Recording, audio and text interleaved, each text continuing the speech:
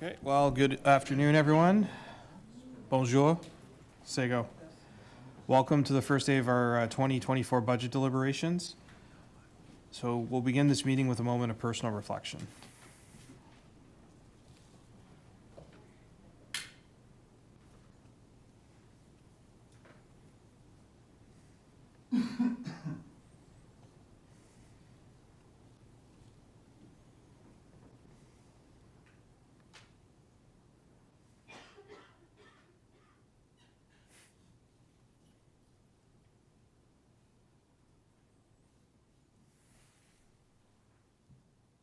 Thank you. We acknowledge that we are gathered on the traditional territory of the Haudenosaunee peoples, the Mohawks of Akwesasne, the original keepers of this land. As settlers, we are grateful for the opportunity to meet here, and we thank all the generations of people who have taken care of this land for thousands of years. Councillor Gardner, can I ask you to lead us in singing our national anthem, please? What a surprise. O Canada, our home and native land, true patriot love in all us command, car ton bras sait porter l'épée, il sait porter la croix. Ton histoire est une épopée des plus brillants exploits. God keep our land glorious and free.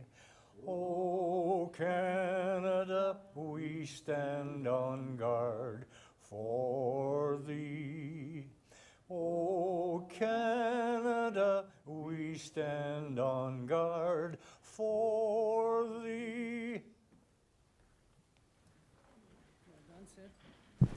Thank you. Can I have roll call, please, Madam Clerk? Mayor Justin Towndown, Present. Councillors Claude McIntosh, Present. Dean Hollingsworth, Present. Sarah Good, Present. Katerine Ebaya, Présente. Councillors Elaine McDonald, Present. Sid Gardner, Ici. Denis Sabourin. Present. Okay. Can I have a motion to adopt the agenda as presented, please? Councillor Sabourin, seconder. Councillor McIntosh, all in favor? It's carried. Thank you. Any disclosures of interest? Councillor Hubert. Thank you, Mr. Mayor. So as you all know, the Social Development Council of Cornwall and area will come up likely a couple of times throughout the budget deliberations. I will declare conflict for any of the presentations or conversations around that. I do see that it is now part of the community partners budget, so I would ask that when we do get to that part in the budget, in deliberating those partners, that we take the Social Development Council out and debate that one separately, so I can still partake in the conversations around the other community partners. Okay, thank you. Councillor McDonald. Thank you, Mr. Mayor. Just a question. We have a bundle, well, we have the budget book, of course, but then we have a bundle with two items, one being the general taxation budget and then multi-sport outdoor rec facility. And it's identified as a meeting of council. And at the adjournment, it says the next regular meeting will be held Tuesday, February 13th. Like, is this kind of a divided interest meeting here? I don't understand why this agenda. Thank Madam you for the Clerk. question, Councillor. If you see at the end, we are required by law to announce the next regular meeting of council, but underneath you'll see all the special council meetings that we've set up for the budget. So it's just to let the public be aware of our next dates.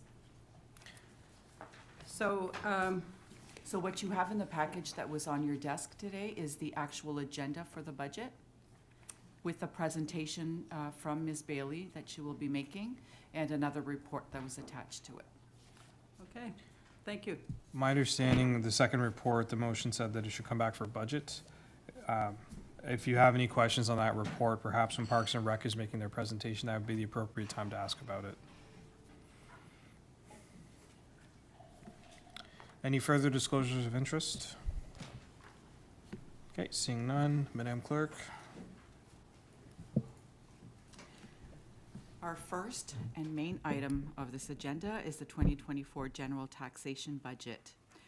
Here to present the budget is our General Manager of Financial Services, Chief Financial Officer, I believe she is called, Tracy Bailey, who is going to present the budget to us. Just going to allow Mr. Seo a moment here. Yes, before I turn it over to Tracy, I do want to take a few minutes to thank her and the entire finance team for working with senior management to pull together the budget that's in front of you. Members of council, as you recall, you've given us direction. Throughout the presentation, you're going to see the full layout of the financial pressures, the debt, the impact on property taxes, the capital projects, the operational pressures we have. I just want to personally thank Tracy and her entire team who worked through Christmas to pull it together, and also at the same time remind all of us that this year's unique. We're going to have a second budget within the same year. So for your budget 2025, which seems far away when we talk from January 24, but we will be in budget deliberation at some point in November, December of this year. And just, you might hear me a few times today, and yesterday you might have seen me on the screen, but just, I've preached to senior management team to stay home when they're sick. Just want you to know that I went to the doctors, been testing for COVID for 10 days. It is not COVID. I do have a lung infection. I have a puffer. So yeah, I sound awful, but I feel great today, and that's the reason why I'm in person. So please, members of council and senior team, you don't have to worry about me contaminating the room with my presence. And on that, I'll turn it over to Tracy. Thank you, and through you, Mr. Mayor, perhaps we'll just start with understanding the schedule of the 2024 budget presentation. So currently we have scheduled 4 meetings with council to review the 2024 budget submission. So that's today, tomorrow, and next week on Tuesday, January 30th, and Wednesday, January 31st. We also have a town hall meeting scheduled for Monday, January 29th. We're planning to begin each meeting at 3 p.m. and end by 9, perhaps a bit earlier each day, with a half-hour break for dinner. Go to the next slide. Sorry, Ms. Bailey, just one thing I'd like to mention too. So council, as we go through the budget, we'll get to Ms. Bailey's presentation, and then we'll start talking about individual departments and their projects. I would ask that we would follow previous what we've done previously. So motions held off until the presentation of the entire budget. Questions allowed throughout, but motions at the end. Is everyone okay with that? Okay. Thank you. Ms. Bailey? Thank you. So the budget meeting review will include the 2024 budget overview presentation, which we're doing now, followed by departmental presentations. So managers will present their operating budgets compared to their 2023 budget and their 2024 capital budgets. For the most part, the 2024 departmental budget submissions will be presented in the order of the book. Also included on the agenda is a report requested by council that will be presented by Recreation Services to Councillor McDonald's question during a subsequent budget meeting, perhaps tomorrow when Mr. Fawthrop presents. The report outlines information for a multi-sport outdoor recreation facility. Included in the 2024 budget book is an executive summary, followed by departmental operating and capital budgets and appendices A through D, providing further information on capital, reserves, debt, and staffing. Appendix E provides council with the responses the city received through the 2024 budget survey. Mr. Racine will be providing an overview presentation on the budget survey at the beginning of the town hall meeting. Each year, city departmental staff work collaboratively with financial services to prepare the annual budget for council's review. The budget book provided to you is a culmination of their efforts. I'd like to take this opportunity to personally thank the staff from all city departments, general managers, and CAO Fleury for the support they've given financial services in preparing this year's budget. Special thanks, of course, to the finance team, led by Ms. Walker and Mr. Sanner at the back corner here, and assisted by Mr. Scrimshaw, that's just to my left. He just won't leave us. Next slide, please. We'll go to next slide. The presentation will provide an overview of council's strategic priorities, budget challenges, risks, and highlights, an operating budget overview, changes to the city's staffing complement, a capital budget overview, long-term financial planning and asset management, long-term borrowing and our debt repayments, our reserve and reserve funds, property assessment and taxes, financial assistance provided to community partners, council's direction, the budget resolution passed in September 2023, a listing of the 2024 budget changes by department, a listing of non-core, non-mandatory budgeted services, and a visual representation of the proposed tax dollars at work. At last evening's council meeting, council discussed its strategic plan for 2023 through 2026. The strategic plan is an important document that outlines council's priorities, providing vision and direction for council's future. The development of the city's budget is based on council's strategic plan and several other supporting plans and documents, including the city's asset management plans, long-term financial plan, our financial condition assessment review, our development charges background study, and several departmental master plans. The strategic plan is built on 4 pillars: housing for all, community connections, achieve net zero by 2050, and Cornwall future ready. Aligned with council's vision, the 2024 budget was developed to encourage progress towards financial responsibility and providing sustainable municipal services and infrastructure. The budget is based on several controllable and non-controllable elements. This slide provides areas of the budget that could pose risk.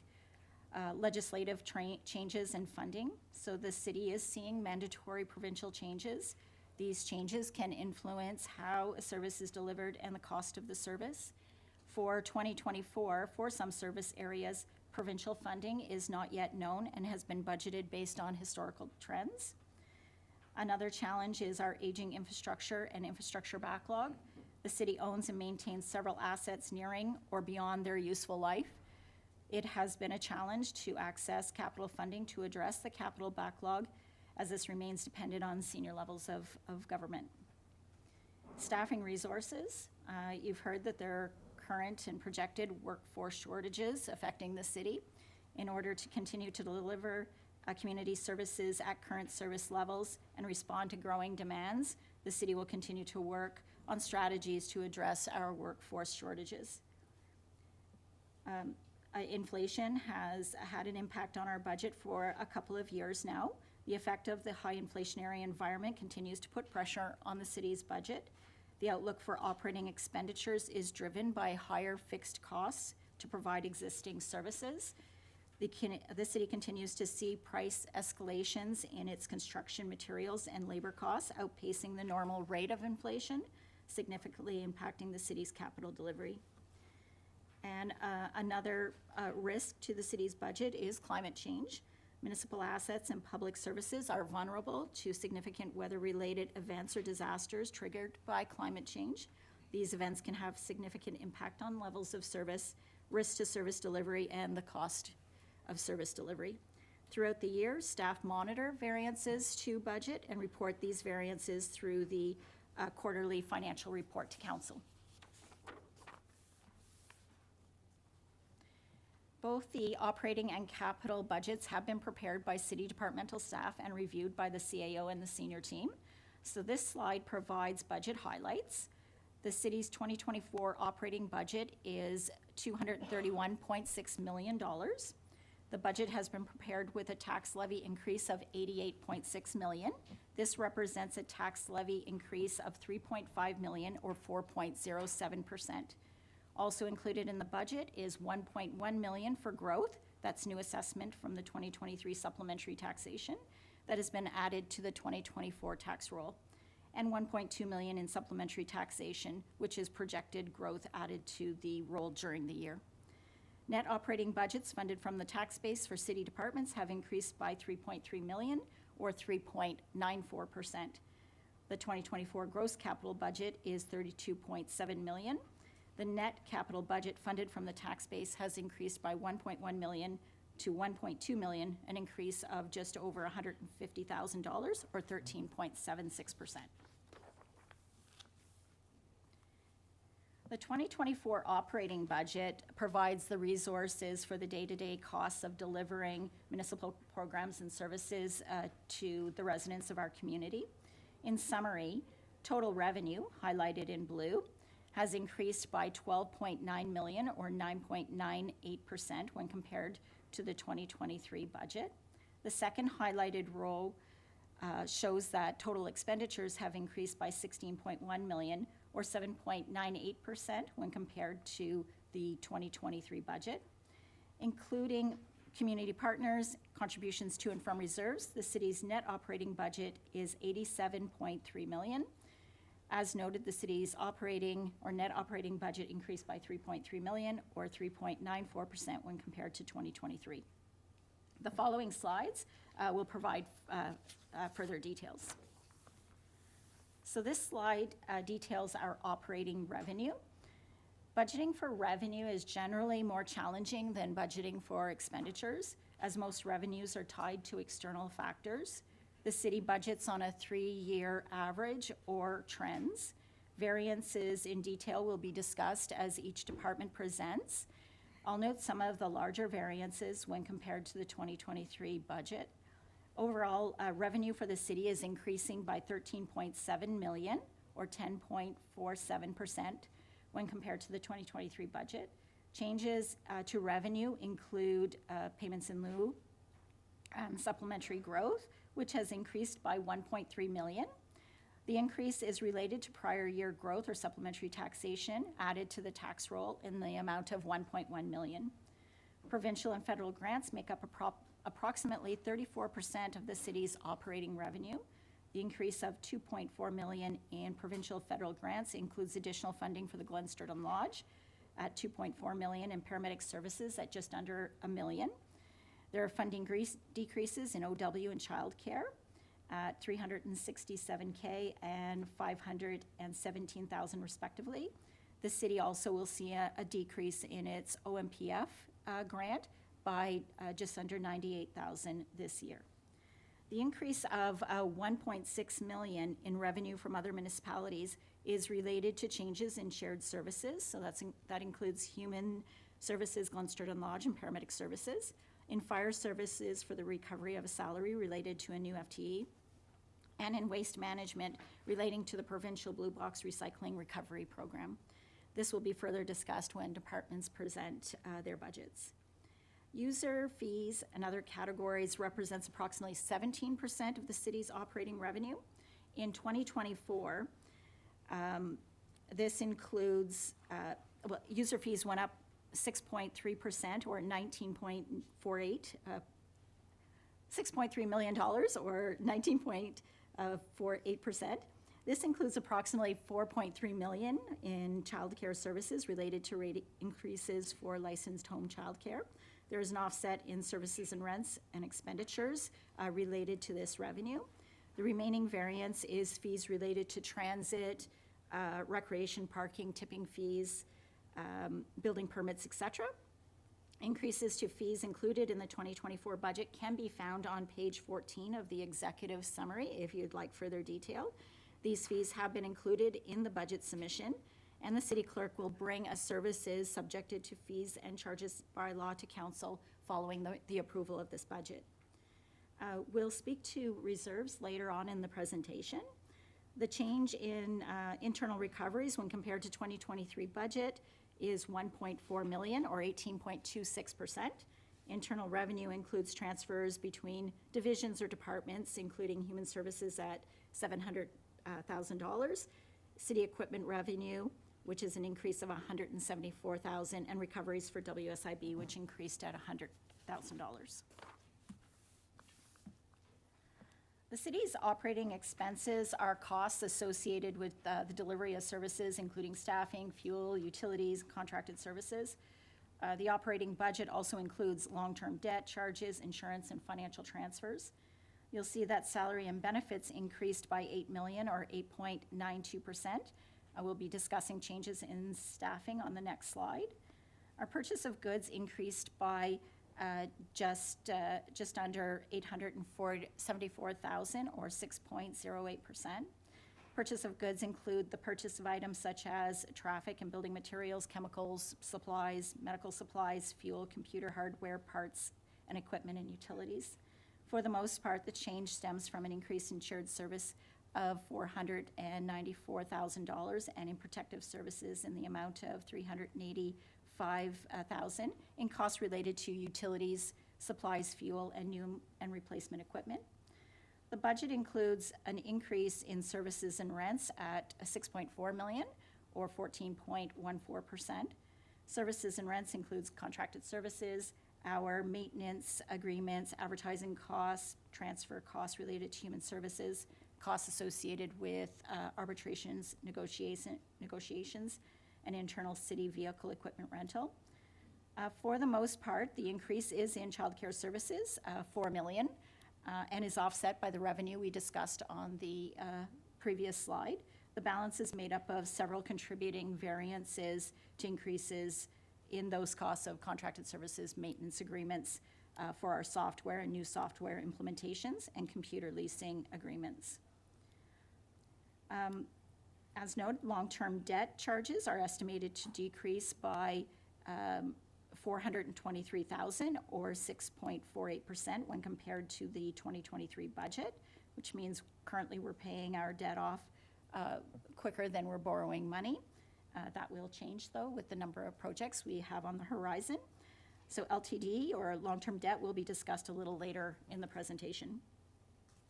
The city is seeing an increase of $331,000 or 14.79% in insurance premiums. This increase is a continued correction in the insurance market. And financial has increased by $1.1 million or 2.8%. Financial includes expenditures such as transfers made by Human Services, the city's CIP programs, and transfers to community partners. Tax refunds are also budgeted under financial. $746,000 of this increase is related to housing services and will be described when Ms. Morgan and Ms. Smith present their departmental budget. As noted, we'll discuss reserves a little further in the presentation. This visual, or this slide, is a summary of the changes in staffing complement. So when vacancies or retirements occur, when contract renewals come due, or when operational efficiencies or capacity matters present itself, administration revisits the city's staffing complement. This slide outlines changes made during 2023 and included in the 2024 budget, and it can be summarized as follows. Net to the corporation is an increase of 33 full-time employees, 7,354 part-time hours, and a reduction of 3 contract positions and 4 students.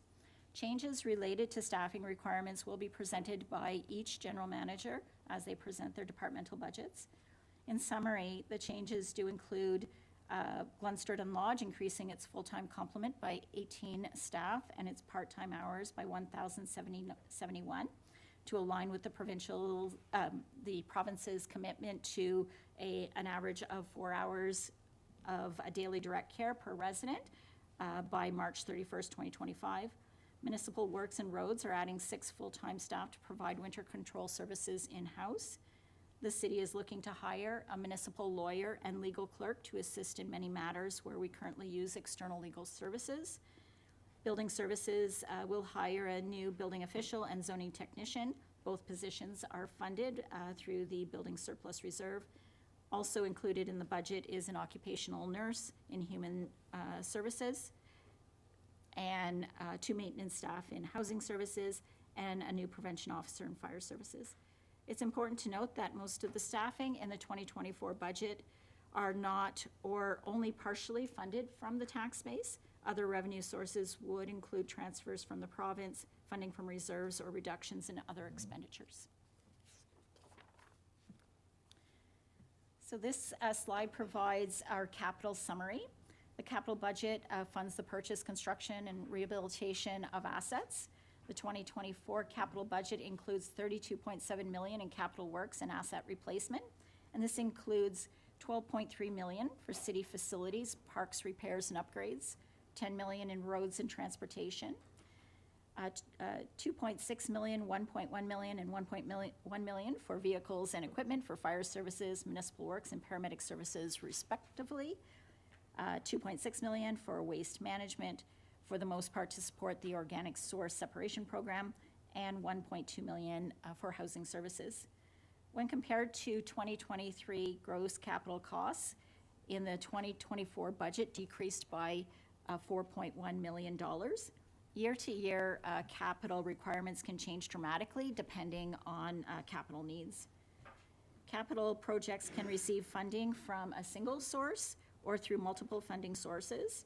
And on this slide, you can see that funding to support the 2024 capital plan would come from long-term debt, reserves, SDG for projects at Glenstone Lodge, and for social housing, our Canada Community Building Fund, which was the previous federal gas tax, government funding, including ISIP and OSIF, and Ministry of Health and Long-Term Care capital funding for Glenstone Lodge projects. The net balance of 1.2, the last column, would be funded by the tax base. The amount funded by the tax base has increased by $150,490, or 13.76% when compared to the 2023 budget. As noted, capital requirements they can and do change dramatically year to year. It is therefore necessary that this city have other alternative funding sources, such as development charges, reserves, long-term borrowing, if appropriate, that can be utilized so that our capital does not put pressure on our tax base. So as noted, the 2024 capital budget includes $32.7 million in capital works and asset replacement. 2024 budget includes 5 sources of funding for capital projects as illustrated by the pie chart on the left side of the screen, including debt financing at 33%, government funding at 28%, 27% funding will come from reserves, and 7% from development charges, 4% from property taxes. The chart on the right provides a summary of the 2024 capital budget submission compared to the 2023 budget by department, and the source of funding to support the 2024 capital projects. Following this presentation, managers will present to council the capital projects included in the 2024 budget for their respective departments.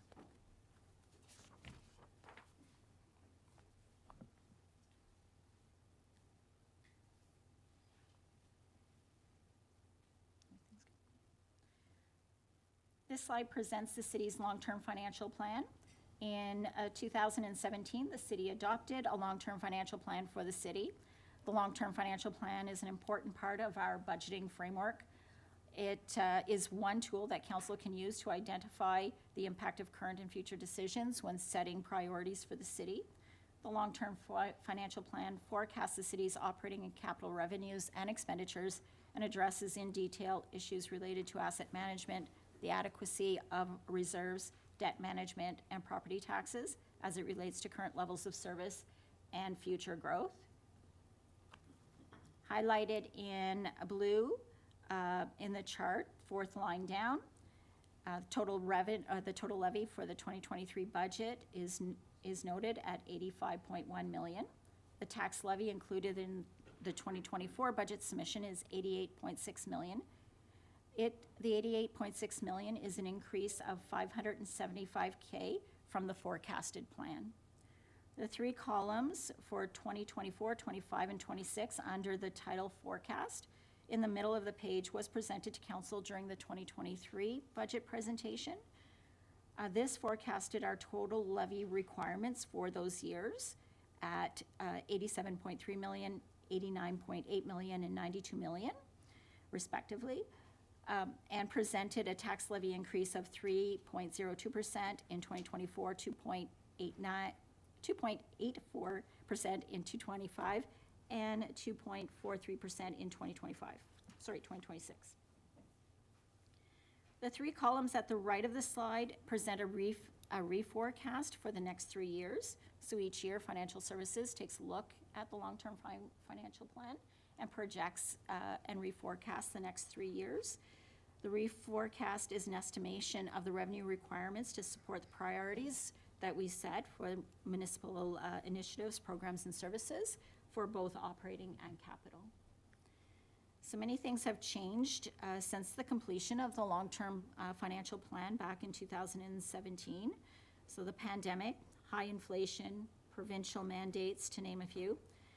The long-term financial plan should be updated every 5 years in order to provide the best information for financial planning. So it is overdue. Financial Services plans to update the city's long-term financial plan and various financial policies in 2024.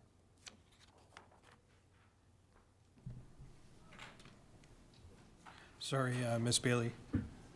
Just understand there's an issue with the slides being seen online. The clerk is currently trying to remedy that, so I've been asked to just take a 5-minute recess. Okay. Thank you.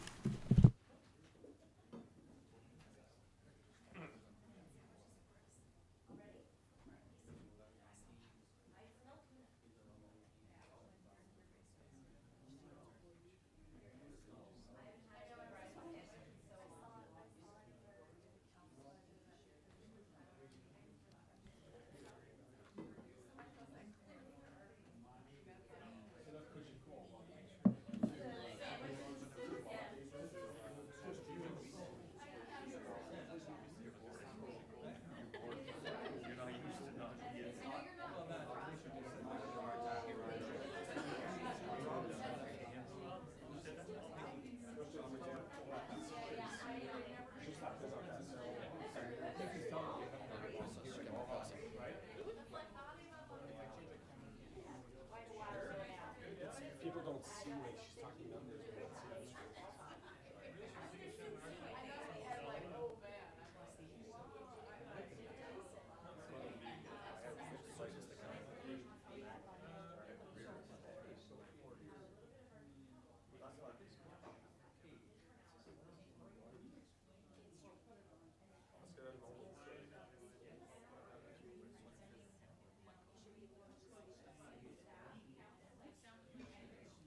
François, tu peux loguer sur le Teams?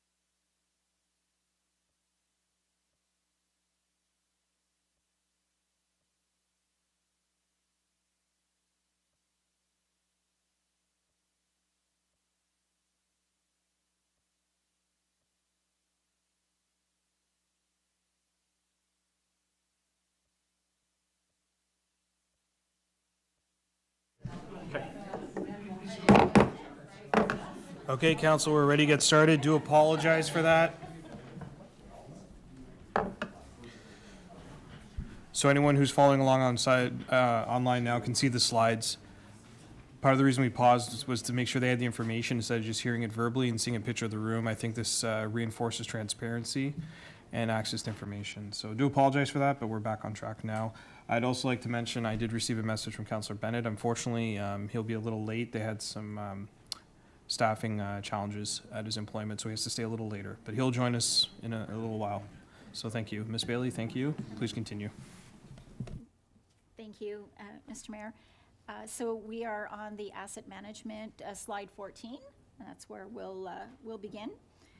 In 2017, the province passed legislation through the Ontario Regulation 58817, Asset Management Planning for Municipalities.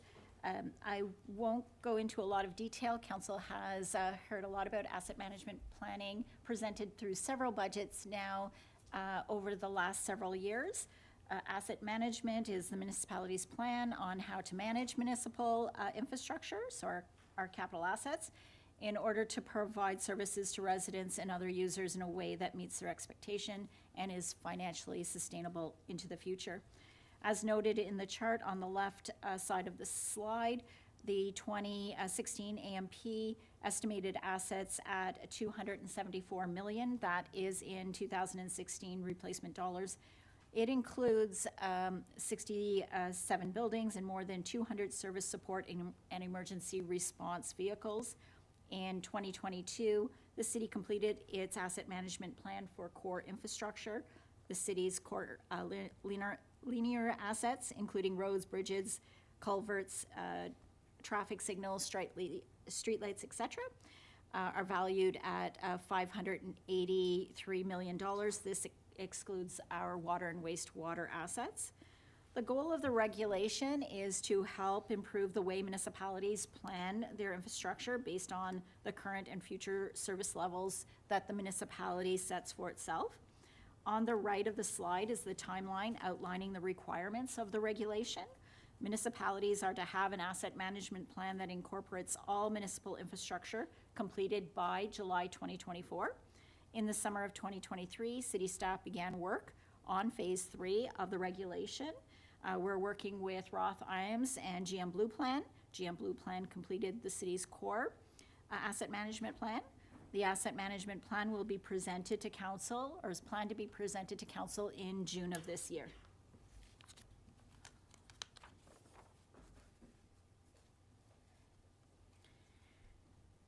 So this slide describes the city's long-term debt borrowing.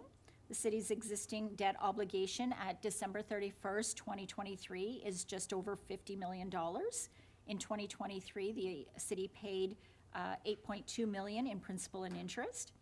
In order for debt to be affordable and sustainable, the city is following a policy recommendation in the long-term financial plan that sets a maximum annual repayment limit of 10% of net own source revenues. Ontario Regulation 40302 permits a maximum of 25% of own source revenues to be used to fund principal and interest charges for debt. Own source revenue is revenue that the city is able to generate on its own, such as property taxes, user fees and charges, and interest income. The table on this slide provides the city's self-imposed debt limit of 10% and the 25% debt limit set by the province. The city's own source revenue is calculated at $135 million, 135.2 million. If the city borrowed approximately this amount, we would have annual debt payments of about 13.5 million. The city has utilized 8.2 million, or 60.5% of the 13.8 million debt limit it has set for itself. The city, in using that same formula, the city has debt of 8.2 million, or 24% of the 33.8 million debt limit set by the province. This slide illustrates annual principal and interest payments for 2024 and their respective funding sources. As noted, the city's long-term debt at January 1st, 2024 is $50.3 million. Illustrated in the highlighted blue column, the city plans to borrow just under $32 million during 2024. This includes borrowing for capital projects already approved by council through previous budgets. As noted in the last column, based on current debt, new debt, and the retirement of debt, the 2024 budget includes payments estimated at $10 million, 6.9 in principal, and 2.1 million in interest. The 10 million in principal and interest payments is funded through various sources. These are noted on the right side of the slide. So 3.2 million is funded by the tax base as described in the list provided. Just under 806,000 of principal and interest payments for transit services is funded by both the provincial gas tax at 506,000 and through the tax base at 300,000.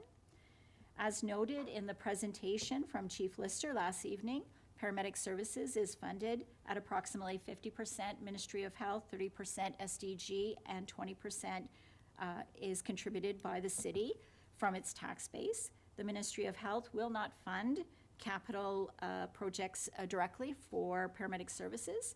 The facility is owned by the city and leased to paramedic services, and the leasing payments are funded through the operating budget. Principal and interest payments of $719,384 for the Benson Center are supported by the Progress Fund in the amount of $671K with a balance of $48K supported by the tax base.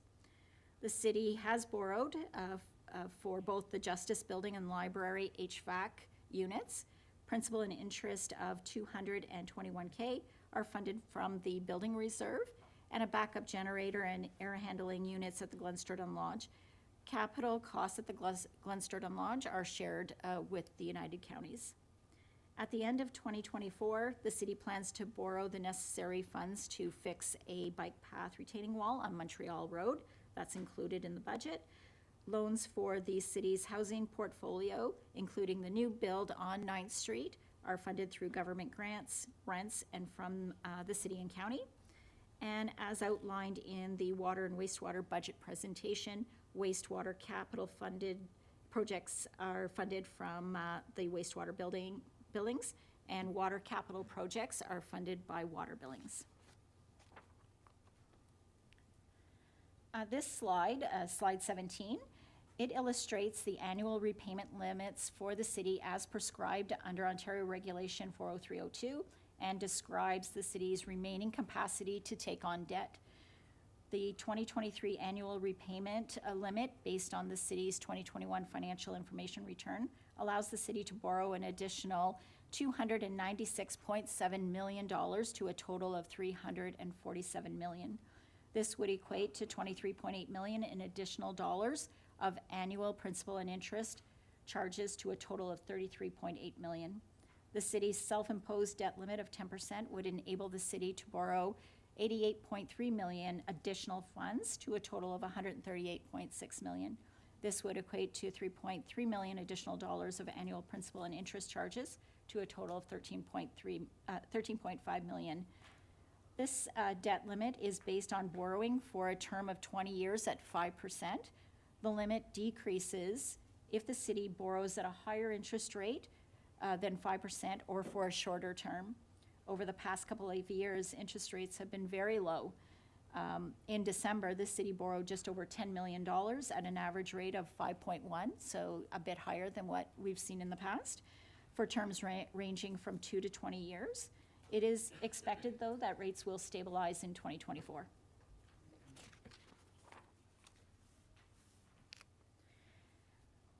On slide 18, this slide compares the forecasted principal and interest payments to debt repayment limits established by the province and the city for the years 2024 through 2033.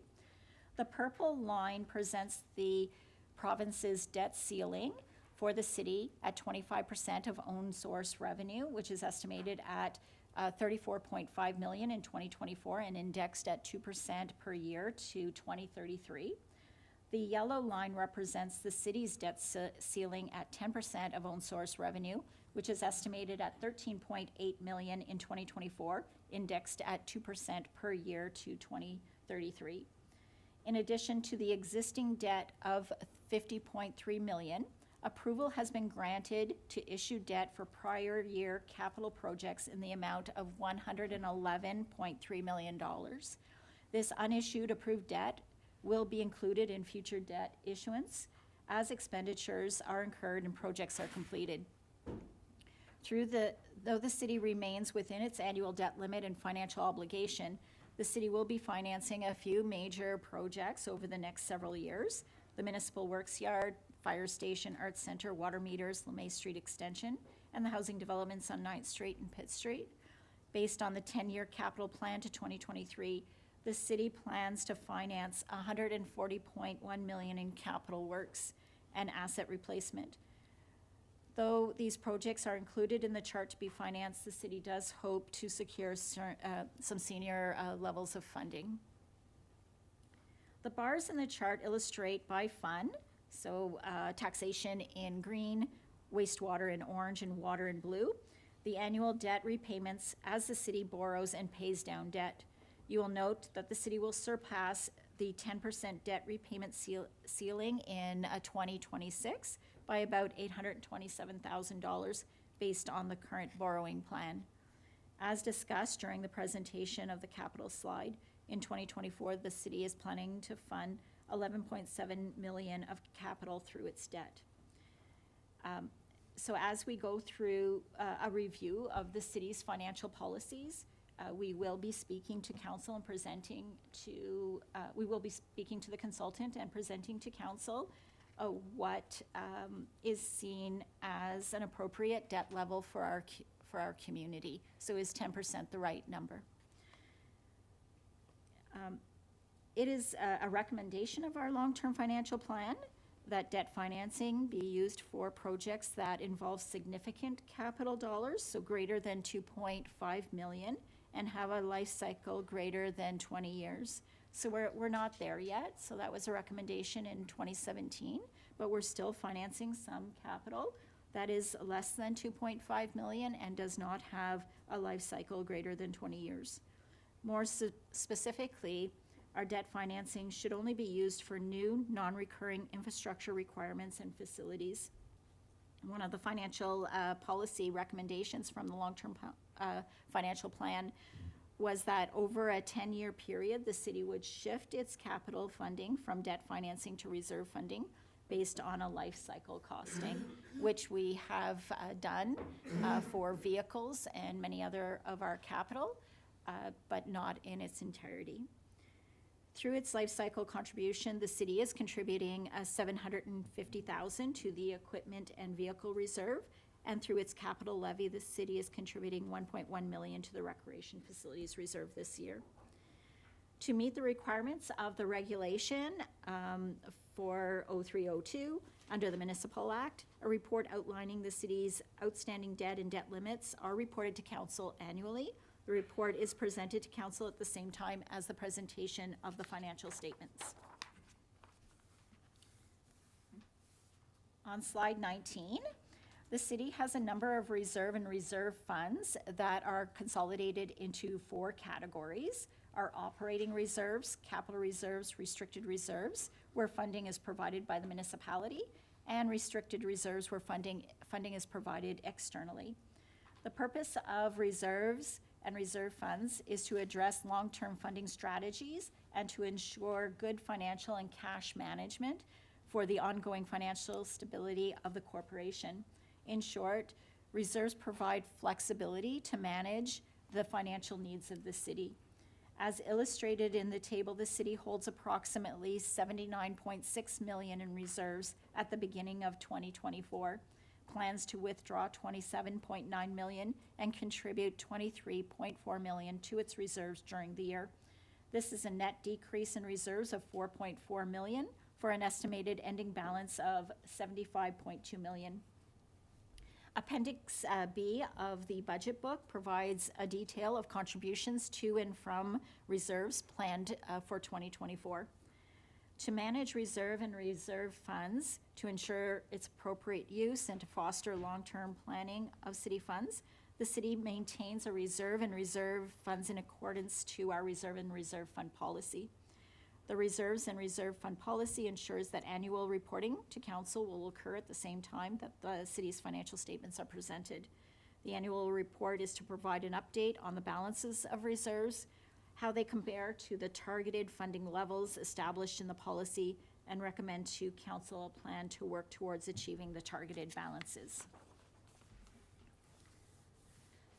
Slide 20 provides a comparison of our reserves to the long-term financial plan. So as noted, reserves are a critical component of a municipality's long-term financial planning. The three charts on this slide provide a comparison of the city's current reserves, our position to the long-term financial plan from 2024 through 2027. The first chart provides a comparison of operating reserves. Operating reserves are established for operational purposes and typically carry balances to fund items that occur that were not planned or budgeted. Operating reserves would include our working reserve, the tax stabilization reserve, and the winter control reserve. Operating reserves are trending below the targeted balance of the long-term financial plan. This is primarily due to the tax stabilization reserve, which is underfunded by $1.7 million when compared to the long-term financial plan. It had projected that by this year we would have $2 million in that reserve. We have $300,000. Most of that is due to the tax refunds that we had over the last several years with our DCs. Working reserves is also underfunded by $571,000. The middle chart provides a comparison for capital reserves. Capital reserves are to be used to accumulate funds over time to replace and maintain our infrastructure and to purchase capital assets such as equipment, vehicles, machinery. Capital reserves would include the equipment and vehicle reserve, building reserve, the land ambulance reserve, waste management capital reserve and land reserve, and of course our road infrastructure reserve. Currently, capital reserves are trending over the target balances of our long-term financial plan. This is mainly for two reasons. In 2019, DFA Infrastructure International completed a full cost accounting analysis and financial sustainability for the city's landfill. So the city is carrying approximately $699,000 more in the waste management reserve than forecasted.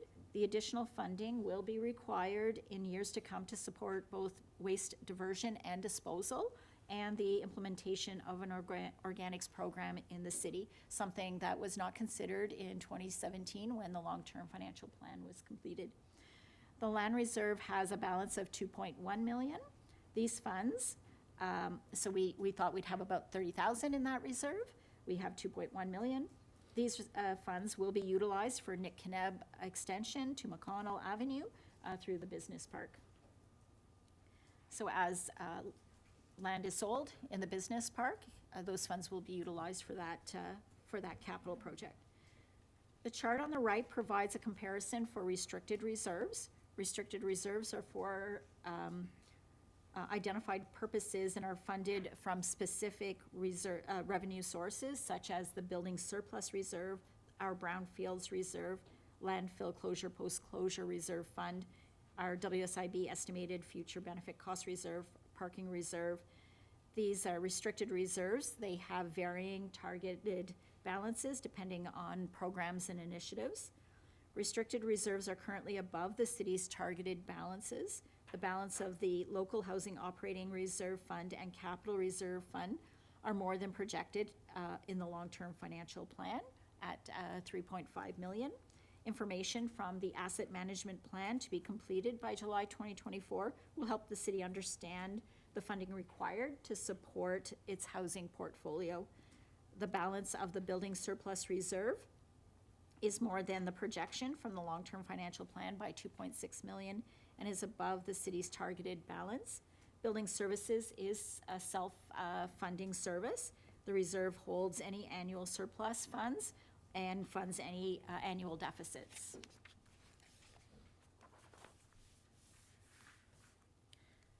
On slide 21, total assessed value by property class. Property assessments were updated every 4 years by MPAC.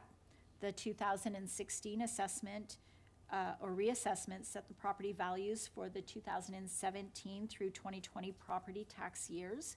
The year 2020 was the final year of this 4-year phase-in cycle. The Ontario government has indicated that property assessments for 2024, like 2021, 22, and 23 tax years, will continue to be based on the fully phased-in January 1st, 2016 current values. This table compares the 2024 assessment to the 2023 assessment by property class.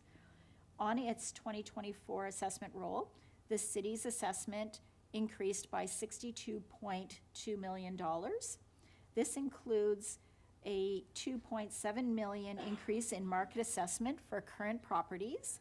The changes stem from various year-end changes to the city's tax roll and in property valuations through minutes of settlements. Added to the 2024 roll is $59.4 million in assessment growth. That can be seen in the residential class, so $23.9 million in the residential class for new developments in various neighborhoods, $13.9 million in the new multi-residential class for the city's build on 9th Street and 4 Prime Square at the corner of Pitt and 2nd Street. Assessment in the commercial class increased by $21.5 million. This includes Southbridge Healthcare Building on Nick Kineb, and the industrial class increased by $93K related to a build in the city's business park. Just to give Tracy a breath here, when you look at both the residential and commercial class, it's a wonderful sign for a municipality that's growing, that is seeing new construction, seeing investment, to see both of those numbers increase that significantly. So I think those are very positive indicators. Thank you. On slide 21, it's our allocation of property taxes between classes. On slide 22. This chart provides a breakdown of taxes by property class based on the change in property assessment. A residential class is the city's largest class. In 2024, the city will collect $48.8 million in taxes from the residential class, an increase of $2.3 million. The city collects $403,000 from the new multi-residential class and $5.7 million from the multi-residential class. In 2018, pursuant to Ontario Regulation 6517, the city has been decreasing its multi-residential ratio. OREG 6517 prescribes a maximum ratio threshold of 2 for the multi-residential property class. Municipalities, in which Cornwall was one of them, had a higher ratio than 2 at that time and was subject to a full levy restriction and could not increase the current multi-residential class ratio. In 2021, the city's ratio for the multi-residential class dropped below 2 to 1.991706. To further reduce the ratio, administration is recommending that the city continues to freeze the municipal portion of the multi-residential rate class. Utilizing this strategy, the multi-residential ratio will continue to decrease, supporting council's strategic initiative for affordable housing. The result is that any tax increases or any reassessment related to tax shifts are prevented in the multi-residential class. Any tax increases that would have otherwise been applied to the multi-residential class are redistributed to the other classes. The commercial class is the city's second largest class. In 2024, the city will collect 30.7 million in taxes from the commercial class, an increase of 1.8 million. The city collects 3.6 million from the industrial class, an increase of 159K. As illustrated in the last two columns, the city is not seeing a substantial or any substantial shifts in property taxes between classes. Changes in assessment will shift tax burden between classes. The chart at the bottom of the slide estimates that the 2024 municipal taxes for the average residential home assessed at $176,700 would be $2,980.42, an average annual increase of $114.73, or 4% when compared to 2023. As noted, the Ontario government will hold the 2024 assessments at the fully phased-in January 1st, 2016 values. Changes to the assessment roll will include new growth and development from 2023, and any renovations made to current properties discounted to 2016 values. It will also include changes in assessment related to minutes of settlements and property reclassifications. Of the city's 16,304 residential properties, 97.8%, or 15,954 properties, did not have an assessment change.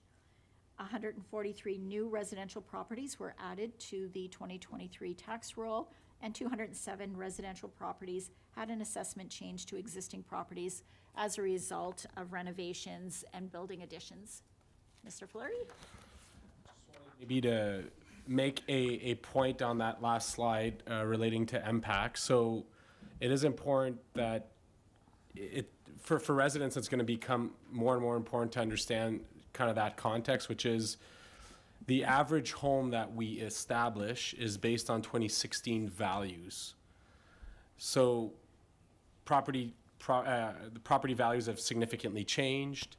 Every time there's a new property that comes, as you're seeing on the screen, since 2016, they have to be reevaluated to the 2016 numbers to then, so we're trying to be as clear and transparent as we can in our cost to property taxes. The impact evaluation is a province-wide issue, but it is important for residents to understand when we refer to the average home in Cornwall, it is based on the 2016 MPAC assessment. Just wanted to make that point further, Tracy. Thank you. Slide 24 provides an analysis of residential properties. So this chart provides detail by property type for those 15,954 residential properties with no assessment change. The city has 10,317 single-family homes representing 64.7% of its portfolio. The average assessment year to year remains unchanged at $178,950.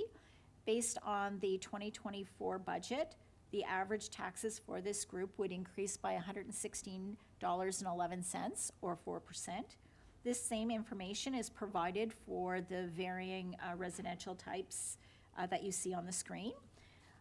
When you combined our single-family detached and our semi-detached homes, they represent 74.7% of the portfolio of residential properties. The estimated increase in taxes is between 110 and 116. Based on these 15,284 properties, the average municipal tax increase is $114.73, or 4%.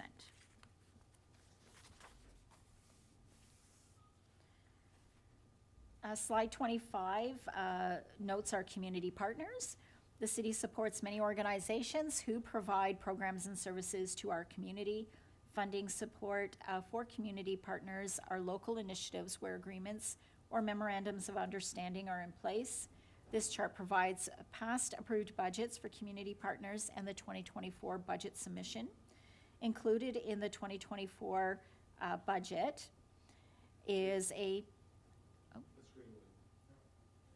on slide 25.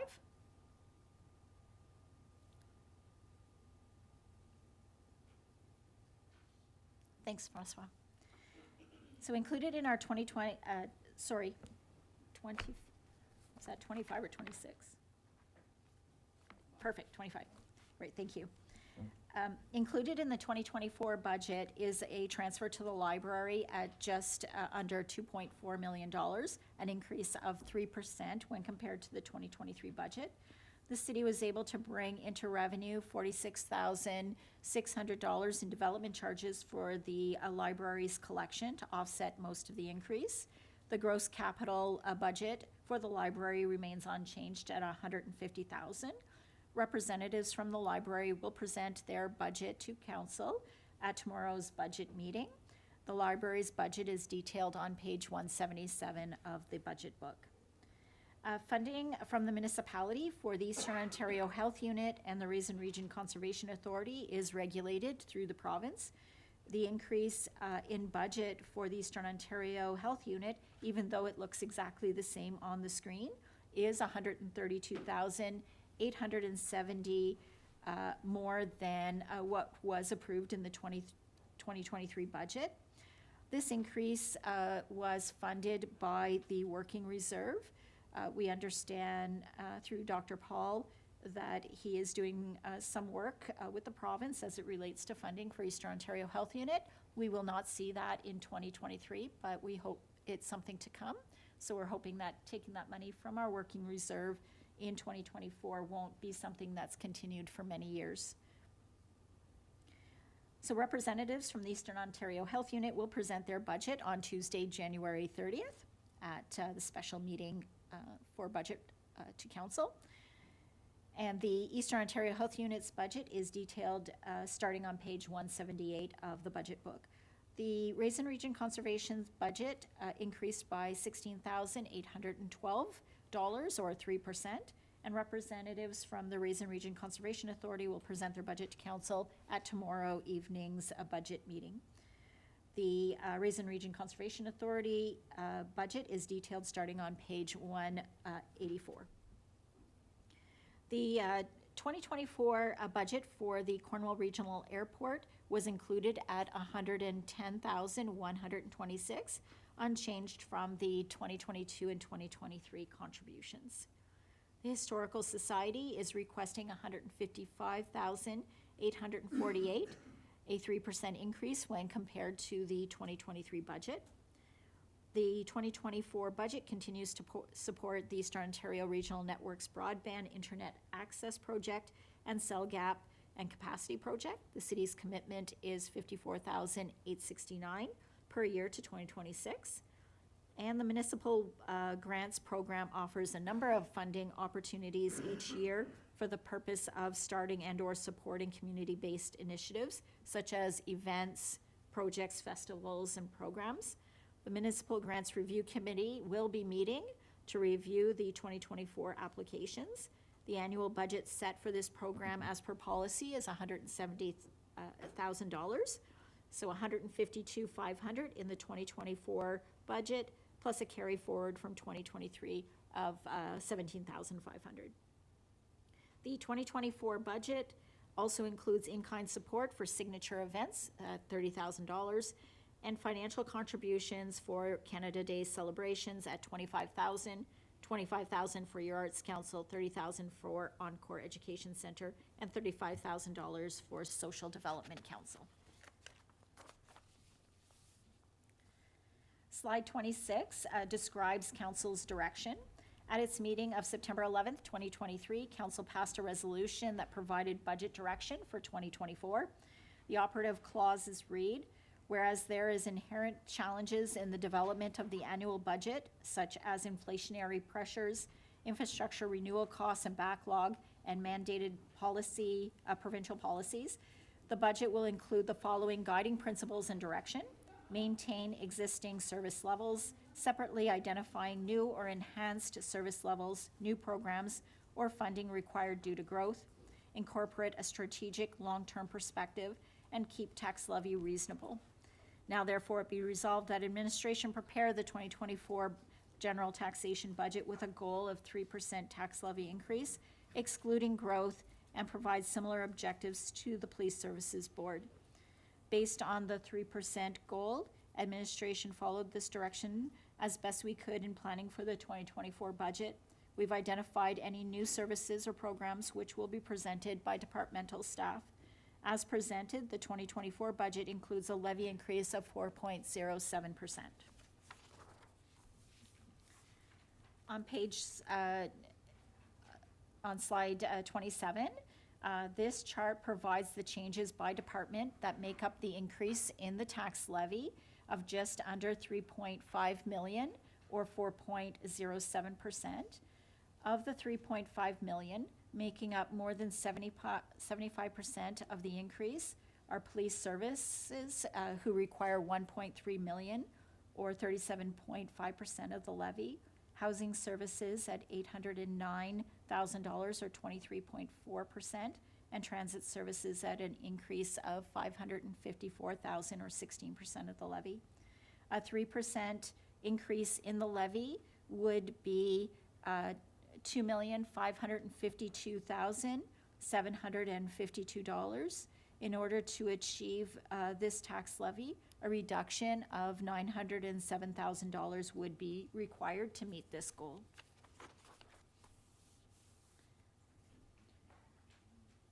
Slide 28 presents non-core, non-mandatory budgeted services. So this slide provides a list of our non-core, non-mandatory budgeted services that are included in the 2024 budget submission.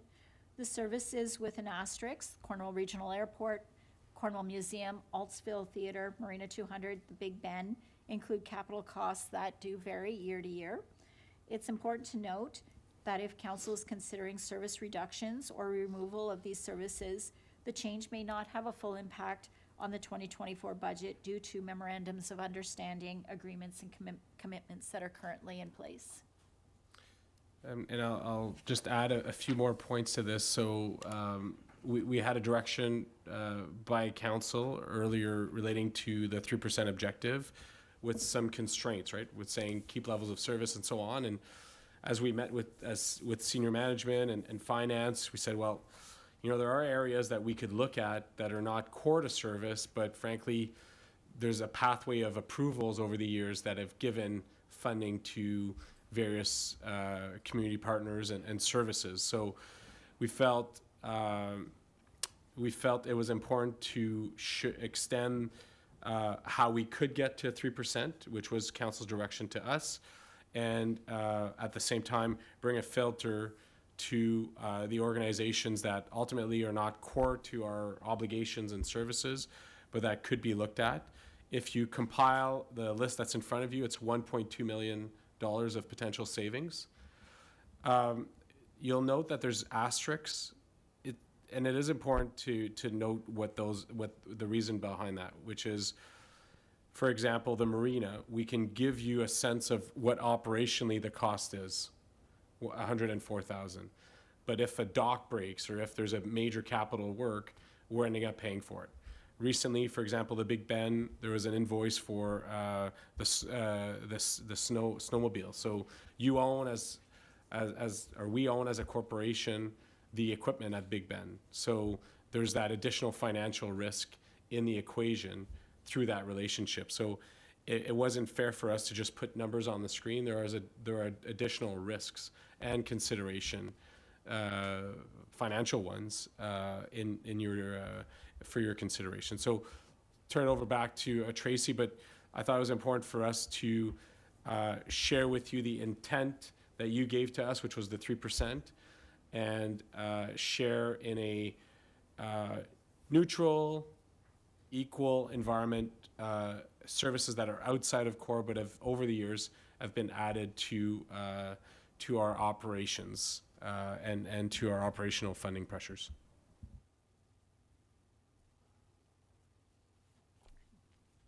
our next slide.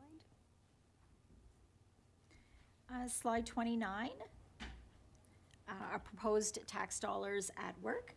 So this is a pie chart we use to provide a visual of what services and programs are funded by property tax dollars. So the average home assessed at $176,700 would pay $2,980 in property taxes. Included in the visual, police services would have $722 or 24.2% of those property taxes. Fire services at $360, 12.1. Recreation facilities at $341 or 11.4. Social and family services at $297 or 10%, and then the rest are under 10%, are presented on this slide for your review.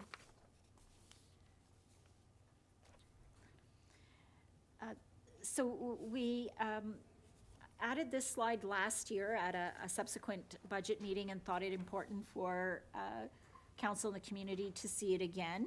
So slide 30 combines the property taxes and water and wastewater billings. So we don't consider water and wastewater billings a tax levy, but a service charge or a user fee. But they are being paid by the property owners, so good to look at them together. So this slide provides a summary of what a property owner would pay in 2024, considering both property taxes and water and wastewater billings. It is important to note that there would be numerous variations depending on the value of the property and the number of fixtures a property has. For comparison, we used the 3 sample properties from the 2024 water and wastewater budget. So in December, council approved the city's water and wastewater budget at an 11.66% increase. This increase equated to an increase of $75 to $108 per year based on the number of fixtures. The 2024 general taxation budget is presented with a 4% increase. For these 3 sample projects, the billings for taxes and water and wastewater charges would increase by approximately 5.55% or 169 to 2024. And I think that's the end of the presentation. Council has any questions? Thank you, Ms. Bailey. Are there any questions on the presentation? Councilor Guibert. Thank you, Mr. Mayor, and thank you, Ms. Bailey. I know you poured your heart and soul into this budget.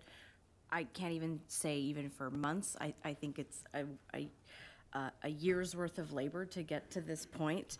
And I think you explain it so clearly for those of us who have no idea in the financial world, all of these things. I feel like I learn something new or understand something better every year. So thank you for doing that. I have some questions. The impact piece, I'm glad that was emphasized because so some of my question was somewhat answered, but clearly once impact decides to do a reassessment, that's going to, our residents are going to see an impact, on impact, right? So it wouldn't be impact deciding, it's the province that makes that decision, and impact follows the direction from the province. And there will be a change because our average our homes are not worth 176 on average. It's quite a bit more than that. But it's a calculation of what the city needs to levy times the cost of a home. Mm-hmm. So if a home goes up to, let's say the average home in Cornwall is now 360, the city should be reducing its tax rate Right. in order to collect the necessary funds to run the municipality. So we would not apply that same tax rate and property taxes double or triple across the community. So it'll more so impact level of service, since we'll have to reduce. Maybe It wouldn't, but No? maybe Okay. just a different way to see it, to present it is we Okay. pull from the property taxes, including all areas, Right. $90 million. Right? If MPAC reevaluates your house, it might change your percentage number in the pie of one, but Okay. as a city, we're still levying Okay, a straight understood. amount. So Understood. that's where we're nervous by the political environment of what that might mean on a particular neighborhood or Right. particular individual, where the property value through that period would be disproportionately increased. But overall, for us, we're levying, as Tracy was describing, what we call the pie of one, 90 million. That's what we're levying, and then there's an attribution to all the classes that are sub percentage to that total. Okay, The concern is really how it'll affect different neighborhoods.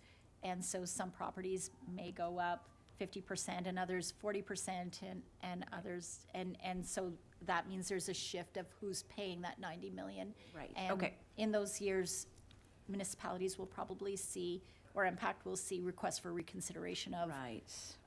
values of homes, right? Okay, so there will be a significant impact for us to manage. And it was mentioned that we have to communicate this to our residents in a way where they understand.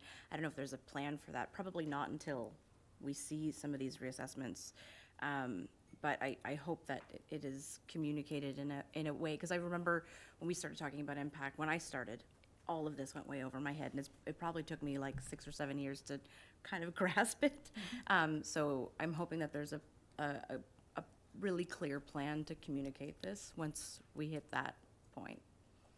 Through you, Mr. Mayor, once the province, they're doing a review of the program itself in Ontario for reassessment.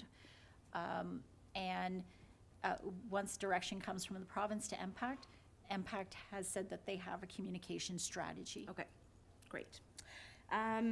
So in previous budgets, we've had the inclusion of capital projects that have been removed, that were considered but have been removed. We don't see that in this budget. Is there a way that we could get a list of those projects? I think it's really helpful to see the work administration has already done to bring the tax levy to such a low rate. As much as 4.07 seems really high, if you were considering the increases we're seeing across the province, it's manageable, I would say. And so I'd love to be able to see what was considered but removed. Maybe that exists, maybe it doesn't, if you can speak to that. Yes, absolutely. Through you, Mr. Mayor. The city didn't remove any projects per se. We delayed perhaps some projects because there was nothing on our 10-year capital plan that we didn't have to do. So there may have been a delay, but it's more so of what could we do with the money that we have?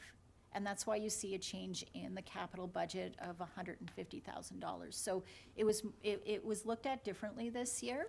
And so we don't have a list of those projects that have been removed. It was looked at as what available funds through different sources can the city utilize in order to apply to its capital fund. Not to say that we have enough dollars at all, like every other municipality. We are falling behind on our infrastructure projects. We are doing less at a cost of more. Right. So that kind of leads me to my next comment around the health of our reserves. And if I can just get to the page I wanted, so I know what I'm talking about, 193. The net transaction, I guess that's really the big number we want to see, right? Like the difference overall at the end of the budget, once it's approved, between what we've contributed and what we've taken, is more, so that net transaction is more than we have seen in the last at least 6 years of budgets that I was able to dig up. Anything past 2019, I think we were on Lotus Notes, so I couldn't find it. But even in the highest year, 2021, there is still a $1.3 million difference between the net at the end of that year and at the end of this year. So I'm wondering if you have any concerns around that. Obviously, it's a difficult budget year, so we're having to likely pull from reserves a little bit more than usual. Do you see that being, there'll be a ripple effect, right? And so what's the concern of that ripple effect in next year's budget and really over the next 10 years? So on page 193, we do have a list, a summary of the city's reserves in those 4 categories that we talked to. So we take a look at ending balances in our operating reserves of 6.2 million, when our targeted balance is 7.9 or 7.8 based on the long-term financial plan. So the targeted balance column you see there is based on the reserve and reserve fund policy. And the targeted balance of the last column is the long-term financial plan. So they happen to be very, very close. So there is a concern of not having monies in operating reserves if something happens. That's where we go to for any uncontrollable expenses. And so there's a concern there. I am concerned with the tax stabilization reserve at $300,000 when a target balance of 2 million has been set, especially going into a year or two to come where there will be a reassessment in the province. Absolutely. We used to budget about $1 million in tax refunds. Right now, I think our budget is about 300,000. I'll have to take a look. And the reason why we've taken that down is because nobody's appealing their assessment rate now. It's at 2016 values, right? So there's no reason to. So we're not seeing a lot of requests for reconsideration through impact. So we're not going to collect tax dollars if there's no need. So we haven't been seeing those refunds. If the environment was different, we would collect those tax dollars and contribute it to the tax stabilization reserve in order to have those monies in the future. The capital reserve is a little bit more concerning, even though it looks like it's over its targeted balances. When you take a closer look, it isn't. So we have a recreation facilities reserve that's ending the year at $74,000. So imagine that, and that is for the civic complex, the Don't break Benson anything. Center, the aquatic center, et cetera. So where we see money in our capital reserves are in places where there were initiatives after the long-term financial plan. And so the 2 million that we have in our waste management reserve related to our organics resource initiatives, that's for certain purposes, and we know that money is going to be spent by 2025. And so if you take those dollars out, there's not a lot left to support the couple of $1 billion of assets that the city has across our community. So your point is well taken. In years where we're trying to manage the impact to the homeowner or business in our community, the same as your own finances, we go to our savings to help with that. And so in this year, I think speaking with the CAO and the senior team, where we've used our reserves is appropriate, in hopes that, I shouldn't say in hopes, because that's not how you plan long-term planning, that we see a more stabilization in the future. I'll say most households run on hope in terms of their financial planning. But municipalities, obviously, like you mentioned, can't. And so maybe this is something we can debate later on in deliberations, because I think we want to make sure that these reserves stay healthy, because we don't know what's to expect. And maybe it's not next year or the following year or the last year of our term, but maybe future councillors will be happy that we made good decisions in terms of our reserve this year. Just one last question in terms of your overall presentation. I know that we've had agreements with the 3 senior clubs in our community where we've provided $30,000, and that has allowed them to access another pocket of funding from the province. I haven't seen them in this budget whatsoever. Has that been changed? Through you, Mr. Mayor, it hasn't been changed. They apply through the municipal grants program, Program 2.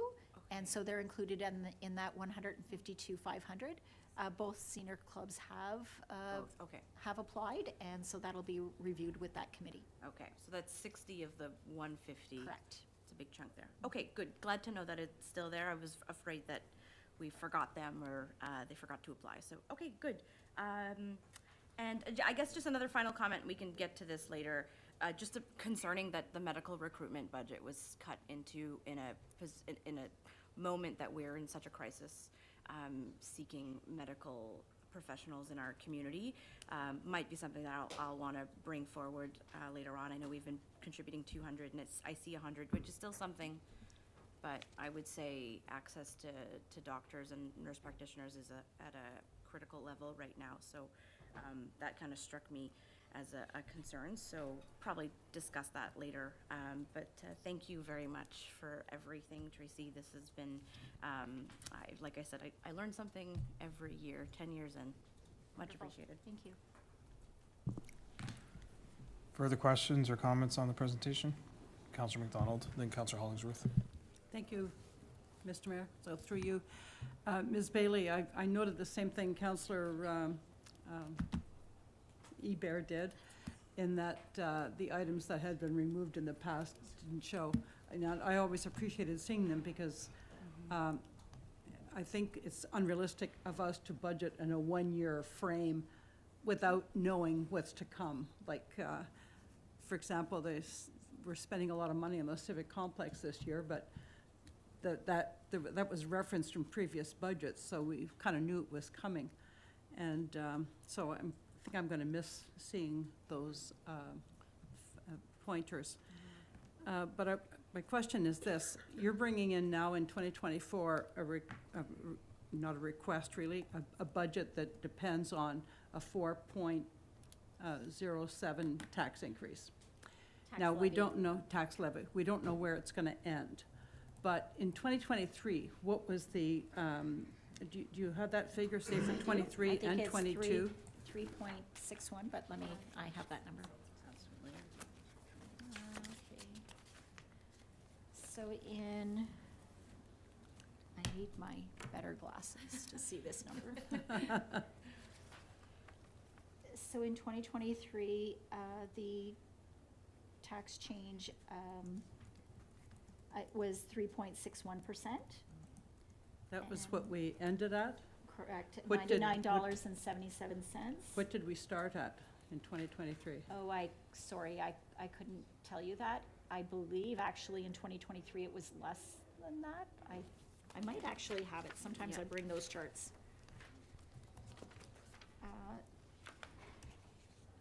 I can wait till after supper if that's easier. So I don't know exactly what we started at, but I can get you that number, Councillor McDonald. Okay. And 22 and 21 too, if you can. Yeah, in 2021, we had a tax increase of 2.9%, and in 2020, it was 2.89%. Quite low when you think of inflation. In 2022, it hit, I think, 8.6 in June of 2022, and this year, much lower. It started at about 5% at the beginning of the year, and now it's around 4. We're probably going to average around 4 it's around 3.2, and we're probably going to average 4 over the course of 2023. Okay. So then, either in the next session, or maybe sometime tomorrow, you'll tell me what we started with each of those years too. Sure. Thank you. Councillor Hollingsworth. Thank you, Your Worship. A couple of questions. First of all, Ms. Bailey, what does 1% represent in terms of a numeric dollar value? Is it 800,000? It's probably 850. 850, okay. Just so that I know for reference point. First question I have is on slide 6, budget highlights. When we were discussing the waterworks budget, and I made a motion to take $500,000, not commit that to the reserves for the water intake, and an additional $500,000, and then repay that through working reserves, and then repay both of that through supplementary tax income, you suggested that was a bad idea. And yet, on this particular slide for next year's budget, you're bankrolling some of that at $1.2 million on supplementary returns for 2024. So the question is, how is it bad with waterworks and it's okay with the operating side? I don't understand how you can say it's bad and good at the same time. So through you, Mr. Mayor, I'm not sure exactly of the question, so I'll supplementary. make the question simple. I suggested using supplementary income for waterworks. Yeah. You indicated to council that was a bad idea and ill-advised, and yet now you're doing essentially the same thing. So through you, Mr. Mayor, supplementary taxation based on policy is to support general taxation budget. The city or administration is to budget for supplementary taxation, and anything that's collected over and above, so that supplementary taxation supports the activities of the corporation. Anything over and above is contributed to working reserves. So that's the policy. So we're budgeting for that revenue to use it. And if we collect more, the surplus will go to working reserves.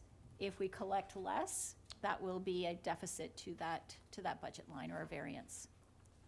I'm not really convinced that's how it was presented at the previous budget, but fair enough.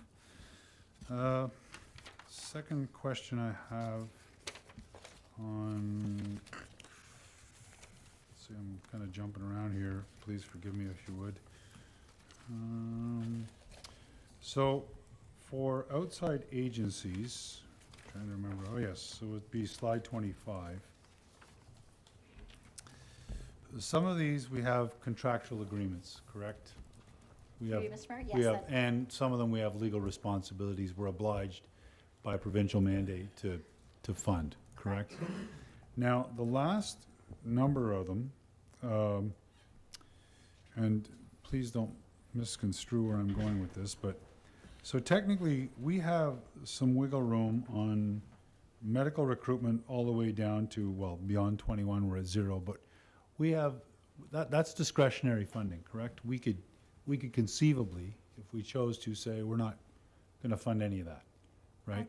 We're under, sorry. Through you, Mr. Mayor, yes, non-core, non-mandatory expenses, but council direction to support these groups through reports that came to council, et cetera. Fair enough, So- but that was before we knew what our budget was going to look like, right? So it's not mandatory for council to Like support we could these say, you know what, we services. changed our mind. Yes, I would say that these groups right now, if they had a 2 or 3 year commitment from council, some notice should be provided, but I leave that with council. These are Sure. not core to the services the municipality is providing. Not to say that they're not good services for our community, Look, but not core. I mean, you could haggle and say they're Yeah. all great services, and I'm sure Absolutely. they are. That's just, it's just a matter of where council decides it wants to spend its money. That's all I'm Correct. trying to say. Thank you. You're welcome. I think, long-term financial plan, on slide 13, that plan's already pretty much kind of shot at this point, right? I mean, the So- numbers this year have basically torpedoed all our projections. If I'm not mistaken, 2 years ago, you said that this year, all things staying exactly the same would be around 4%, if I can remember, and change. And all things being the same, we were looking at, what, about 10 or 11% if you guys hadn't done any, changing to the, so is it really meritorious to continue using this on into 2025, 26, and 27? Absolutely. So the long-term financial plan is a 10-year plan, but like all plans, the first 5 years are very specific, and then it gets a little bit more general. The city budgeted to update its long-term financial plan in 2022. Those funds have been carried over for 2 years now. We have not had an opportunity to do that with our other responsibilities and the changing that we've seen in our team. So it is a priority for us, but it doesn't mean that the long-term financial plan has discontinued to give us good financial advice and recommendations. Can you realistically think these forecasts for 25, 26, and 27 are valid in light of what's happening right now? So we do take a look at it at a high level. If you see the forecast for 2024, we thought that we would come in at about 3.02% increase, and we're at 4.07. Now, that projection though wasn't assuming you'd have to make the kind of changes you had to make in this year's budget, correct? It wasn't, so we do, like the long-term financial plan is a living document. So even though it was done before the pandemic, before inflation, et cetera, we do update it every year. So we had thought that the price for goods and services would stabilize sooner than it actually did. And hence the 4.07 instead of the 3.02 that you're seeing there in the forecast we had in presenting the 2023 budget. Thank you. Slide 16, there's probably a report somewhere, but I don't know where. How much longer are we paying for the Benson Center? I have that. Just give me. Of course. I'm not Some positive. random guy asking random questions. I probably pull it up online. I think it's part of our financial statements, but I'll just check.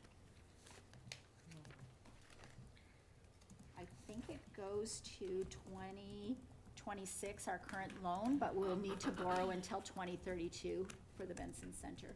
Okay.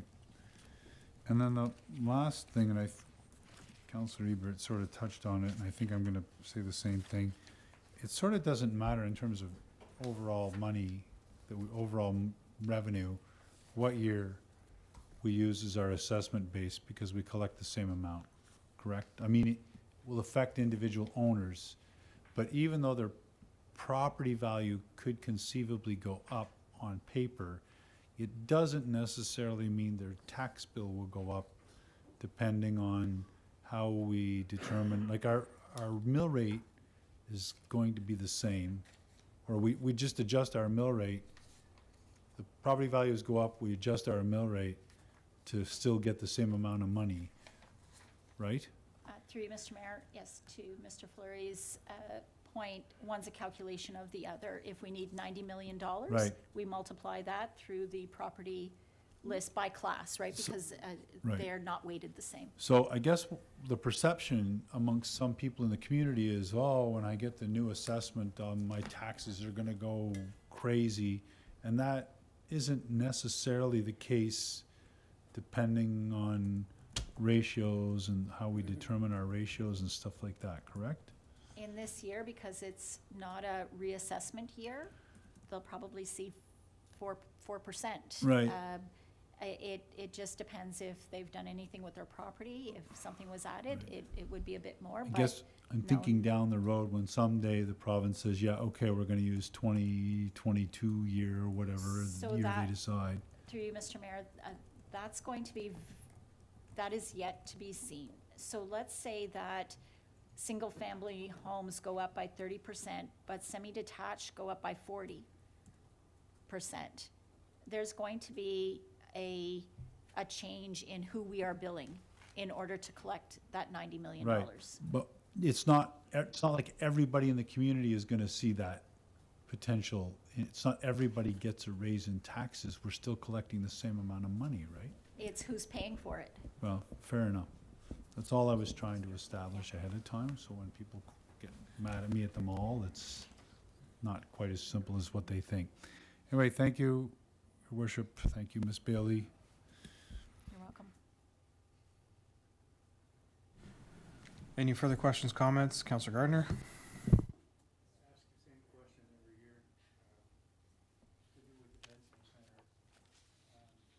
Microphone, please, Councillor Gardner. I'm sorry. Is the interest on our loan covering the debt for the Benson Center? Through you, Mr. Mayor, for several years, the city pays just over 719 in principal and interest for the Benson Center. For several years, the fund was not generating that amount of interest. In this environment, we're getting much better interest rates, and we're generating on that fund almost that amount of money. So we're about $48,000 short. So it's very So close now. that's covered by the residential tax base? Correct, the balance of it. Okay. And the other, more of a comment than anything else, I've been worried about our debt for 3, 4, 5 years. Now we're looking at interest payments of $9,988,000. How the heck is that affecting our tax base, our tax costs on our residents and our, how much is it affecting the rate of taxes? Through you, Mr. Mayor, so the city has budgeted, you can see it on the screen on page, or slide 16, just under 9 million in principal and interest for 2024. A lot of that is not funded by the tax base. So 3.2 million is funded by the tax base, and then we have other sources of revenue. So 3.2 million from the tax base when, 850 is 1%. To tell you the truth, a municipality our size with debt of $50.3 million is not a lot of debt to hold. Yeah, but that's for now, and And- we know what's coming in the next few years. Correct. And so we'll have to be looking to council for some direction on our 10% debt ceiling. The province would allow our municipality to borrow much more than we're probably comfortable with Yeah, borrowing. but they don't have to pay it back, we do. I guess that's where I'm going with this. I think a municipality our size, and any municipality, because they all have capital works to do, would be, or have been, or will be taking on debt in order to do that, to do those works. I just don't want this city to get into a situation where the province and the federal are so far into debt that I don't know how the hell we're ever gonna get out of it. So at our level, I'm concerned about our debt. I have been for a number of years. Thank you for the answer. You're welcome. Any further questions or comments? Councillor McIntosh? Yeah, couple of things here.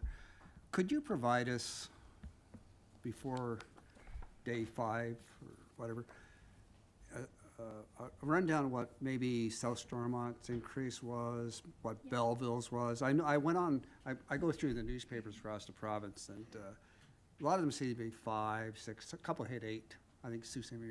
Marie hit 8%, and some were actually lower.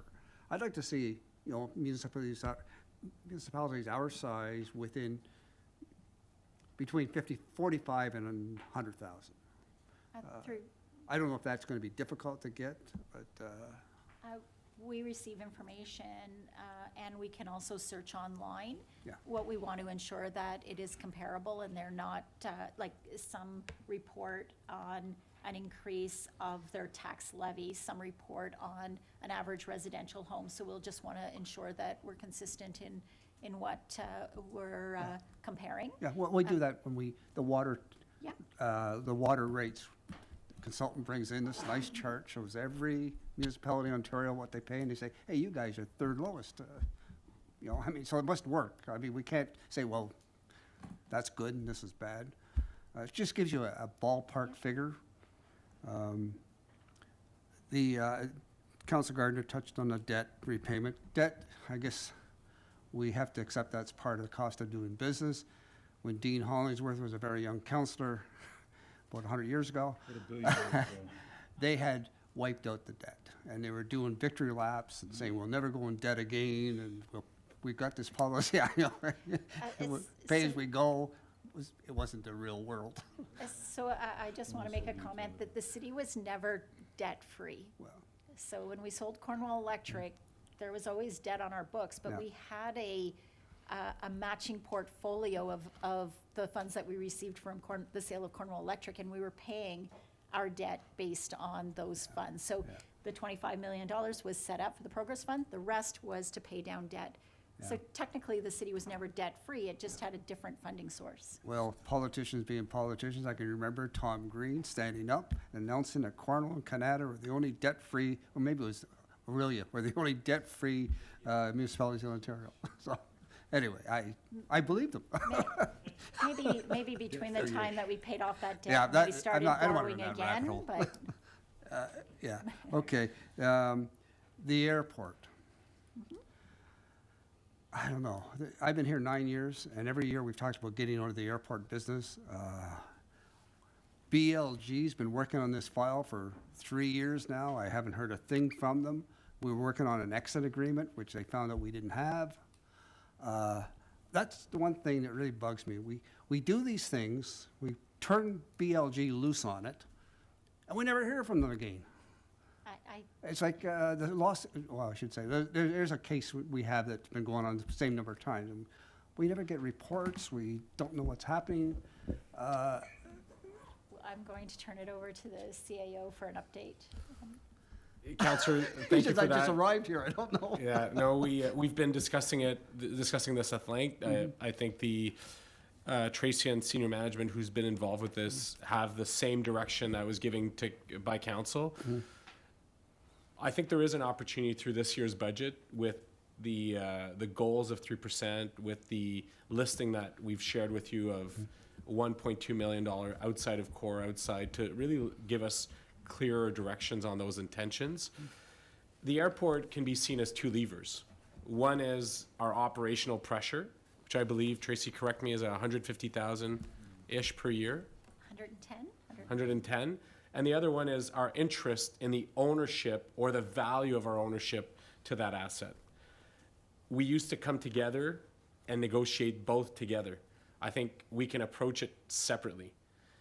If the operations of the airport shall survive, it shall survive with, say, no city funding, if that's the direction from council. That doesn't mean we remove our rights from the ownership. It just releases the operational pressure. In the past, we were trying to do maybe two waves at once, which makes it a lot more complicated because the city has diligence to do relating to assets its own and values of those assets. I think I followed you on this one, I'm not sure. All I know is that in the last term of council, we took a vote, and it was to get out of the airport business. Then BLG came back and said, hey, you guys don't have an exit agreement. We're working on one, though. Hang in there. I'm hanging in there. I don't want to beat this to death, but we pay a lion's share. South Glengarry collects the taxes. They end up getting a free ride, and that's been going on for years now. We've been 9 years that I've been around. I had a former reeve of Schallenberg Township send me a newspaper article back about 30 years ago. We were still discussing the same thing. You know, who's getting the better, who's getting the short end of the stick. So I really, this term of council, maybe 2024, Mr. Mayor, let's put this to bed for once for all. We're in or we're out. And say to BLG, how you doing with this file? No. Okay, that's fine. The one other thing I appreciate is the fact that you combine the water, I almost said tax, water User fee? fee. The guy who pays the bill doesn't care what it's called. And taxes, and the fact that the average one is almost $3,000. And I just have that out there. Okay, I have a few councillors that want to speak again. Is there anyone that hasn't spoken yet? Councillor Ngunjo first. Thank you, Mr. Mayor. Thank you very much for your presentation. Quick question, please, about the transit service. I see there is an increase of 5.2%. On page, here it's 31, but I'm not sure we have the same page. Maybe 29 or 33. I was wondering, these increasing, does it include Sunday service? Because I remember last year we were discussing here about having a bus during available on Sunday. Looks like it's not the case. I would like to understand. I would like you to clarify this point, please. Through you, Mr. Mayor, I think I'll pass that to Mr. Foster. Through you, Mr. Mayor, so the current budget submission does not include providing Sunday service. That's a level of service change that would be at a significant cost. We are proposing a new transit master plan, which would review Sunday service, how we would provide that service and what staffing levels are required and what the ultimate cost would be. And then that would be brought back to council at a future date for a decision. This fiscal year or next fiscal year? Through you, Mr. Mayor, so the master plan is in this budget. We expect that the master plan would be completed towards the end of the year, so it would be council's decision whether it got added at the end of the year or most likely in 2025. Okay, thank you. Thank you very much, Mr. Mayor. It's all for me. Okay. Are there any comments from anyone who hasn't spoken yet? Okay, then I'll go to Councillor Gardner, then Councillor McDonald. Just a brief question. For people who might be looking at, why are we sitting with $25 million and not spending it on roads or infrastructure or whatever? I'd just like to ask you a question, which is, how much money has the Progress Fund accrued since we got it? Once we paid the debt, and then we had the 25 million left over, has it doubled in interest?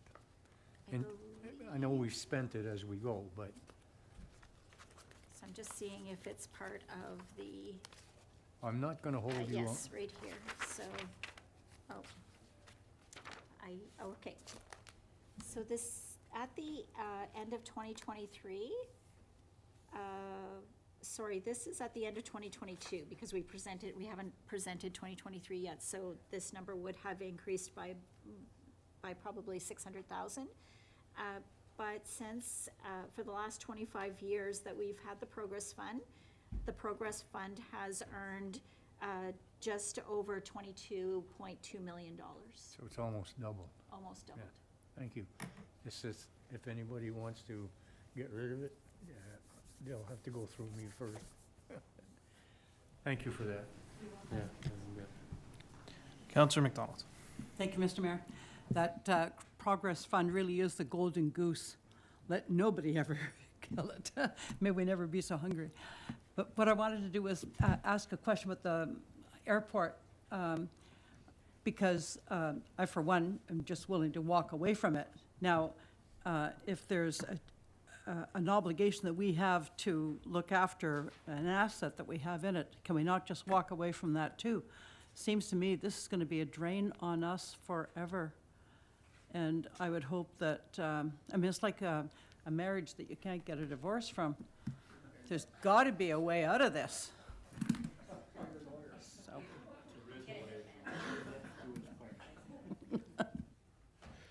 I would recommend, so both Tracy and I have a direction from earlier councils relating to getting out of the airport business, but as it relates to this year's budget, the operational pressure of, again, I think it's 110,000, could be a clearer direction.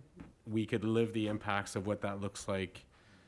Again, I know you're highlighting airport. I want you to know we've identified 1.2 million, of which the airport is 110. And if council, through this budget, wants to give us clearer directions on do not transfer funds anymore operationally for these services, we shall work on that.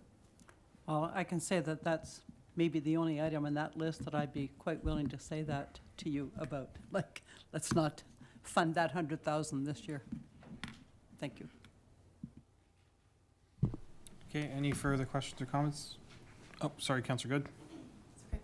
Thank you, through you, Mr. Mayor. I just have a question again about those outside groups. Encore Services or Encore Senior Services was listed in there, and it was my understanding that we had only approved them for a one-year funding for 2023. Am I mistaken with that? What term did we actually agree here at council to fund them for? Through you, Mr. Mayor, it was either 2 or 3 years. I'll look it up to see, but it was to ensure that they had the necessary operating in order to reestablish themselves. Okay, I was under the understanding it was a one-year term for that one, so that might be my mistake. Now, because that Well, was. I will check, Yeah. just in case. Yeah, I think I would appreciate that, because I think it's worth looking into. And should that, because it was just voted on, should it count 2024 and we decide to reconsider, is that something that requires 2/3? No? Okay, thank you.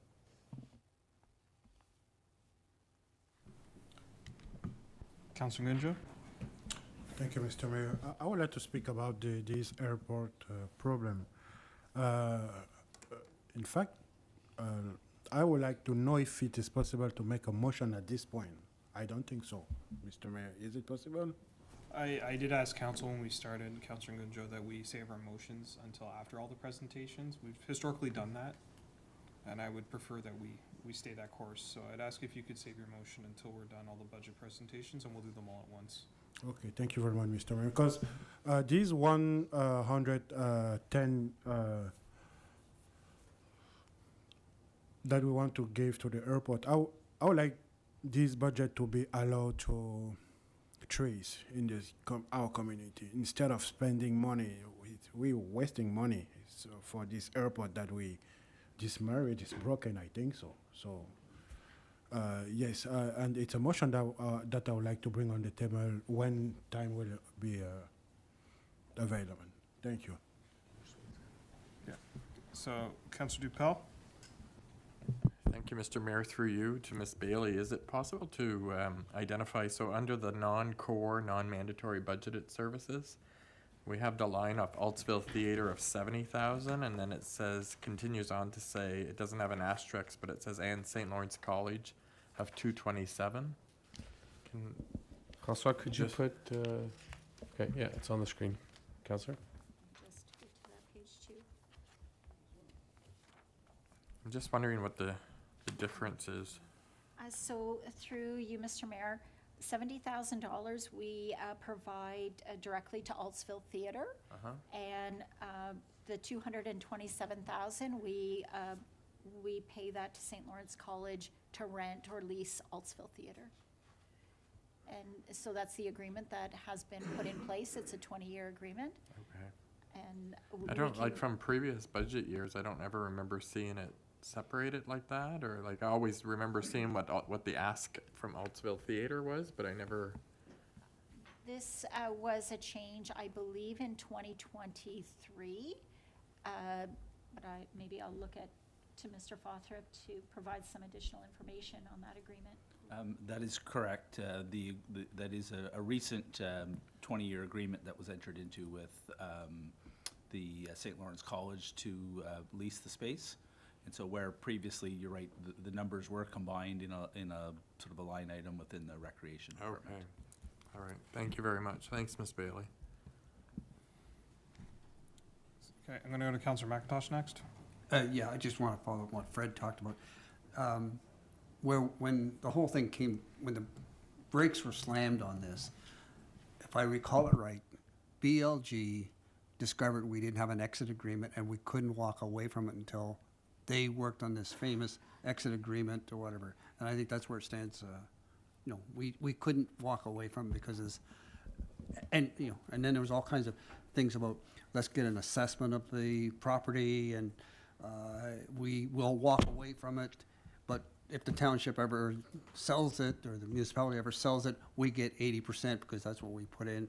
And that's the last I've heard of it. And that was 3 years ago. Yeah, I think maybe what leads to the the confusion and why I'm thinking we really have to split what council pays operationally and what is the value of the asset is that BLG's record relates to the asset. We can make decisions operationally as to how much, if we choose to fund. It might have other implications relating to the value of the asset, but they're really two separate streams. One is our obligations in the agreement for the asset that we co-own, to simplify the term, but the other one is how much we're operationally funding the operations of the airport. A little nuanced. I think the fact, we can walk away, that was declared, but we say, we walk away and it's all yours, and tomorrow you can sell it and take all the money. Yeah, the legal elements to the assets are complicated based on the agreements that are written and don't have clear ownership or co-ownership obligations. Could possibly through you, Mr. Mayor, and you find out from BLG where we stand with this? The file must be still open. Where we stand is that there is a new CAO and a new CFO in South Glengarry, and Tracy and I are planning to meet with them to reinitiate those conversations. But again, as you are in budget, if we get a reaffirmation of particularly the operational amount, it just it allows another level of conversation beyond the actual asset component. Being an old poker player, my attitude was, we talk airport first, water second. Councillor McDonald? Thank you, Mr. Mayor. So on the same topic, can we not invite BLG to come and speak to us about this and hear our concerns? And secondly, if I don't think we own it. We can't collect taxes on it. It's the commission that owns the property and all the assets, right? So, because I mean, if we owned it, we might be able to make some money on it. So I'd love to hear BLG, or sorry. Through you. Just on legal matters, we can get every lawyer to tell us to defend our position. So when we bring BLG, it's because what is our interest and what are we asking of BLG in that space? I've heard that, and senior management's getting used to me saying this, is like, when we go to lawyers, we make a recommendation. And then they tell us why that's not a good recommendation or why they'll support it. That's a better avenue when we engage with lawyers. BLG is a large firm. We could find opposing lawyer giving us opposing views on these matters. So it's important for us to know what we want. We get a clear direction from council, and then advance that and share with council the risk of that decision prior to executing on it. Okay. I think council's been pretty clear on the direction in the past. Oh, and just a follow-up question on the theater, if I may. So Mr. Fothrop said we have a 20-year, that's an MOU that we have made with the province, or how does that? That's a lease agreement with the college itself. There was recently a change or we were advised by the college that it is not, it's not an education-related activity. It's really outside their mandate, and where previously it was a sort of a partnership between the City of Cornwall, the theater group, and St. Lawrence College, and each one contributed, and the St. Lawrence College has advised us that they would no longer be able to contribute to the theater, and that they would require a realistic lease.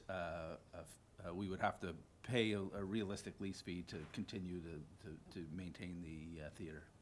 Thank you. Councillor Hollingsworth? Just on that, slide 28. So I think I know the answer, but I got to make sure.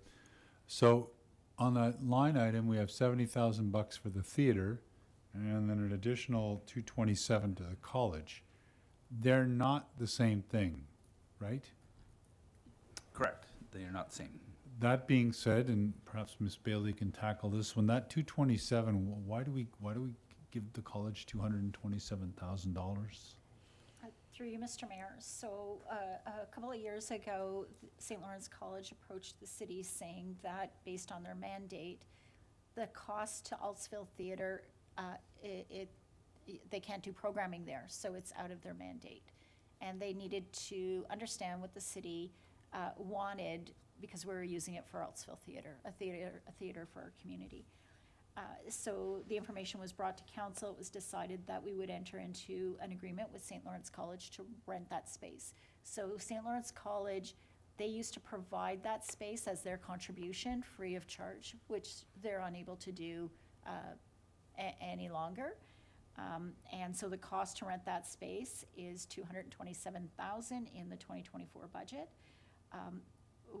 It also includes, over the 20-year period, any capital works required for Altsville Theatre itself. So, the carpets, painting, all of those things are included in that cost. So it's a 20-year lease. So what I'm a little confused about is we have 70 and we have 227. So are they both for Altsville Theatre? I think we're So- confusing maybe the name. So the question is why, if they're both for Altsville Theatre, why didn't we just call it all just So Altsville one is Theatre? the theater. Line item is 290 instead of 220. I'll use the French because that's I think the best to me is un c'est la troupe, l'autre c'est la location de l'espace. On utilise le même terme. We're using the same terminology, right? Oddsville Theatre, but one is the theater function, the operations. The other one is really the rental fee for the space. So we pay to rent it and we pay to operate it. Tracy, am I? That is correct. So Altsville Theatre is a group that council is very familiar with, that's been operating out of Altsville Theatre for many, many years. And so the 70,000 is the operation to put on shows and et cetera. And the amount, 227 to St. Lawrence College, is the lease of that space. Right, and how long are we contractually obliged to stay in this arrangement? Currently, the lease is for 20 years. We would have to read or go through the lease if there's some sort of exit, if that's council's direction in the future. 20 years. Okay, thank you, Ms. Bailey. Just a reminder, it was last term, if I recall correctly, that council approved that agreement. I have Councillor Good next. Okay, well, thank you through you, Mr. Mayor. I don't want to beat this to death here because we're talking a lot about Altsville, but is there a cost recovery that we're getting from the actual shows that are being put on there? And if so, what is that looking like for us on an annual basis? Through you, Mr. Mayor, I'll pass that over to Mr. Fothrow. Pardon me, would you mind repeating the question, Councillor Good? Is there an offset to that cost? Is there a cost recovery through ticket sales? And if so, what is that looking like for us on an annual basis? For us, no. So the $70,000 is basically a subsidy that's provided to the group because it is not a profitable operation. So, but that is not the total of their operating costs. That is, it subsidizes their cost to make the operation viable. So that is the salary, I imagine, then, for the coordinator. They do have a full-time manager that operates it. They do have other staff as well, the technical staff that operate the sound and lighting. Okay. They do have operational costs in addition to just that one staff person. So this is essentially a subsidy that makes it a viable operation. And so if I'm understanding correctly, regardless of the utilization rate of that theater, their ticket sales, et cetera, it's still costing us the same thing. We are not getting any return on that whatsoever. I would say the return is the service that's provided to the community. And is that built into the lease agreement? Well, clearly I would imagine that's not built into the lease agreement with the college. I would imagine that's built into the lease or to the agreement with Altsville Theatre. Do you have any information about the details of that memorandum of understanding in terms of the structure? Is there a 20-year timeline on that as well? Through you, Mr. Mayor, to be honest, the lease agreement I'm much more familiar with because it's so recent. I would have to dig up the memorandum of understanding that we have in place with the theater group themselves to provide those details. I think seeing, $300,000, well, $397,000 or $297,000 and no cost recovery going into an arts center that we're also going to have to fund and operate. I find that, I want to support the arts. I think it's something that's valuable to our community, but that's a large ticket price considering we're not getting anything back for that. Councillor Gardner? Thank you, Mr. Mayor. What has the group has given back to the management committee, to the theater, is in the money that they're making from the shows that they're showing, bought new curtains at $75,000, bought a $325,000 lighting system, which was energy efficient. So some of that money that's coming in from the shows is being used in order to upgrade the theater and keep it viable. And they still need $500,000 for a sound system. So I was on the group that raised money. They're volunteers. We sold seats. You didn't necessarily, if you went to the show, you didn't take your seat. And there's a plaque as you go in there. Hundreds of people bought seats. And so that allowed us to buy seats and with the money that some of the money that was coming in from the shows. So the volunteers have put in $700,000 into that theater. So that's where that money goes. It's not that it doesn't make any money. It's used to operate. It's used to for capital. So some of it is, not all of it. I managed the theater for 17 years, which is why I know what goes. Councillor McDonald? Thank you, Mr. Mayor. You've been very gracious in letting me speak repeatedly. But touching Altsville Theatre, I just have to say that you notice on that board, there are no sports-related facilities or activities. And that's simply because the councillors for the last 100 and whatever years valued sports and felt it was worth spending money on and spending taxpayers' dollars on. Like all this money we're spending for the Benson Center, we don't make money there. We subsidize it. Just like transit, we don't make money even though people pay fares and we pay salaries. We subsidize it because these things are considered to be valuable to the community, but somehow the people making the decisions felt, well, people can dip into their pockets for their arts, but not for their sports. We're going to provide that to the tune of millions. So let's not flinch. We have just really begun to take care to make sure that we're offering a full-service community where we have as many valuable activities to people in the arts sector as we do in the physical recreation sector. This is important to the city's culture. So there's no way I personally, and I would hope my peers would consider this as well, there's no way we should cut that activity out of the kind of quality of life we're trying to provide for our citizens.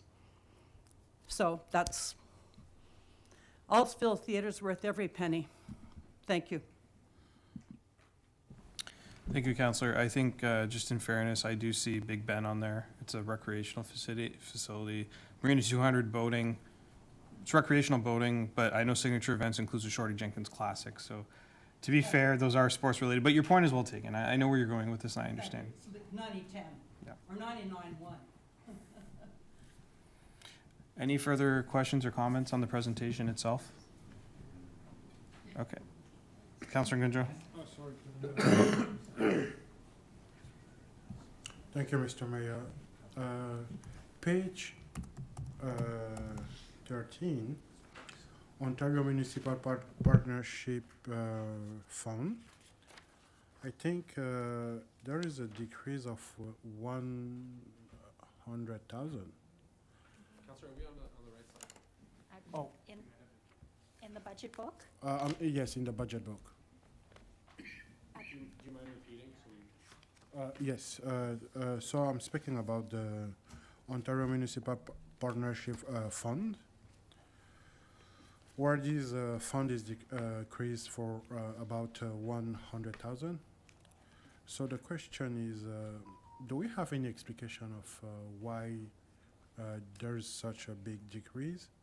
And secondly, did we speak to our MPP about this situation So to fill the gap? Through you, Mr. Mayor, the Ontario Municipal Partnership Fund it provides general assistance under, I think it's 4 categories. And based on those 4 categories, those 4 funding envelopes, the City of Cornwall fits into envelope 1, which is equalization because of. We're trying to get the right slide, Councillor. Could you take a look if this is the slide you're referencing? On the book. It's in the book, It's on the book. page 13. On the screen?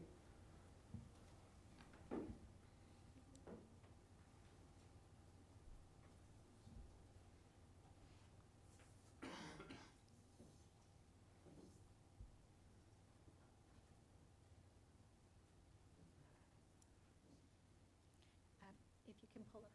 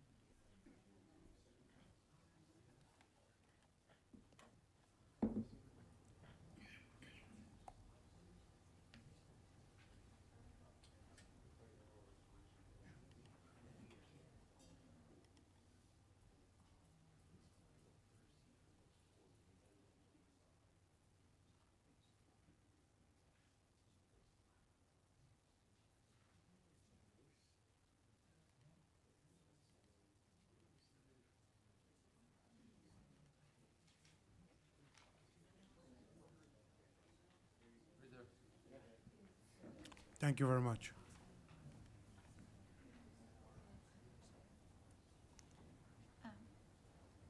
So through you, Mr. Mayor, the city receives funding through the Ontario Municipal Partnership Fund. It's general, it indicates here, general assistance granted to municipalities. There's 4 components in the through the Ontario Municipal Partnership, or OMPF. The city qualifies for funding through the Assessment Equalization Grant component, and it's based on a calculation. So depending on your municipality's assessment, we have a lower assessment in the City of Cornwall compared to provinces. The city will receive this year just over 4.5 million. But it's a calculation that the province does. So it's funding the city's been receiving for many years now. And this year, based on that formula that's been applied, the city will see a decrease of 97,700 in that grant when compared to 2023. Some communities don't receive any funding at all. It just depends if they fit within any of the components of that funding source. So it's not something that we can go to our MPP about. It's the city receives that funding because it would have, based on our assessed values, it helps us in lowering our taxes based on our community. So it's, yeah, if that answers your question, it's Yes. not an open application type of funding program. Okay, thank you. I got it, so, Okay, yes, welcome. thank you. Thank you, Mr. Mayor. Councillor Garner. Just out of curiosity, you may know the answer, may not. a number of years ago, we were told that if we reached 50,000 population, that the provincial OMPF would go up because of that. Is that still, I'm not sure if that's how Okay. the calculation works. There is population as part of that formula, but I'm not sure that that's how, that's what I what understood. impact that would have. That's what I understood when we reached 50,000, we would go to another level, so, anyway. Final comments? Okay. Can I have a motion to receive the presentation? Councilor Gunjo, Councilor Hebert, all in favor? Carried. Thank you, Ms. Bailey. Appreciate your time. Through you, Mr. Mayor, perhaps if the food is here, we can break for a quick bite, or we can start looking at departmental budgets. Council, do you have a preference? Eating? Yes? Okay. We'll take a recess for dinner and we'll come back in about half an hour. We'll be back for 6 p.m. Thank you.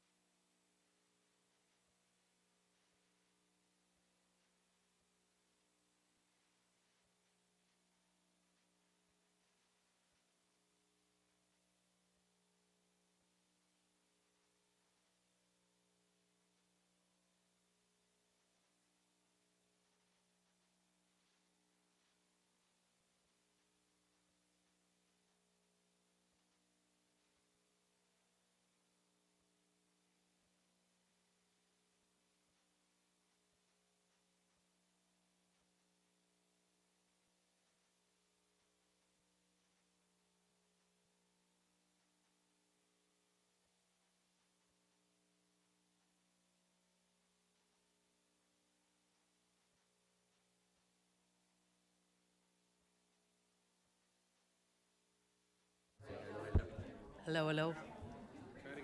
Hello, hello. Yeah, that looks good. Yeah, that looks good. Can you just tap the, oh, yeah, it works, it works. So it's because, yeah.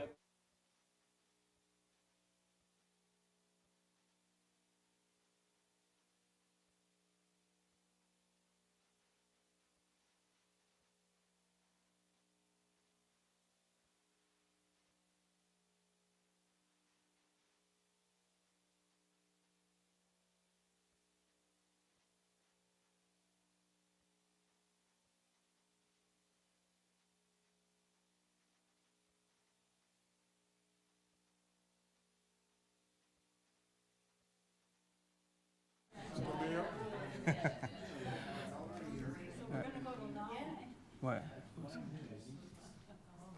Are you good, Miss Bailey?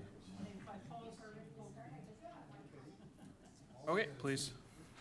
So we're gonna get started again, council. I'm gonna turn it over to Miss Bailey. Through you, Mr. Mayor. So we're going to start our departmental reviews, starting with council on page 38 and 39. And the CAO will go through the budget changes for council and CAO. Before we begin, Ms. Levac was good enough to find the report that went to council regarding Encore Seniors Education Center. So June 26, 2023, council approved a motion to provide financial support in the amount of $30,000 for the period of 2 years with an option to renew for an additional year.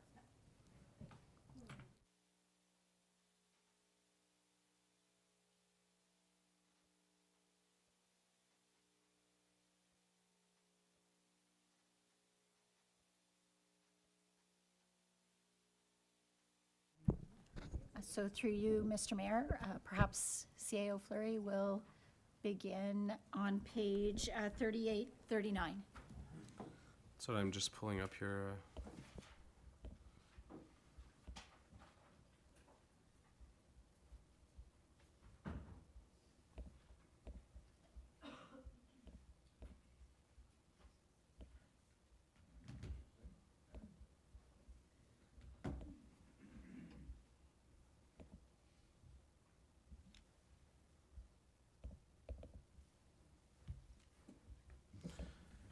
So, Council, the presentation, my presentation is really relating to your element and the CAO's office.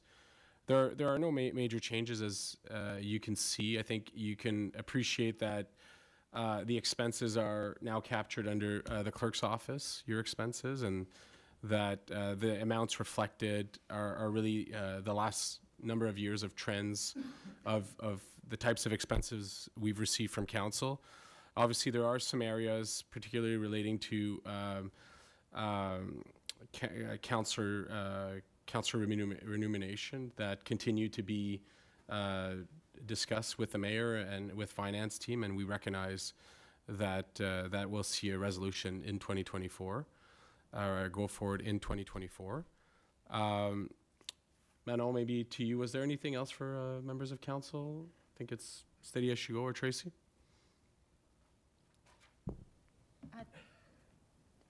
Through you, Mr. Mayor.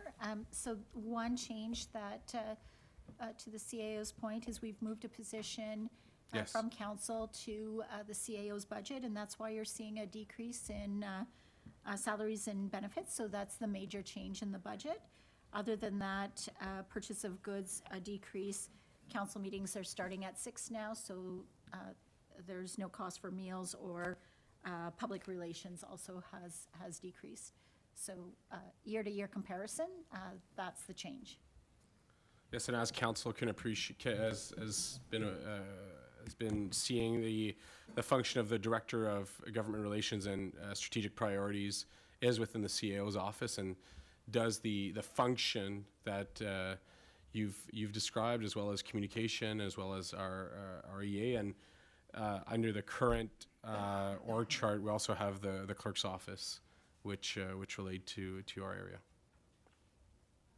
And although not reflected in the document, I do think it's important that as we embark in this year, we will be looking to bring in Director of Legal Services, and until the revised org chart is in place, the director will begin under my under my foresight, my responsibilities from a legal services and a clerk, and that is an offsetting cost to our existing cost for legal services, which is around $2 million. Okay, I'll go to Councillor Gardner, then Councillor Hebert. Last year, we were told that we'd get a cost of living increase, and it hasn't happened, so I wonder why. Or where is it in the budget, for starters? Ms. Bailey? My understanding is that we've budgeted for those increases, that they are transferred at an opportune time within the term, but I'll let Ms. Bailey add to that. Through you, Mr. Mayor, that is correct. So it's not a cost of living increase, it's a general wage increase, much more in line with what we see our collective agreements at. But a review is going to be done through the clerk's office, and that information will be provided to council to make that decision for this term of council. Thank you. Yeah, we are, just as a reminder, we are legislatively required to review our salaries every term of council, so that review will be coming following this budget cycle. Councillor Hebert, then Councillor McIntosh.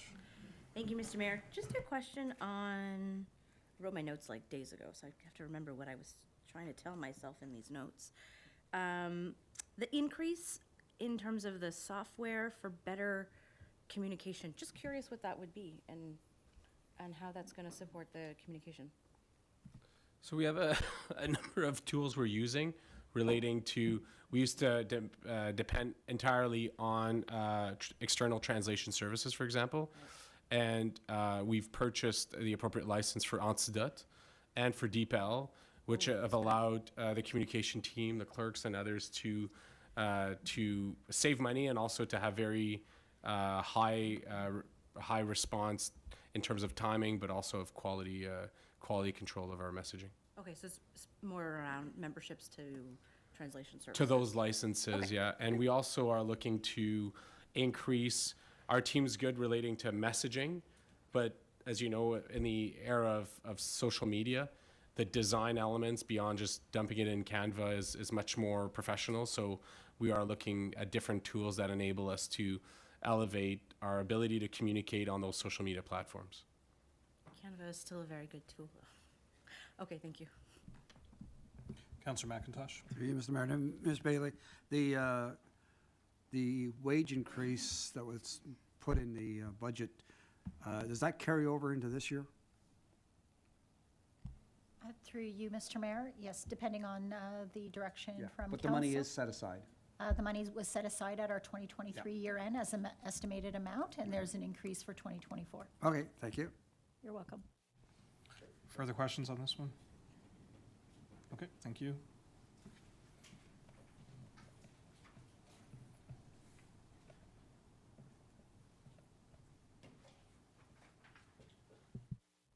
Through you, Mr. Mayor, I'm not sure if there's additional information from the CAO regarding page 40, page 41 for the CAO's budget, or any questions? Unless there are Microphone, please. Sorry, Mr. Mayor. Through you, I pulled kind of the council element with the CAO's element, so obviously if there are specific questions relating to my area's budget, let me know. Council? Yep, seeing none. Councillor Dupel. So, through you, Mr. Mayor, to the CAO, so we're talking about the lawyer's position. So, what will that, what will that look like? Will that person have expertise in HR? Will that person be practicing in? So we've been engaged with municipalities our size to understand how they've laid out their legal services teams. An example of a structure could be a director of legal services that has obviously legal background, and then 2 other lawyers, one on the litigation side and one on litigation, contract law, all that kind of important internal work that we constantly and enforcement to support, for example, bylaw, building code, and others. And on the other side, labor relations. So what we're proposing for this year is really to start with the Director of Legal Services to become a bit more of an organized corporation relating to our legal efforts. And so through this year, we assume there'd be a significant reduction of our use of external legal, but not entirely. We'll continue, obviously, to rely on particularly for labor relations and other litigation with our external legal, and then we'll have a better picture of how much our savings were through the year, which next year then we could present the legal services in its full structure. I would see it as a group of 3 to 5 FTEs with 3 lawyers and perhaps 2 additional clerk to support that service.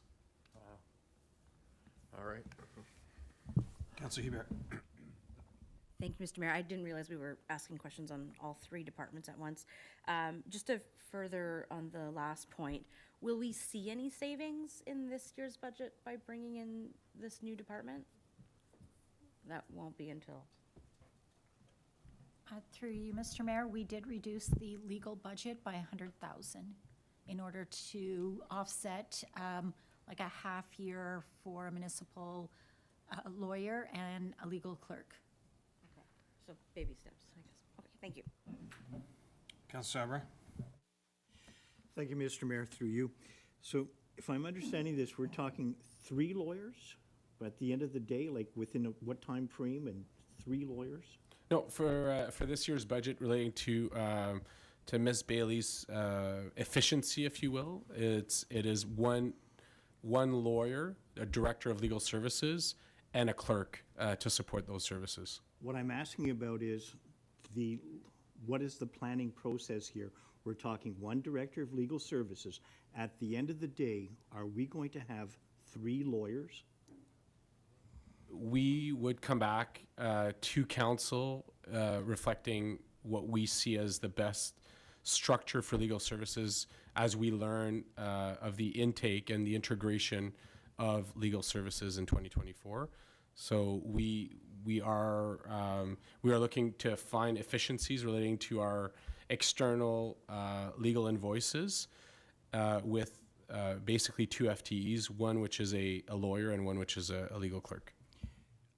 Within the budget, what specific figures are we looking at by way of remuneration for the lawyer, and the legal services, and other administrative costs that would be associated with them carrying out their duties?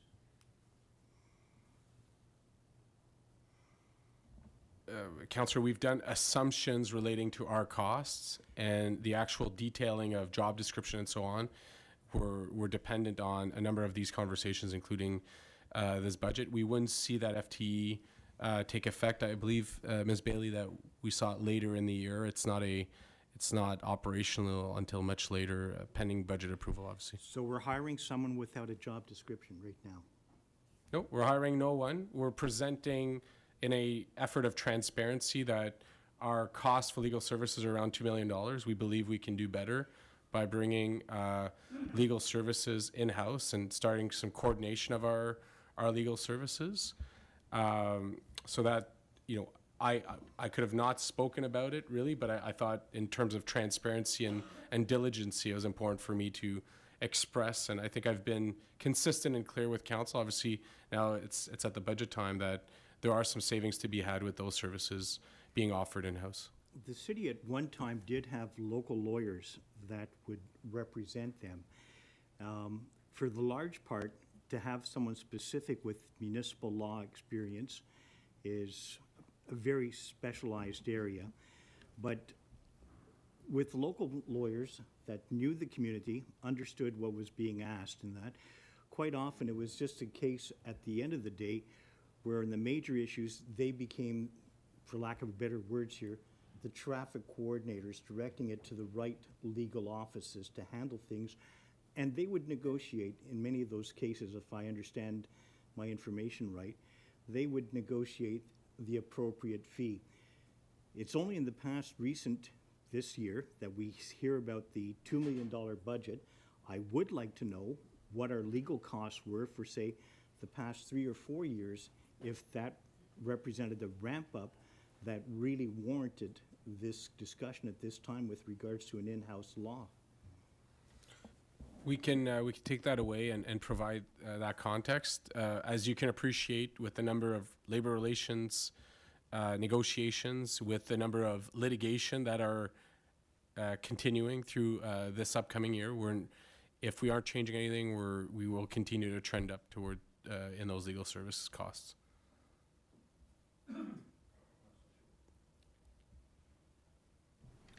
Councillor McIntosh. Yeah, just losing track of this. Will administration come back and say, do you ask us if we want an in-house lawyer, or is this a fait accompli? We're proposing a director of legal services, but because it's not reflecting in an amount, it's reflected in a savings. I just want to present it in transparency that for this year, as we intake a lawyer, a director of legal services and a legal clerk, that they would be reporting to me. Eventually, how the structure in the org chart reports would be I would update council. I mean, I guess what I'm trying to say is, does council make that decision whether we go in-house with a lawyer, or? I believe that remains within my authority.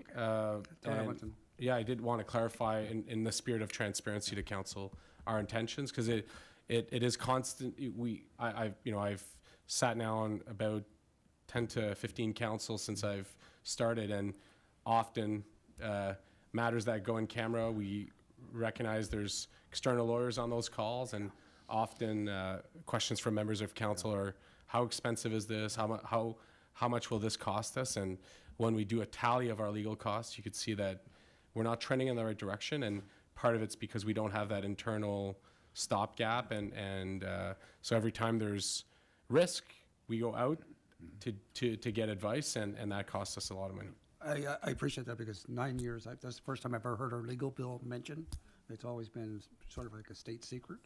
But when we talk about the 2 million, what I would like to see over a 4-year period, averaged out, this might have been 2023 might have been a special year when it comes to litigation. I'd really like to see, here's the 4-year average, guys. And, here's what would be the final bill, like, for a lawyer and a clerk and operation of that office. What are we looking at? I don't know what municipalities our size who have in-house lawyers, what they pay, but I would imagine it's 6 figures for sure.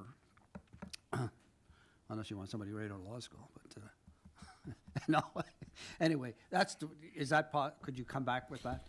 Yeah, I'm to be open. We need to do some work after budget to identify the right job postings and the right salary grids for both of those functions. So I wouldn't be in the I wouldn't have that information prior to your vote of budget, but we can certainly, ahead of the budget vote, share with council a memo relating to legal costs for the corporation yearly over the last 4 years.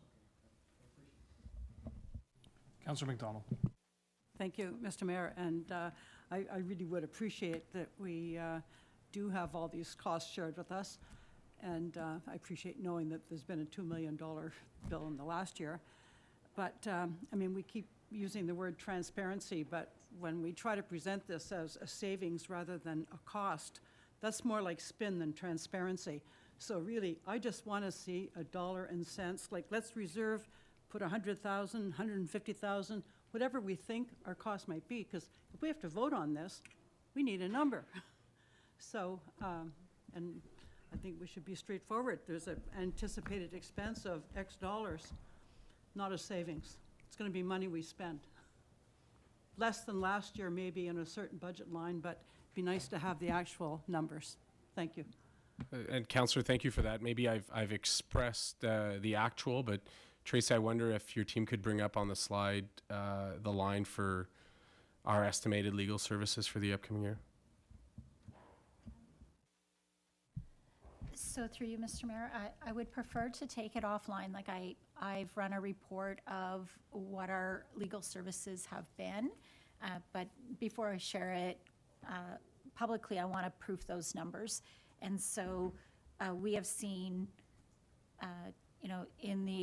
from 2019, 2021, 22, in the 2.8, 3.3 million dollar, and this year, we haven't received all of our legal yet for 2023.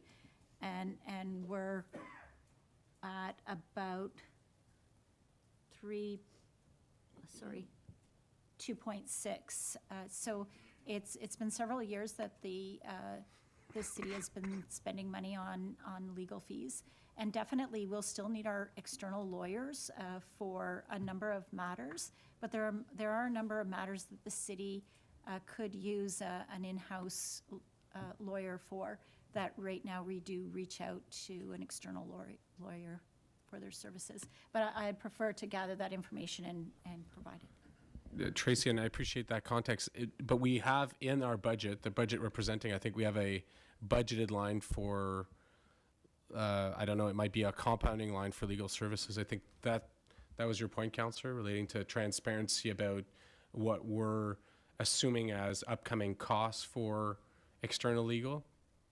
Yeah, so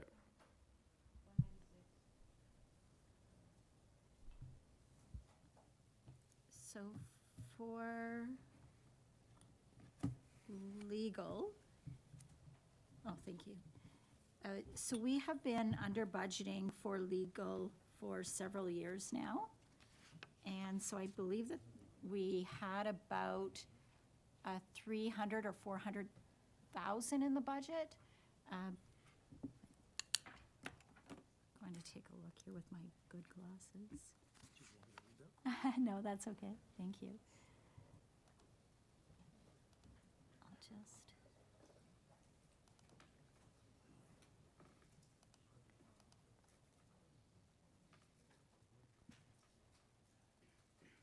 I'm just writing a report. One moment. Councillor McDonald? Where we're looking to, I'd like Okay. to know. If there is a page within the budget document, could we get a reference, please? Okay. 35.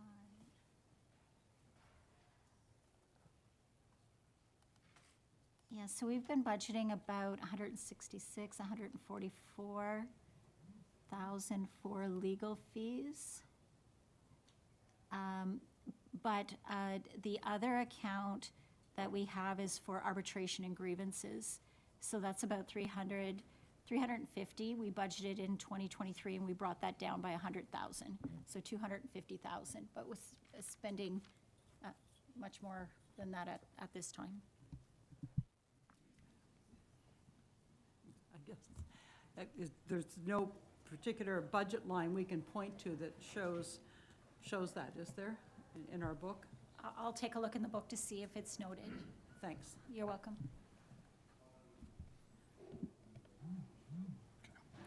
We'll work on getting the information requested by council to that effect. Further questions? Councillor Tupel? Through you, Mr. Mayor, so I'm just wondering, I understand that it's for accountability and transparency, but so you're telling us if we're voting on this, so if we voted no against this, that wouldn't happen, or it would still happen? Because I'm confused by that. I understand the transparency and accountability, but there would be no other window. So that function is central to the organization, and there would be no other window to clearly, unless, say, you're in human resources, and then you'd ask, what are the budget elements for labor relations? What are the legal fees for that? And then you get a portion of that. So rather than doing it in a service area, I thought, you know what, let's have an open conversation. My intent as your CAO is to hire a director of legal services in the year ahead. And I believe that is a cost saving to the organization. regardless of what we decide here today, because it falls under your operation, under your leadership as operation? Well, ultimately, I will take the guidance from council and consider that. It has no impact on the budget that we're presenting in front of you, because it's a savings. Mm-hmm. And after meeting with each councillor individually through the fall, I expressed those concerns, and I'd say the vast majority were quite supportive of the inclusion of those services in-house. Yeah, I'm not saying that I'm not supporting it, but what I'm saying is I think that it's hard to, as Councillor McDonald said, is that we don't really have number figures here that we can compare anything to.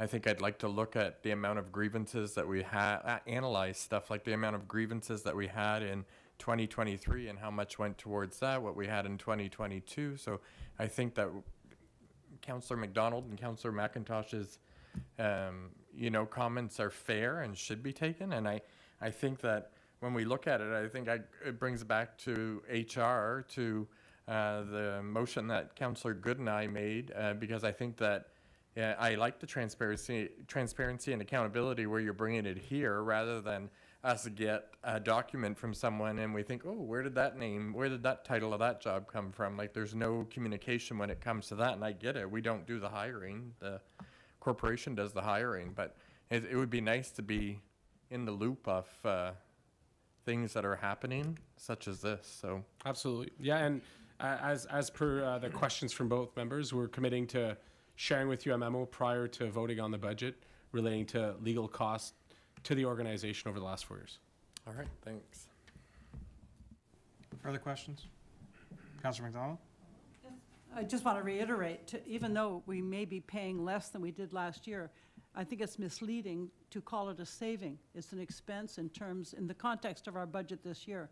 This is something we're asked to commit to spend. So to call it a saving, I think is misleading or confusing, and let's call it an expense. Councillor Hollingsworth? Just on that point, Your Worship, if we're saving money, it's a savings. That's the way I see it. To go and contract the money out, let's say it $10 to contract legal fees versus $5 for us to do it in-house is a savings. It's not an expense. At least it's not an expense per the year before. Now, you can line item it in an expense, that it's always going to be an expense. I suppose you can take that approach that we were spending 10 and now we're spending 5, and maybe moving forward in terms of the budget, perhaps some kind of line item. And as we've said, it would be interesting to see where that is. I don't recall it ever being in any other previous budget in terms of here are our legal fees, this is what we paid last year, this is what we're paying this year. So perhaps moving forward, if we're going to have a person, maybe that'll make it easier for us to see it. I don't recall, and I think Councillor McIntosh and I sort of briefly chatted, I don't recall ever there being a line item in any budget I've ever done in 32 years of this is what our legal fees were last year versus this year. But should there be? Probably. Why previous CAOs chose not to do that, I'm certainly not going to wade into it. But I think what needs to be emphasized here is, I guess you can say it's an expense this year versus last year, but if there's a savings, there's a savings. How you configure it is, let the accountants figure that one out, I guess, Your Worship. So just to clarify that. And maybe just to bring clarity there, for the councillor just said earlier was highlighting the HR report. So it's been a direction, it's coming. When we have a director of legal services, there'll be an annual legal services report that will provide. So I recognize all the quirks there of reporting and numbers, but we got to start somewhere. As an organization, we're spending. I use $2 million to be safe, but Claire, $2.6 million in the last year on legal services. So, it's a significant amount, and we have no one filtering. None of our managers that are in the room, as soon as there's a risk, they go out to external legal. We can support them better with that function in-house. And if there's a particular matter by which we need specific legal expertise, we can then go and outsource that service. But through our legal hub's oversight of that function. Further questions or comments? Councillor Gardner, then Councillor Minjo. Yeah, I'd just like to see the 4-year cost of our legal people. We do that with the snow removal. We budget by 3-4 years, and the average of those 3-4 years is what it costs us. So pretty well the same way. I agree with the people around the table that would like to see more than just the 1 year, at least 3 to 4 years, what the costs have been and what the difference has been and what we can look forward to. We'll make sure that that information is forthcoming, Councillor. Councillor Ngunjo. Thank you, Mr. Mayor. I would like to have another approach about this question. And I'm not going to speak about money, but just a question. Do we have any example of another municipality who has this kind of position or this kind of structure inside? Is it something new, or do we have some example? It's a hit and miss depending on the types of services that are offered, but when I've engaged with through the provincial association and through similar sized municipality, I've done a couple of phone calls. It's a small network of municipal lawyers. Many had from one director of legal services, and in our space up to 5 FTEs, three lawyers, and then 2 to 3 legal clerks in assisting that team. So some have a full team of 6 FTEs. We're starting with a team of 1 to 2 to see over a year what that gives us and see what are the needs and if there's additional efficiencies or savings to be found. Okay, thank you very much. Further questions? Okay, seeing none, we'll move on to the next item, please.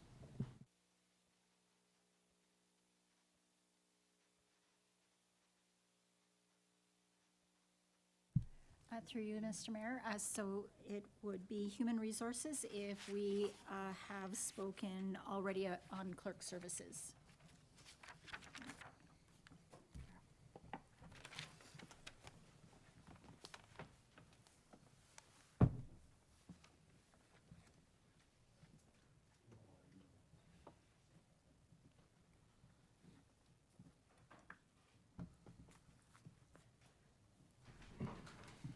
Chief, Mr. Donig, floor is yours when you're ready. Good evening, Mr. Mayor, members of council. Thank you for this opportunity to present our human resources budget this evening. As you're aware, to my right is Bruce Donig, manager of human resources for the corporation. So tonight we want to just review, I think, to start, I think it's beneficial just to understand, I think we all understand, we say the term human resources. We use that term HR quite often. What do we really do? What is our role within the municipality? And I think the statement clarifies it very well. We are a people's department for the city of Cornwall, providing a wide range of service to approximately 600 full-time employees supported by part-time complement in several municipal areas. It's our mission is to train, develop, motivate city employees to enable them to provide the best possible service to the citizens of Cornwall. There are 4 different unions with 8 bargaining units that represent approximately 86% of our full-time regular workforce. And so tonight we want to go through what our 2024 budget looks like. And within that department, we have 7.5 full-time employees. Within that, you will note that there is a slight salary increase just due to a realignment of our occupational health nurses and the repositioning of their wages within our alignment within HR. In addition to that, we also have the general manager of human resources. That position was split in the past, and that was split between the clerk's department and HR, as that position looked after both of those service areas. That has been changed, so the clerk's department is now under the CAO's office, and the general manager of HR is still in a position within the budget and will be reviewed as we continue looking at the replacement of that position. With regards to services and rents, the 2024 training and educational budget is increased by 15,000. I think I'd just like to speak to that a little bit. So something that the Human Resource Department started in 2023 was a training program from an outside consultant for our supervisors and coordinators. And I think you've heard me talk about it before.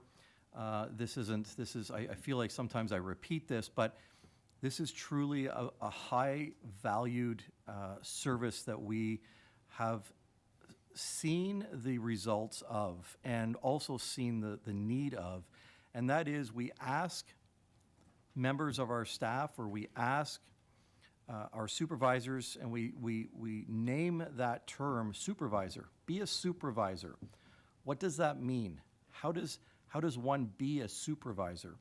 And the educational component that we've started in 2023 and we're continuing in 2024 is just that. It's to continue that learning, that base work that is needed to understand what it is to be a supervisor, what it is to be a coordinator, and how do you manage people.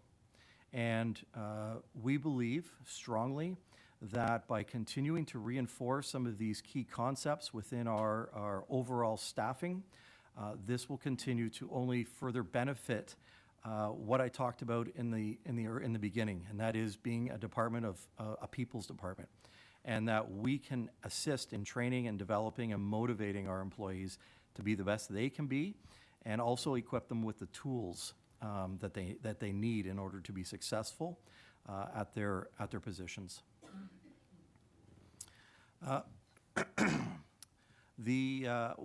We do have 4 locals that we will be negotiating with through 2024. Through negotiations, these further alignments to the collective agreements will be sought to provide additional operation of flexibility when we look at these negotiating teams with each of these locals.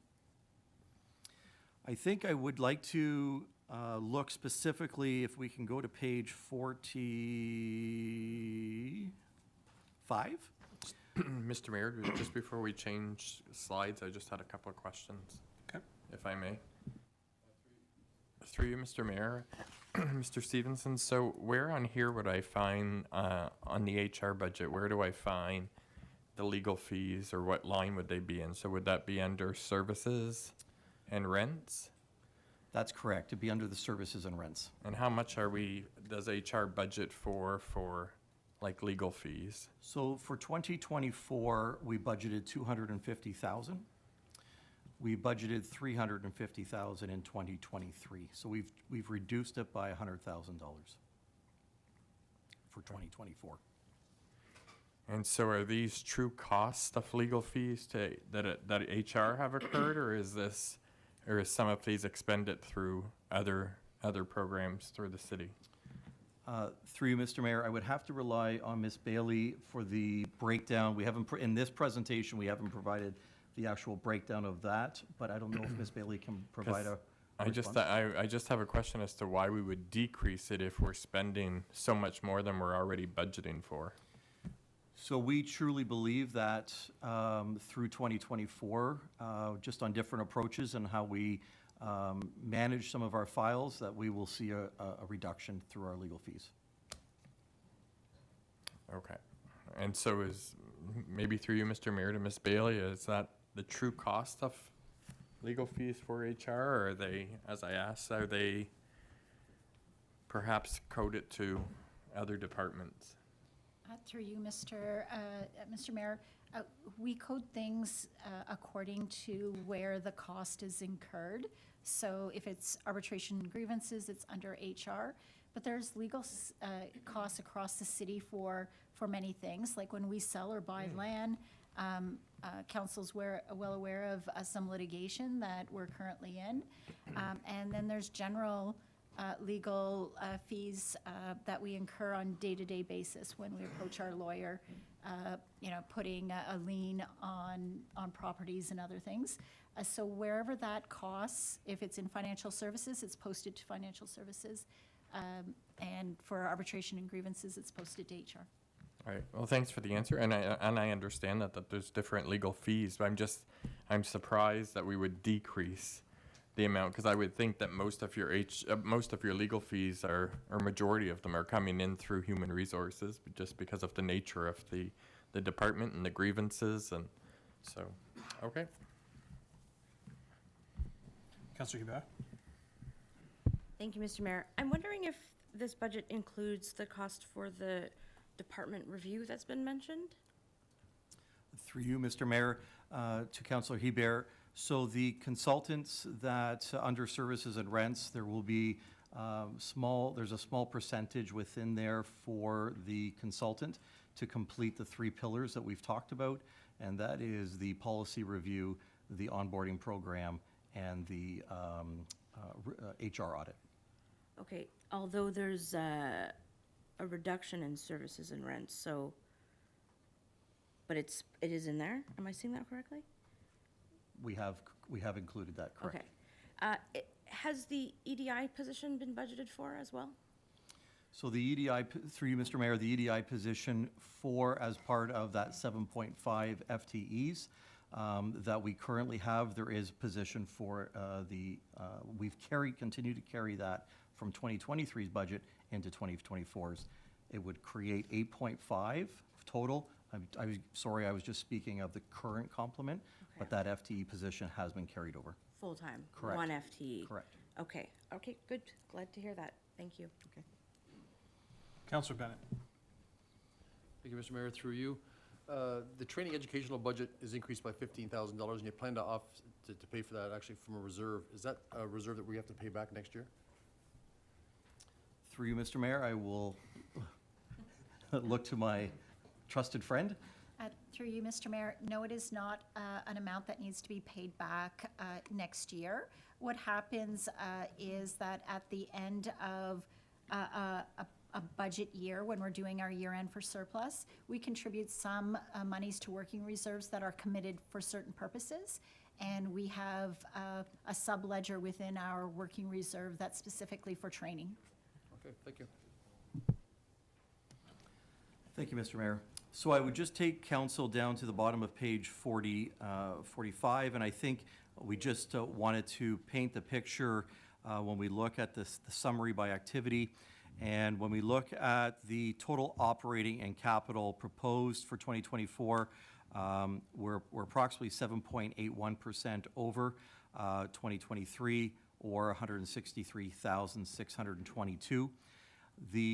The majority of that 163,000 is caused by the one line above, which is our benefits administration, and that is 140,100 that we are proposing additional, or we've been advised will be costing additional for 2024 for our benefits provision. So if you were to eliminate that, and obviously we can't, it's a fixed cost, the department overall is coming in around 1.2% as an increase.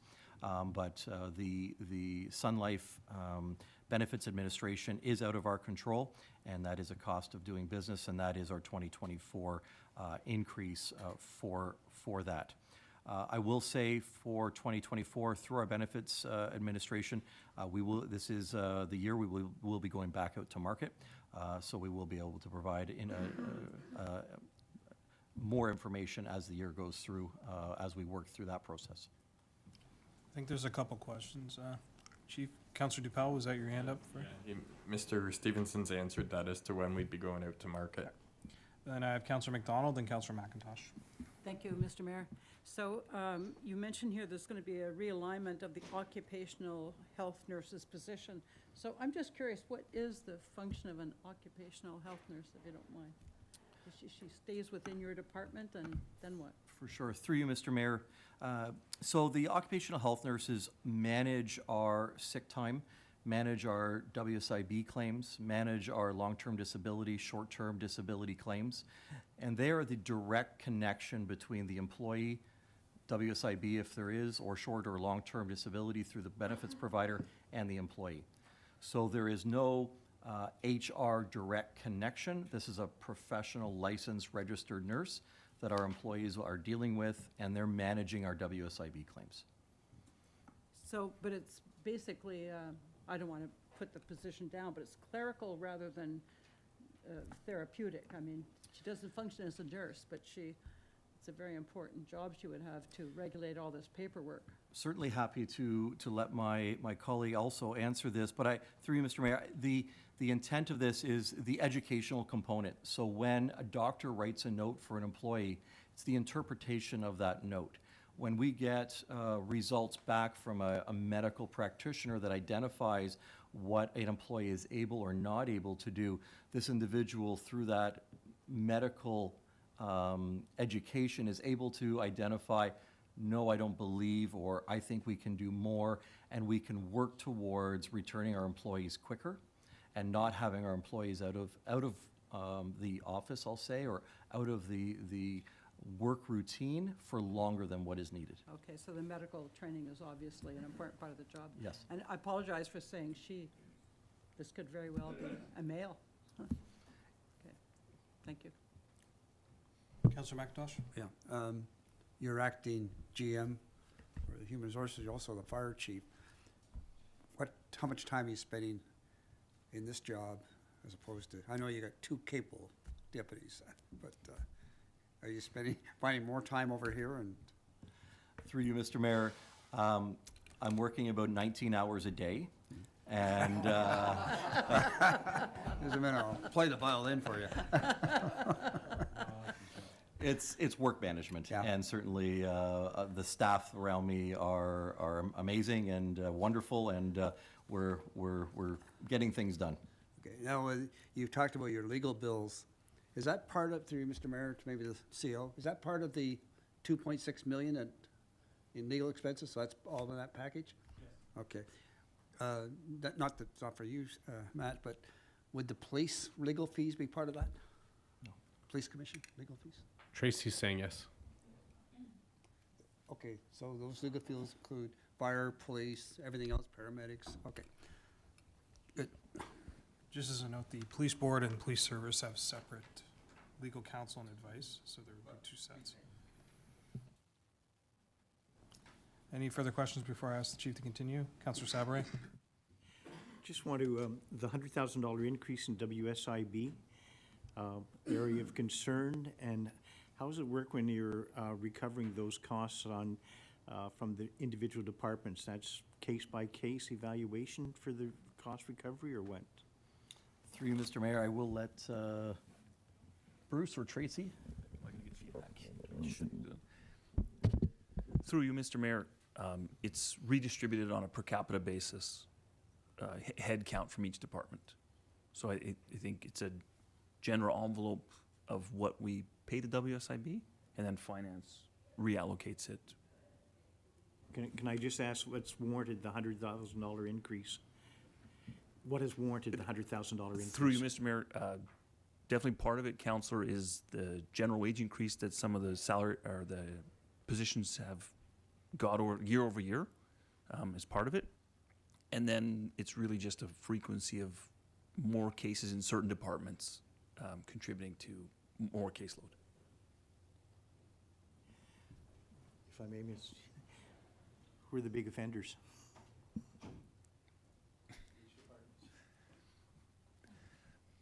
Through you, Mr. Mayor, this paramedic services has a substantial amount of WSIB claims currently with us.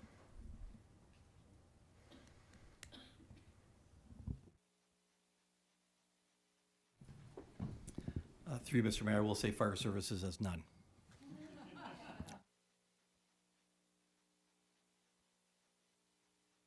Open to any other questions. Otherwise, our presentation is complete, Mr. Mayor. Okay, thank you. Are there any further questions? Councillor Good? Thank you, through you, Mr. Mayor. And I apologize if you already explained this, but so under that summary of activities, when I'm looking at employee development, and there's a reduction of $30,000 from last year. So what is incorporated in, or what's included in that employee development? Sorry. This is under the summary of activities on page 45.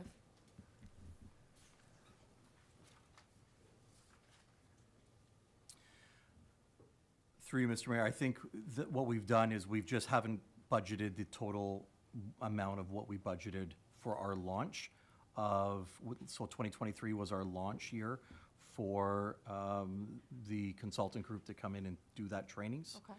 So we have reduced it to the point, I won't say a refresher, but just a slight continuation, just not to the degree of what the level of teaching was in 2023, if that makes sense. Okay, yeah, it makes sense. I had thought I understood or thought I had heard that there was an increase to the education budget by 15,000, and then that's showing a reduction by 30, and, you know, education and employee development. I'm just trying to get a better understanding.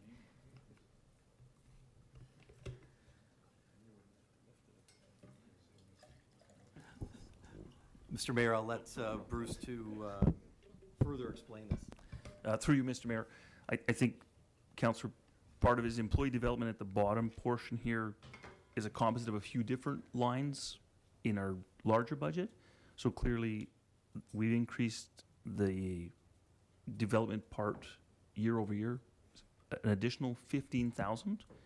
But then some of the other contributing lines further down under employee development, we've pulled back on some of those lines. And can you just elaborate on what those would be?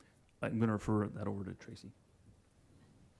Through you, Mr. Mayor, so it's not a decrease in training our employees through the corporation. The decrease comes from the salary that supports that. So the individual there happens to be at a lower level in the grid that is in that department. So this is to Bruce's point, it's all of these costs. So we had a salary position, and that's 30,000 less, but all of the development, the work that's going out to the employees at our corporation are the same. Like, Okay.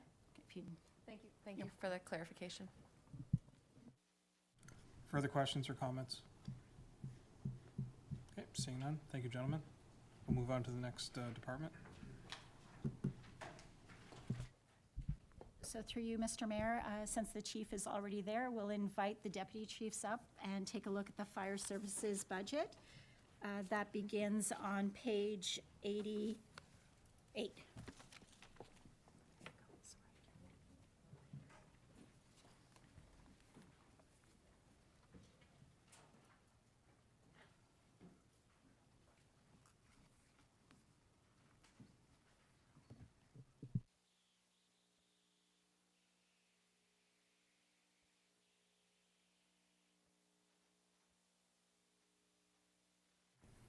And when you're ready to begin.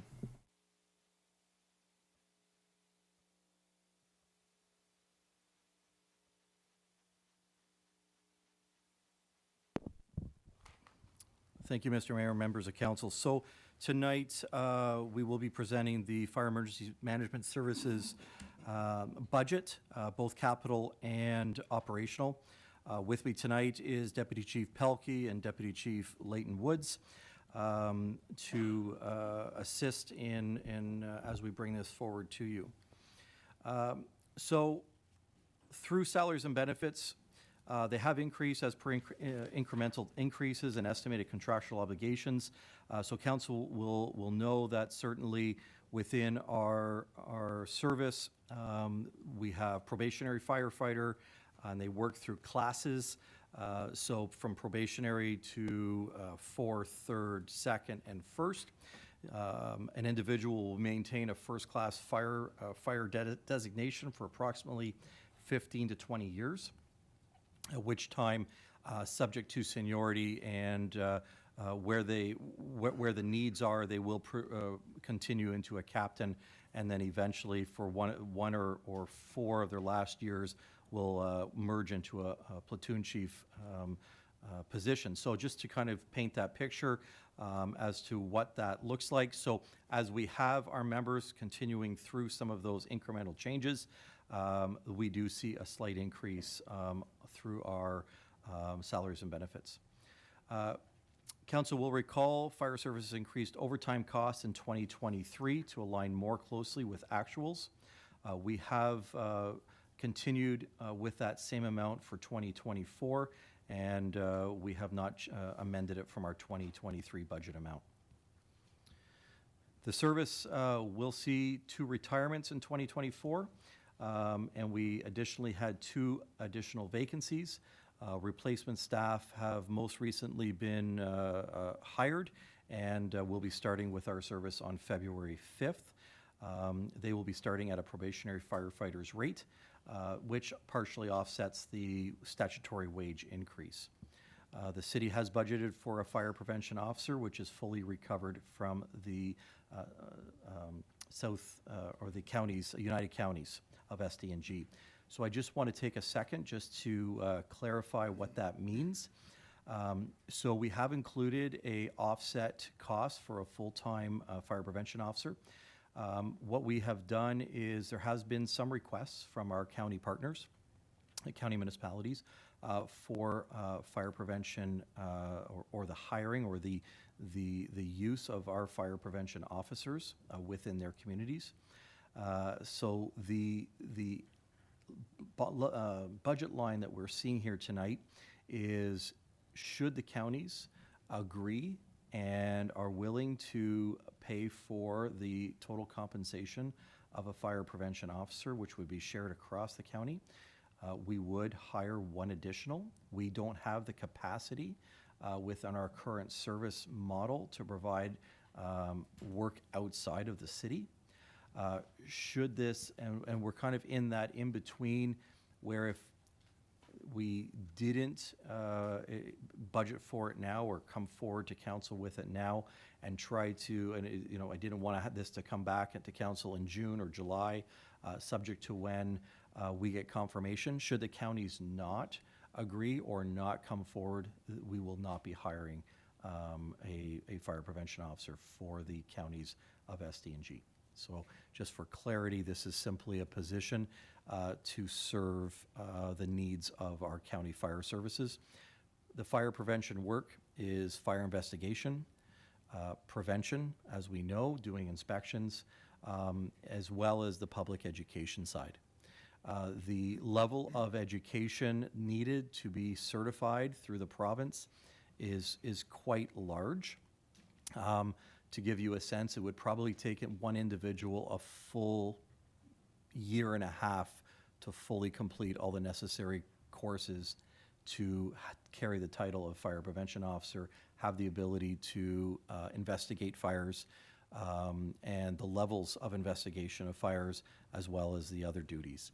So it's just outside of the means of our volunteer townships to carry that load, and to have a person that on full-time staff, again, given the amount of work needed and the level of certification to provide that need. So it's been the feeling that we can provide that, subject to their buy-in. Sorry, 1 second, Chief. Councillor McDonald. I think this is a good opportunity for us. Oh, microphone, please. Yeah, thanks.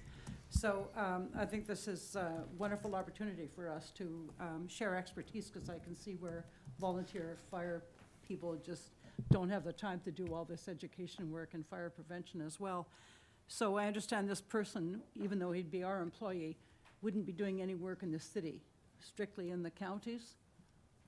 Through you, Mr. Mayor. So the, again, subject to scheduling, the position would be 100% paid for by the counties.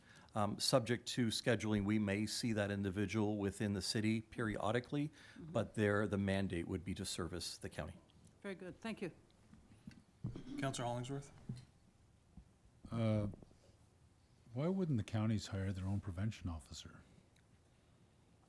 Like, why are we hiring this person and then farming this person out when they could just hire said person? Through you, Mr. Mayor, to Councillor Hollingsworth. There are different models, and there are models within the province now where an upper-tier county will create a fire prevention division and offer those services similar to planning. A upper-tier level will offer planning services to the lower tiers because they either just can't afford to have a full-time staff or the workload isn't there for a full-time staff. In this model, they've come to us looking for that level of expertise.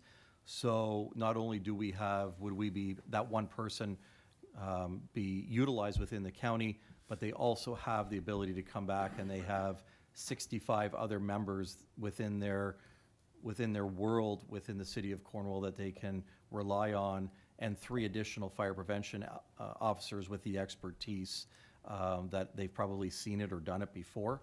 There's an added level there rather than just bringing one sole provider into and saying, here, go do your work. So there's an added level of expertise, I believe, and comfort that we can offer. Subsequent, Your Worship, I'm not still related to the fire budget. Were we ever at a point, currently we have 14 people per shift, correct? That's correct. Were we ever at a point that we used to run, it seemed to me, and maybe I've got this wrong, we used to run 13 people per shift? Were we ever at that point, or am I just kind of in some... Through you, Mr. Mayor, I will turn over to Deputy Chief Pelkey, who might be able to answer. Thought we used to run 13 per shift. Through you, Mr. Mayor, to Councillor, that's correct. I believe it was approximately 20 years ago, roughly, that we ran 13. Okay, so the rationale at the time, if I can recall, was 13 was necessary to compensate for holidays and people who potentially might be on training programs. You need 9 people on the job to suppress a fire and treat it correctly, correct? Or at least that used to be the number. Is that still the number? Through you, Mr. Mayor, so we have a minimum 10. So is that because regulations have changed, or just the service has said, we really think to do this properly and safely, 10 is the better number? So in the current model, we permit a maximum of 3 individuals to have vacation at any one time. Right. So when we have the 14, we drop the 3, we allow for a sick day or something else so that we're not always paying overtime to maintain staffing through the current collective agreement. When we look at the minimum of 10 individuals, that is what we believe under our current model to be, if we have any kind of structure fire or any kind of response where we have a minimum of 3 people on a pump truck, we have a minimum of, and we currently run 1 person on an aerial apparatus.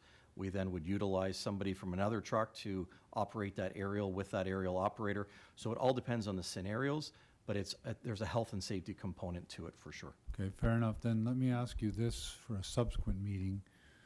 What has changed from the days when we used to be told 9 was the minimum to now it's 10? I know what you just said, but why have things changed? Because we used to be told by the chief at the time in the 90s and early turn of the millennium was that 9 would be the standard kind of procedure. You're telling me 10. I'm sure I certainly don't know anything about firefighting, but I'm just curious, and I don't need to know it this evening, but I'm just curious as to what has changed, whether it be provincial or local. Why is it 10 now the minimum versus 9? Were we doing it wrong before and we just winged it? Are we doing it better now? Like, I'm just interested in that. If you could get me that answer at some point, that would be appreciated. Through you, Mr. Mayor, to the councillor, absolutely. And I think it's the time is really good in the sense of we are completing our fire master plan. Right. So we've gone out, we've hired an external consultant from the outside looking in, who not only is doing our fire master plan, but has done several hundred fire master plans across the province for other fire services. That is where we will bring you back that answer in clarity, and that will be sometime the first meeting of March or so. Okay. But that will bring some clarity to the change in where the fire service has gone from staffing models. Right. I mean, it's conceivable we were doing it wrong for the previous 20 years of my time, so go figure. Anyway, thank you, Chief. Thank you, Your Worship. Councillor McIntosh. Thank you, Chief. You could have 10 firefighters on duty and a major fire erupts, and it takes more than 10 firefighters to fight. Just tell me briefly, you weren't here at the time, but the Poirier Furniture Fire on Montreal Road. The platoon chief that was on that night told me the minute he got to, they were going down Pitt Street, he realized this is serious. Call in more men. Right. How long would it take to get 10 more men in at the station, geared up down the fire? Through you, Mr. Mayor, Average. to Councillor McIntosh. So the way we operate currently, that if a structure fire comes in, confirmed structure fire from dispatch, the platoon chief will automatically do a callback. And that callback is 1 captain and 4 firefighters. So that, we believe, that is for, I'll say, 80% of our calls, or the structure fire calls, that provides enough staffing to provide, you know, the timing of 20 minutes going in on a bottle, replacing with another firefighter to go in and do continued search, just the efforts on scene. If it is a larger scene or structure fire, then there is an upgraded callback where they will bring back, I'll say there's 7 or 8 individuals, and we would actually have a platoon chief, a captain, and firefighters coming in for that. From a timing perspective, we're probably looking at around 30 minutes from the time they're called, getting in and being deployed. Now, you can't tell people where to live, but we know there are police officers and firefighters and other people who live quite a distance from the city. Would you bother even calling those people, because you knew to come from, I'll use Morrisburg, it would take longer than the person who lives in St. Andrews? So we all carry, it's not a pager, but it's a paging system through our phones, and it's the minute that goes out, that goes to every member. So wherever that person is, they might be in town having dinner, they might be and live out of town, they attend the fire hall. So we don't do it as far as where they live. It's the call out is to whoever is able, and through that paging app, they're able to communicate and identify who's coming in and confirm their I guess the point I'm trying to make, I'd rather have 4 guys who lived in St. Andrews responding to the call than 4 guys who lived in Morrisburg. Right. Because the guys in St. Andrews could be here in 10 minutes, guys from Morrisburg, half an hour. Right. And through you, Mr. Mayor, that is something that we face from a hiring perspective. We can't ask people or tell people where they have to live, and it's something that from a staffing model, it's difficult because you know, if we have members who live in Ottawa, certainly they're an hour away at minimum. So when we have a structure fire and we need help. So it all plays into our staffing models and what's required. One last question, sick leave. We know the challenges the police department faces with number of officers on sick leave or, you know, whatever, modified duties. What's your situation? Through you, Mr. Mayor, I'm thrilled to tell you that we have no WSIB, we have no long-term disability. We have our sick time is, yes, our members, you know, are sick. They have leave. They manage their sick leave. We don't have abusers. We have. I don't want to sound like we're you know, it's heaven over there, but it truly, we don't have those issues, Councillor, and we are thrilled that I can sit here tonight and tell you that. Would the 24-hour shift have anything to do with this? More time? I mean. I think it plays a part for sure, but I also think that there's other negative parts that it can play. So it's a hard answer. We won't. That's another conversation. Councilor Sabri. Thank you, Mr. Mayor. Through you, I might be going down that road that he didn't want to go down, but you're carrying into 2024 the same overtime from 2023. What was the final bill on overtime in 2023? Through you, Mr. Mayor, to Councillor Saber, I don't have that in front of me tonight, but I will get that back to Council. At one of the fire master plan meetings, you did mention a figure of $600,000. Around 600,000, yes. So, good management. Tracy has an answer. She's got her hands up. So through you, Mr. Mayor, 600,000 in 2022, 300 in 2023. Okay. So they're managing their overtime accordingly and budgeting that way. Okay. That's better than what you I reported. like that answer a lot better, Counselor. Thank you. I still have the question, though, with regards to what, if any, measures can be taken to always lower overtime costs. I mean, that's a practice of good management in any department, is how do you address overtime? I'm wondering if the master plan will be able to give us some insight. I also feel that, I believe I heard comments that a big contributor is the 24-hour shift. It really represents a scheduling nightmare with regards to try to keep that balance. Is that the situation? Through you, Mr. Mayor, I think there's a number of pieces there. So training, it's funny because I just had this conversation with all 4 platoons the first week back. First week back, we got into January, and it was really to identify. And if any of them are watching tonight, they'll hear this again. But you know, I very much believe that they need to understand what overtime means. They need to understand what budget means.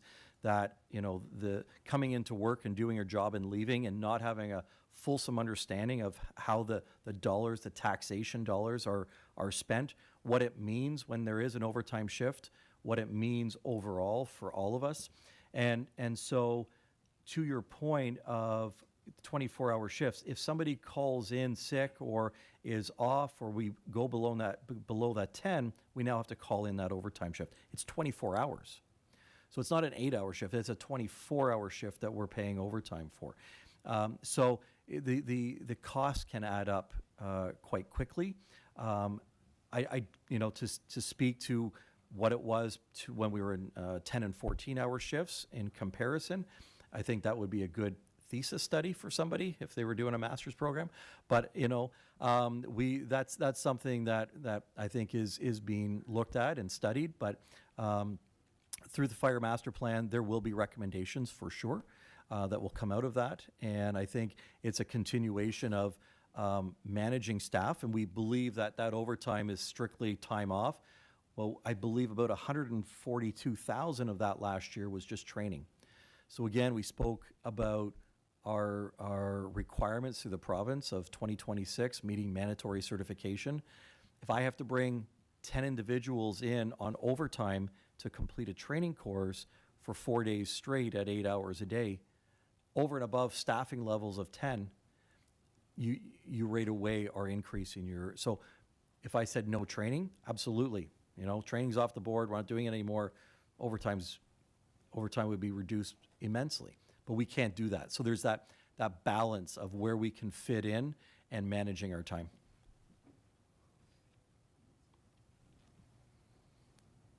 Councillor McIntosh. I just want to apologize for something I said. I said you could bring 4 guys in from Morrisburg and 4 guys in St. Andrews. I'm surprised Councillor McDonald didn't nail me in that one. 4 firefighters, because I know you've got female firefighters. 100%. I'm adjusting to the new world. 100%. Further questions? Oh, Ms. Bailey. Sorry, I just wanted to correct my number because the fire chief was right. It is 600. I was running a report at July mistakenly. So we're on budget. You're right on, Chief. Thank you. Don't take my cold star back, okay?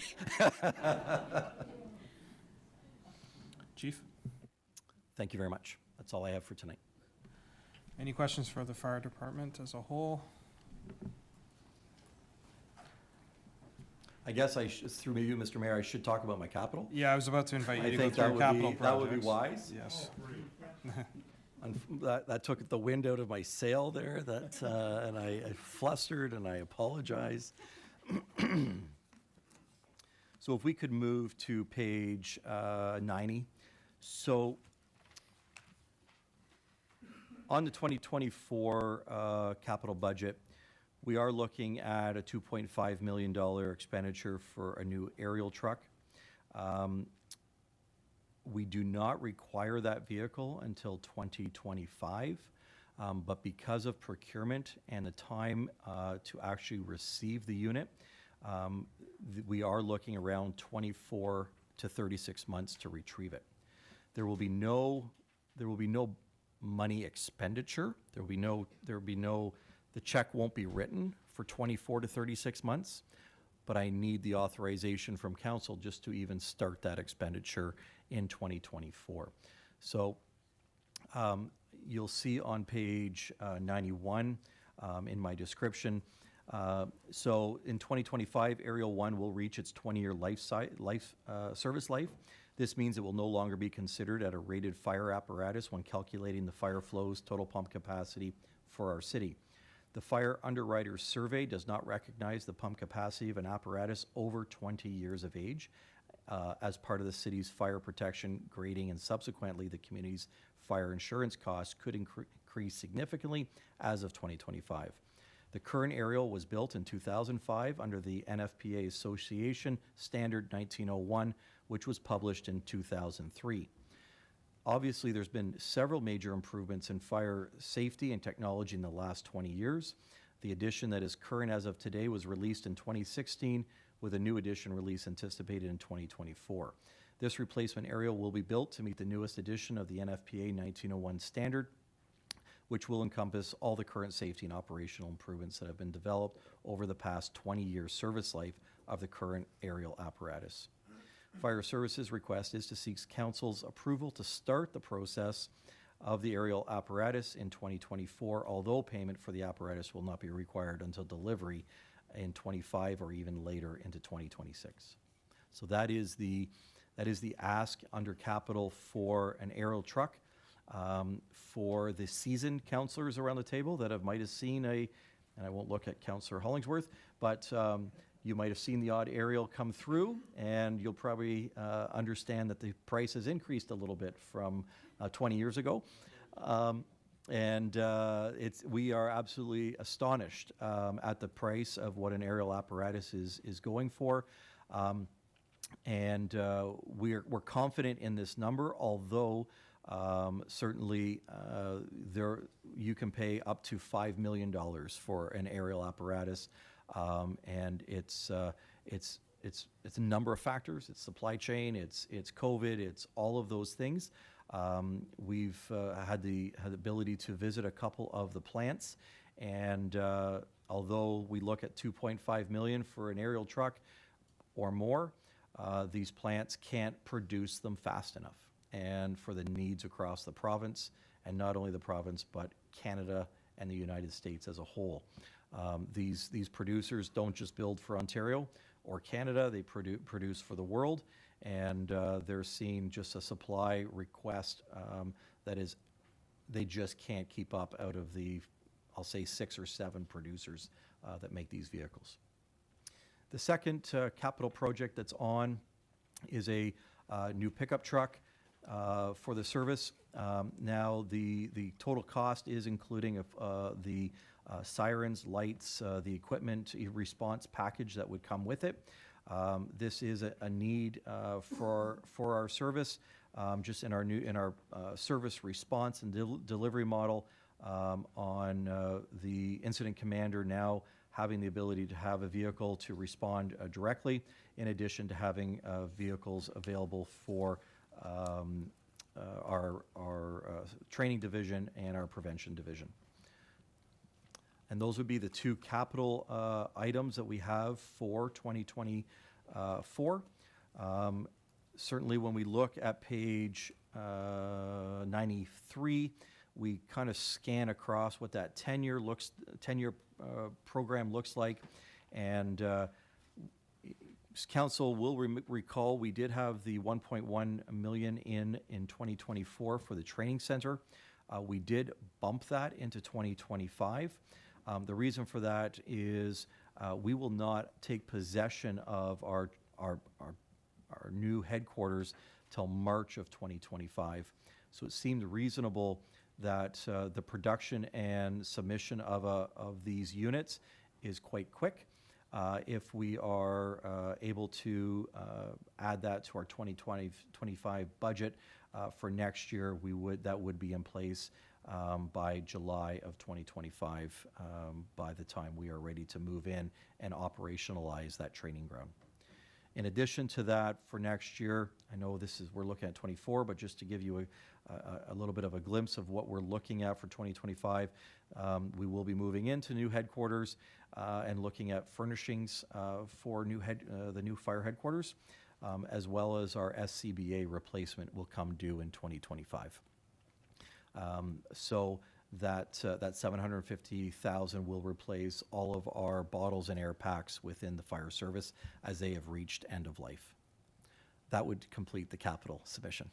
Okay, I have a couple councillors I want to ask questions. I'm going to start with Councillor McDonald and go to Councillor Good. Just a quick detail, I don't suppose that you get any advantage financially in paying for this truck now rather than in a year? Through you, Mr. Mayor, so what we're being told is, because one of the questions is, I guess, in opposite to that is we're fearful of what will it cost in 36 months compared to what it costs at the time. Many of the manufacturers are holding their fees. So if a municipality commits to that tender at that day, there is no money down, but they are holding that dollar through that contract for when you receive that truck. Very good. Councillor Good. Thank you, through you, Mr. Mayor. I'm just curious about the pickup truck. I know, I believe it was in yesterday's presentation, you had mentioned some electric vehicles, or at least one that had been purchased as part of your fleet. Was consideration given to having that vehicle be an EV, or I'm just... Through you, Mr. Mayor, the cost, they haven't perfected the pickup model yet. I can give you some personal stories of how bad it is, but we're just not there to meet that threshold yet. I think it will absolutely come. We're just not at that point at this time. Okay, thank you. Councillor Gunja. Thank you, Mr. Mayor. Thank you very much, Chief, for this presentation, and I really appreciate the fleet you have. But I have one question. Do you have any equipment to operate underwater? Through you, Mr. Mayor, we have actually two. We have one 24-foot Stanley response boat, and we have one Sea-Doo. So we are fully operational for water rescue. And Underwater, we do not complete underwater rescue. In case we have this kind of issue, which service will be in charge? Do we have any service in the city? So through you, Mr. Mayor, we would rely on the OPP. So if there is a recovery in that case, we would provide support and be in the area, but we would rely on the OPP dive team to come in and provide support to that. And nothing for the air? I'm sorry? No operation under the air? So through you, Mr. Mayor, so the air, the Coast Guard provides our air support. So they have the helicopter, and so anytime we do have an operation on the water, you will typically see the Coast Guard helicopter, our boat, and if the OPP are in the area, they may or may not attend. In addition, the same as RCMP, they may or may not attend. Okay, thank you very much. Thank you very much, Mr. Mayor. Just a small correction. I think it's search and rescue from the Air Force as opposed to the Coast Guard SAR out of Trenton. Okay. Councillor Gardner. Thank you, Mr. Mayor.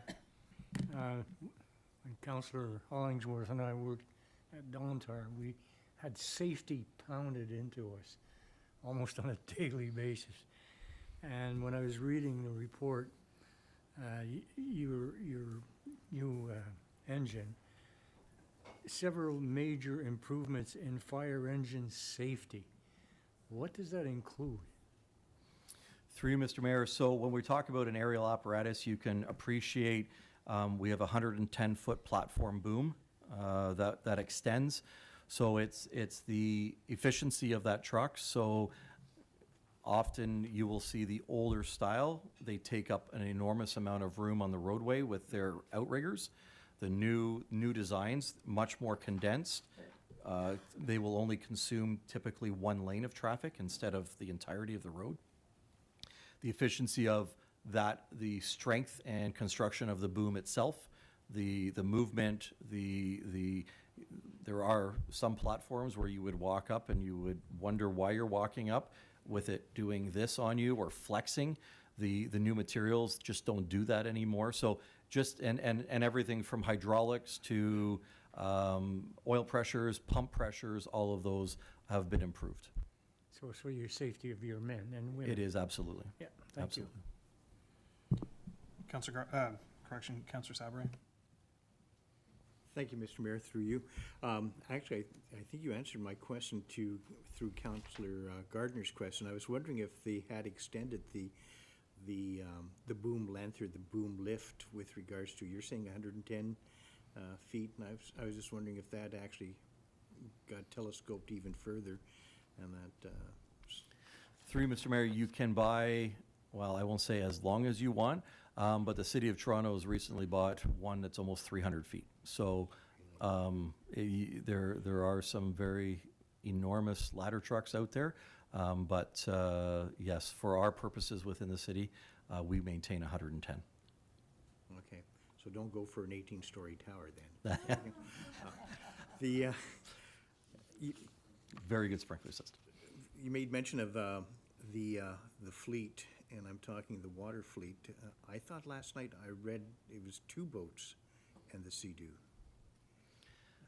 So if you, through you, Mr. Mayor, if you'll recall, it was a 4-year review from 2020 to 2023. So early 2020, we did have a yellow boat, as some will refer to it. It's been phased out and sold. So we currently are only with 2. Okay, no, Yep. thanks for the clarification. Yep. Any further questions to Councillor Bennett? Thank you, Mr. Mayor, through you. Back to the pickup truck. Is this truck replacing a truck, or is this over and above a new piece of equipment? Through you, Mr. Mayor, this is over and above.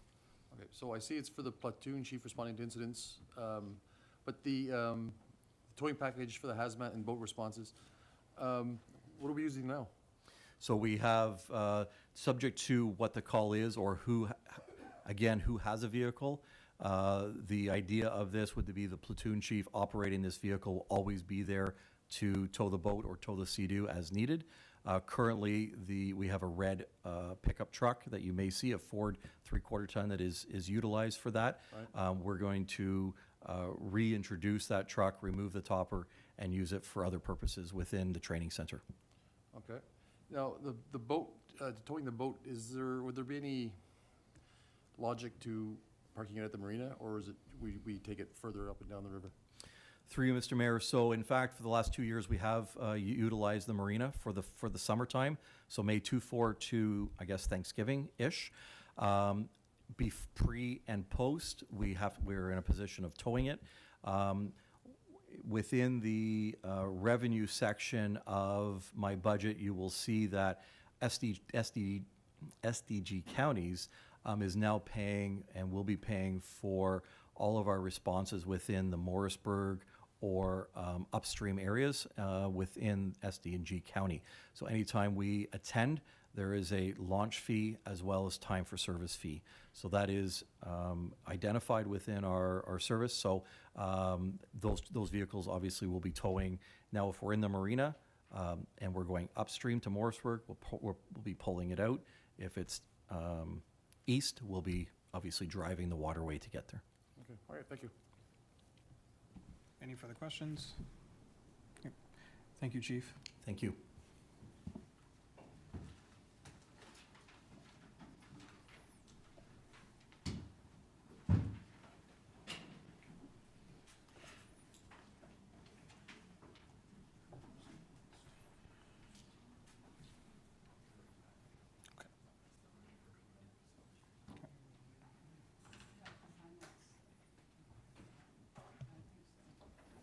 All right, Ms. Bailey, Mr. Savah, whenever you're ready.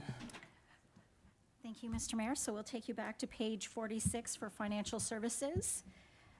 So there are 2 divisions within financial services, accounting and auditing, which includes accounting, budget, purchasing services, the tax department, insurance and risk management, and our ITT services division. So the 2024 budget has increased by, if you see on page 47, $325,000 or 7.5% when compared to the 2023 budget. Salaries and benefits for financial services increased $253,000 or 8%. The increase to salary and benefits represents incremental and contractual obligations and a full year of budget for our insurance claims coordinator, our ITT operations support, and cybersecurity analysts onboarded in 2023. Purchase of goods decreased by $79,000 or 24.38%. Purchase of goods remains normal year to year. The decrease is related to a one-time purchase of registration kiosks for human services in 2023. Services and rents have increased by $309,000 or 16.78%. As noted in the commentary, this increase is related to year-over-year price adjustments for corporate departmental software, annual licensing, $25,000 for our Microsoft tenant backup solution, $40,000 for our fire records management system, and $70,000 for the city's digitalization transformation project. That project is funded from reserves. Contributions to reserves remains flat. The contribution to reserves for ITT capital infrastructure at $100,000. Again, $70,000 is for the digital transformation project. As part of the life cycle replacement, $20,000 is being set aside as part of a 5-year routing infrastructure replacement plan starting in 2024. The remaining $50,000 is the annual payback for the upgrade to the city's accounting software system. Revenue includes the recovery for departmental hardware and software items, which increased by about $61,000 or 6.26%. Costs flow through ITT and are charged back to the respective departments. And we have $90,000 contribution from reserves is to fund the digitization or transformation project and purchase of switches. So there are no capital projects for 2024, though IT is involved in many departments' capital initiatives and is also leading the implementation of Dynamics 365 for the corporation. So myself and Mr. Savard are here to answer any questions related to the financial services and ITT services department budgets. Councilor Mayor. Thank you, Mr. Mayor. Last year's budget implemented the insurance claims coordinator, correct? And how long was that individual employed? Like, when was that person hired, and how long were they with the corporation throughout the 12 months? I believe that they were onboarded in May or June, and they were budgeted for not a full year, Okay, just like our other two IT individuals, because we don't budget for a full year if we know we're going to be onboarding through the year. But the subsequent budget does include a full year. Did we see any savings due to having that person or that position implemented in coordinating the insurance claims? So I guess it's not about savings, it's managing our claims accordingly so that they don't materialize as claims. Into more, right? Correct. So okay, so it could be savings, Mhm. but there's no number. It's hard to. It's hard to measure that. Right, something that never happened, right. But we do have a software that tracks the matrices of the types of claims that are coming in. So let's say that there's slips and falls or individuals coming on or off transit buses. So we're gathering that information and have inputted information for prior years so that we can start speaking with departments and understanding where those risks lie and change our operations accordingly. Okay, great, thank you. Councilor Gardner. Question to IT.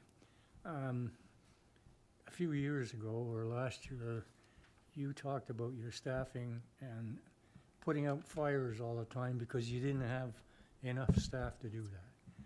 So do you now have enough staff, and are you not hopefully too shy to ask for more if you need be?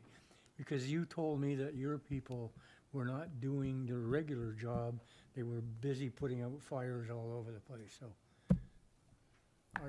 is your staffing good enough? So through you, Mr. Mayor, I'd like to say we're in a good spot. now. I think when I started with the corporation, there was a lot to learn about how things worked.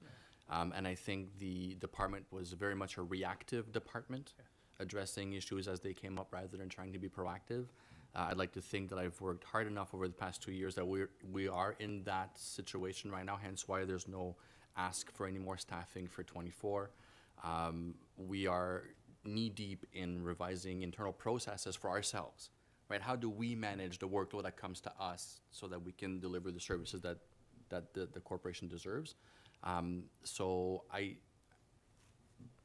will always take more people, as anybody will, but I think we're in a really good situation right now where with the advances that we're pushing into other areas where we're becoming specialists and really analysts for the corporation rather than just, sorry, chief, but firefighters for everybody else, right?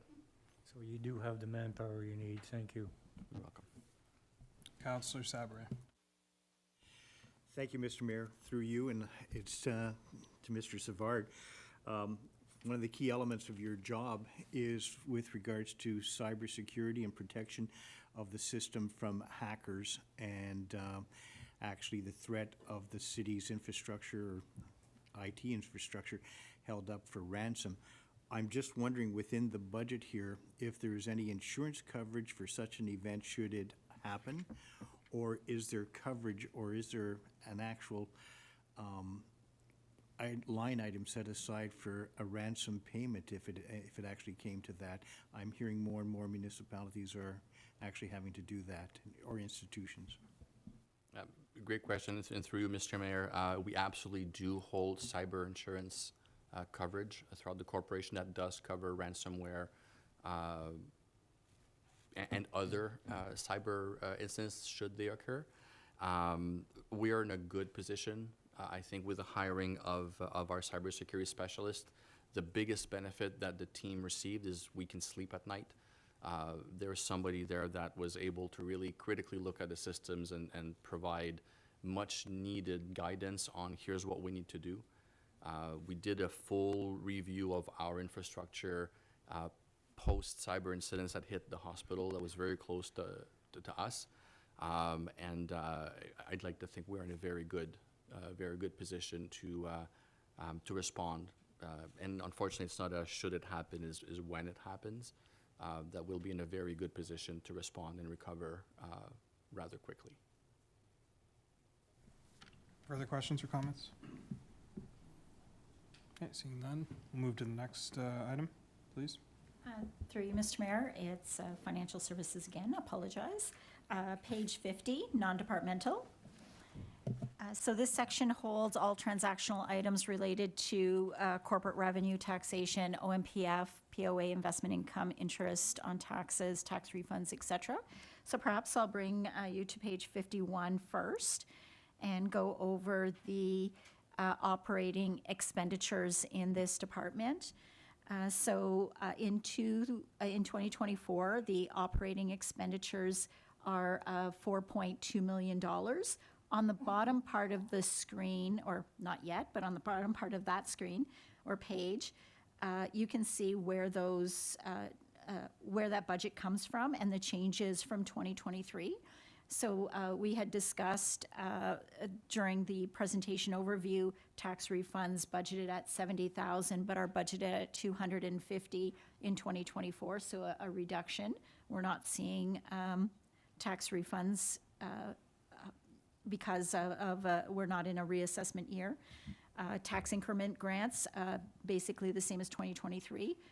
The payment that we make to MPAC, that's property assessment for their services. We have our charity rebate program right in line. Interest income, you'll see an increase of $165,000 as a contribution to reserves. That's the interest earned on our reserve funds. Our interest rates are higher in 2024 than 2023, or they're estimated to be. We have a capital levy as a contribution to the Recreation Facilities Reserve at $1.1 million, and a life cycle costing transfer contribution to reserves, and that's going to the Equipment and Vehicle Reserve of $750. That makes up the $4.2 million. If we take a look at revenue, if we go back to the top of the screen, is budgeted in 2024 just over $100 million. And so if we go to the previous page, page 50, that $100,000 dollars is noted. So taxation, we've talked about the proposed budget revenue from property taxes at $88.5 million, an increase of $3.4 million. Payments in lieu, there's a change from 2023 of $1.2 million. That is related to growth budgeted at 1.1. Federal and provincial grants, we talked about the decrease in our OMPF funding, and also in our POA revenue, which is collected by SDG. And then our fees and services, we have an increase of $186,000. That is a $200,000 increase on the amount we're budgeting for investment income. So our investment income included in the 2024 budget is just over $2.1 million, and a reduction of $50,000 to recover the deposit amount from the city's benefit provider. So that is the budget for non-departmental, if there are any questions. Any questions? Councillor Sabran? Thank you, Mr. Mayor, and this is more to the CAO, but I see it as part of the non-departmental and that stuff, because it's bringing in revenues for all departments from whatever sources or all sources. So my question is, now that we have a government relations position within our hierarchy, our structure, what is the plan, if any, or are we going to get more aggressive with regards to trying to find those envelopes of funding from the federal government to make up for shortfalls from some of the existing programs that have been cut? Thank you for the question, Councillor. And I'm simply recognizing the role that Katie was doing in the office. It's very important to recognize that Katie was doing that function prior to my arrival, and obviously it's continued to evolve as a role. So I want to recognize that. In terms of our work with the mayor, we've engaged meaningfully with a number of ministers as the mayor, and deputy ministers and assistant deputy ministers, as the mayor reported, to seek funding, identify cuts or funding pressures. The team and I are continuing. We've met recently with Infrastructure Ontario, Canadian Infrastructure Bank, CMHC, FCM. There's a few others along the list, so we're not stopping, and certainly it's in the spirit of aligning with our 2024 priorities and with the recent strategic plan that you have. And a lot of it is relating in the space of infrastructure, housing, and costs of the city, particularly emerging ones with the IRCC and the DEV relationship.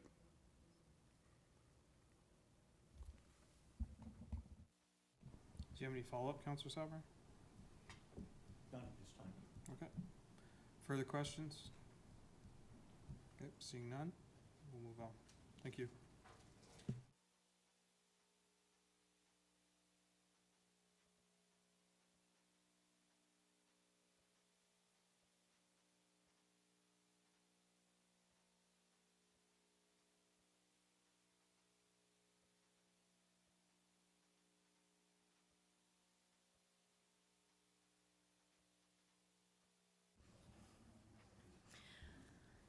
Good evening, Council. So we're here to start the shared services budgets. Just a reminder to Council that shared services are services that are provided to both the City of Cornwall and the United Counties, so leading right up to paramedic services. You will see how some of the income we receive or revenues we receive come in from the United Counties. So we're going to start with Ontario Works, and with me here this evening is Christine Greaves, Manager of Human Services, and part of Christine's portfolio is Ontario Works and Children's Services. For Ontario Works, it's important to note that we do receive a significant amount of funding from the Ministry of Children and Community Social Services to offset delivery of our program, as well that 100% of client benefits are provincially funded, and so you will see some of those variances within the budget with relation to caseload increases or unfortunately, to Councillor Sabourin's point, funding cuts. So but we'll continue on and hopefully provide you some information as to how we're also engaging other ministries for pressures on those cuts. In terms of salaries and benefits, the changes in this area are just largely due to general wage increases or a realignment of staff. What we often do within human services to meet the pressures is to realign staffing between divisions. To help, instead of adding FTEs, oftentimes we will just shift based on the priority of any given division. In terms of the purchase of goods, the decrease in this area is just largely due to trends and anticipated needs. With some of these cuts, they do relate to the employment service transformation, which you'll be hearing about shortly. In terms of services and rents, we brought a report to council, I believe, in early 2023 to explain the employment service transformation that was going to be implemented in 2024. That has occurred as of January of this year, and with that has come some significant reduction to our funding. As a result, we have offset some of the costs that we previously distributed to clients through these services and rents, because they are now directly delivered through a service system manager. And there has been an increase in the amount of non-social assistance funerals that we pay for by the municipality. We are seeing a trend in this area, and so we have increased those amounts to meet the trend over the last 3 years. In terms of financial and transfers, as we have been reporting to council quite regularly, caseloads have significantly increased over the last 18 months. Specifically, related impact would be the asylum claimants who have been relocated to the Cornwall area. As such, the regular benefits that are paid to clients has increased, which you will see in our budget, but those are paid 100% by the province as previously indicated. And we are bringing in a contribution from reserves to help offset some training, some much needed training for our staff as we continue to transition into employment service transformation. In terms of the provincial and federal grants, again, as we'd previously reported to council, when we received our 2024 notional allocation from the ministry, it had indicated that they are still keeping our funding at previous funding levels. However, with that is a reduction of $809,000 in the provincial funding portion that we receive. And again, that is being transferred to the service system manager to offset employment service transformation. We do have an opportunity in our 2024 budget ask to the ministry for one-time funding.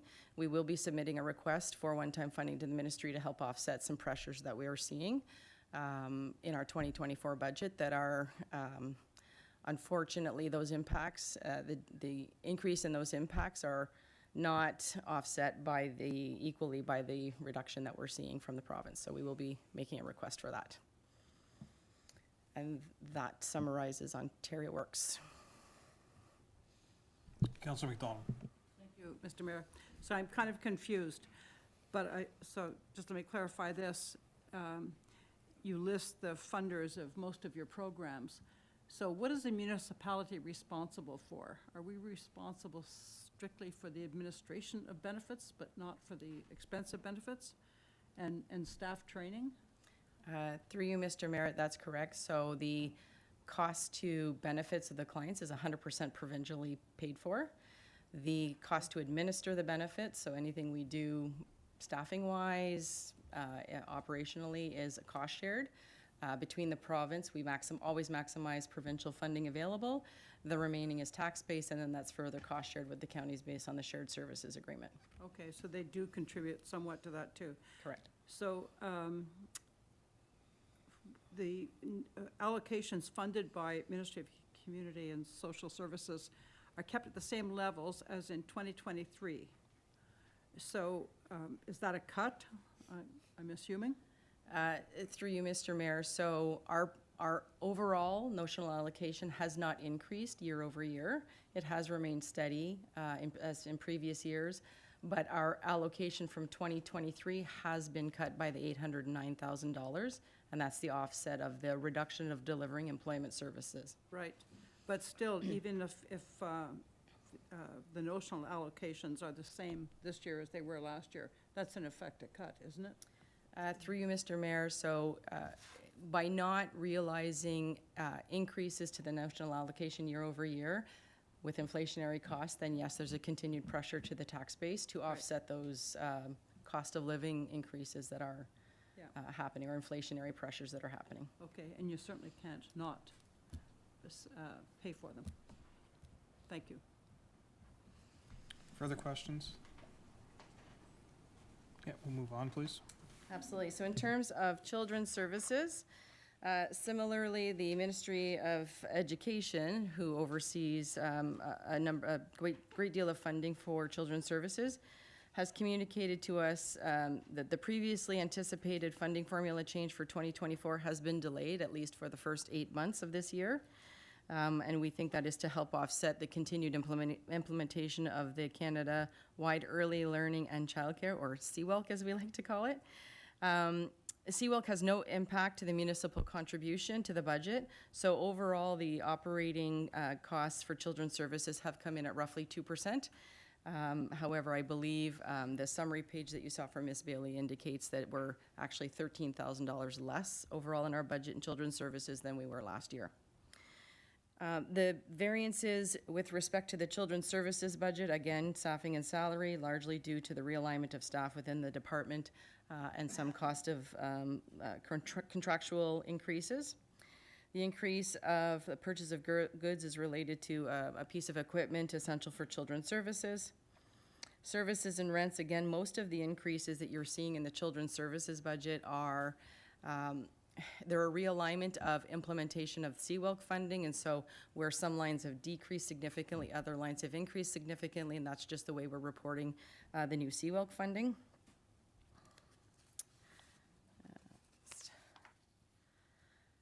And again, since 2021, the cap on cost share administrative funding was reduced from 5 to 10%, but as mentioned earlier, we're not anticipating any further impacts to the allocation for children's services, at least for the first 8 months.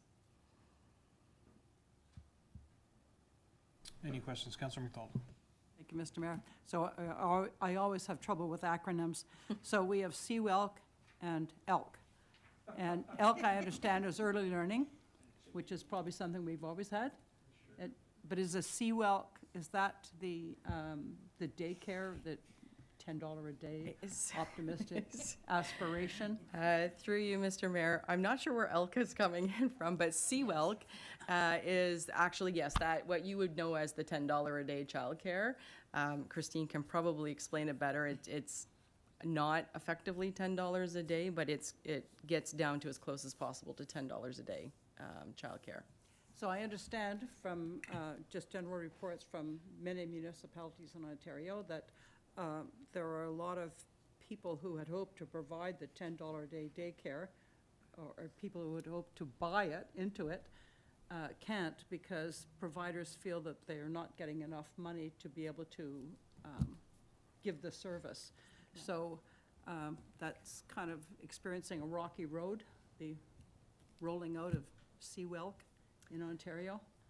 Through you, Mr. Mayor, I will pass it on to Christine for further explanation, but it is important to know that CWELC is being implemented over a number of years. So it's, families won't see a full impact in 1 year. They'll only see the full impact after the full implementation, but certainly ask Mrs. Greaves to. So how many years do people wait? So through you, Mr. Mayor, as Melissa mentioned, the CWELC program is being phased in over a number of years. So the current reduction to parent fees for CWELC eligible spaces is 52.75%. Not to go below $12 a day. The $10 a day comes in by the time you factor in families who are accessing the child care fee subsidy program, because some families can get anywhere from 0 to that level.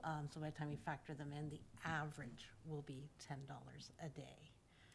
In how many years do you expect? They are anticipating by 2026 that we will get down to the $12 a day.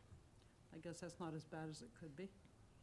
Yeah, fingers crossed it stays on track. Right, because the other provinces in the country have, I believe, gotten there well before us. I mean, Quebec led the way, Yes. so thank you. Councillor Good.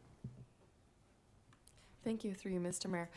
It's my understanding that up until a couple of years ago, the city was operating a city-run childcare facility here.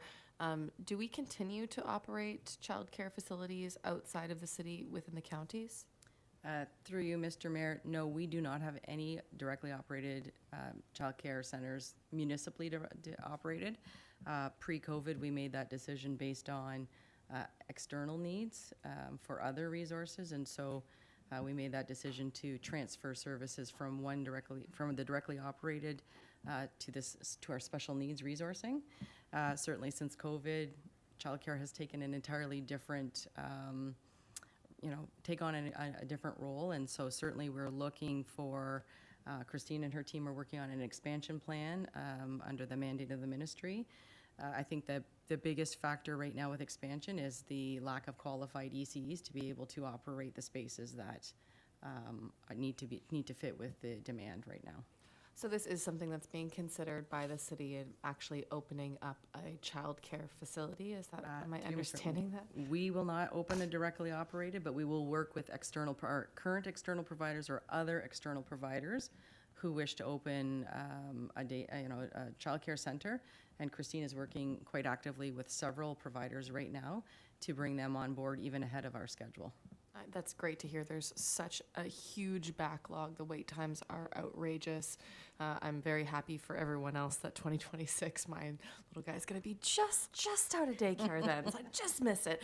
Now, just so that I have a better understanding of the relationship and how it will work with some of these external partners, do you anticipate that the financial impact will kind of just be a net zero, that it's going to be offset by the subsidies that we're retaining through different levels of government?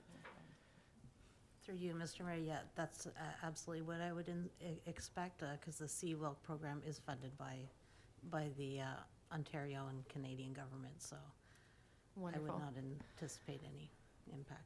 Well, I'm glad to see that's happening. It's so important for us to increase the number of childcare spaces to get parents back able to earn an income. It's such a stressful time when you've got little ones and you're paying through the eyeballs if you can even get a space. So thank you for that information. You're welcome. Councillor Gunjo, then Councillor McDonald. Thank you, Mr. Mayor. Thank you very much for your presentation, and just wanted to share with you that I really appreciate what you're doing, because you are a big piece of our society, and you give opportunity to parents to keep their kids in safety in a place and to go to work. And my question was quite what my colleague Councillor Good asked, but I wanted to go a little bit further. What do you have a number of places that we can have this 2024 year, a number of places in daycares? Do we have roughly an idea of this number? Because that is a key. I have been called many times about this topic. People are coming. It's a problem that we have. So if we can just have an idea of a number of places or increase that we can have, that would be great. And thank you for the solution that you bring. Sure, through you, Mr. Mayor. So currently we have, I don't have the numbers exactly in front of me, but it's well over 2,000 licensed childcare spaces throughout Cornwall and SDNG. However, they're not all operational because, as Ms. Morgan mentioned, there is a significant lack of early childhood educators right now. We do have a couple of external partners who are in the process of planning expansion. A couple of those are hopefully to open in 2024, 62 spaces hopefully here in Cornwall, and 49 spaces in one of the counties in 2024. And then I'm working with other partners for expansion into 2025 and 2026. Okay, thank you very much. That's great. Thank you very much. Councillor McDonald. Thank you, Mr. Mayor. So with regard to the shortage of early childhood education workers, Are their wages constrained in the same way, for example, nurses in the public system are now? Like, does the wage restraint of 2019, is that still hanging over all the industries? Through you, Mr. Mayor. So the base wage of a registered early childhood educator is quite low, but through different programs, it is improving over the years. So there is a provincial wage enhancement grant of up to $2 an hour. And then with the CWELC program, there are additional wage improvements. There's now a wage floor for our registered early childhood educators that was recently announced. I believe it was $23.86 an hour. We're waiting for further direction from the province on how to implement that. But that is only for the registered early childhood educators, that part. Along with the directions from the province, is there also funding? Are they going to? Yes. They are, okay. Thank you. Any further questions, comments? Thank you. We'll move to the next, please.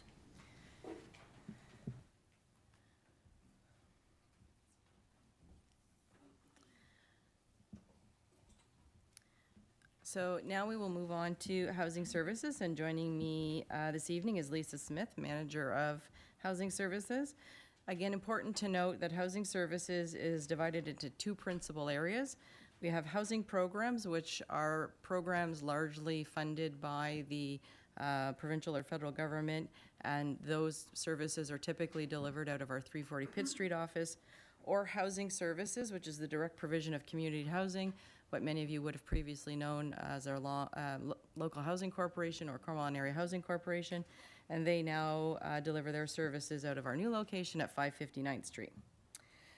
In terms of overall budget impacts to housing services, we will talk, you'll see in the budget commentary, it goes back and forth between housing services and housing programs. But, you know, again, it's important to know that overall the housing services budget does see some significant increases. We'll explain those to you in depth. Some of them are from funding cuts and others are from bringing additional units on board. We have seen a federal reduction of $940,000 to the municipality, which is resulting in the legislative change at the end of operating agreements. So essentially, the federal government was providing us funding for mortgages for our providers as those mortgages end. So too does the funding from the province. So there is some offset of us not forwarding mortgage payments to some of our providers. The federal government does reinvest some of that money into other programmings like the Canada-Ontario Community Housing Initiative, which helps to, you know, our providers, including ourselves, to help maintain existing stock. We've also, through the cost controls and other savings, we've kept this impact to a budgeting increase of only $416,000. This increased cost represents the cost of maintaining service level standards and commitments to our community, our external community housing providers. There's been an increase of $1.4 million to continue the ongoing operations of housing. This includes anticipated increase in property damage insurance, snow removal, staffing costs as we enter into collective agreements, so on and so forth. There's also represents the additional operational costs to bring on some of our newest developments, a full year of operation of our 559th Street project, which is the picture you see on the screen, and approximately a half a year operations of Massey Place. Other factors include mandated increases to financial supports for our housing providers, and these are mandated by the Ministry of Municipal Affairs and Housing.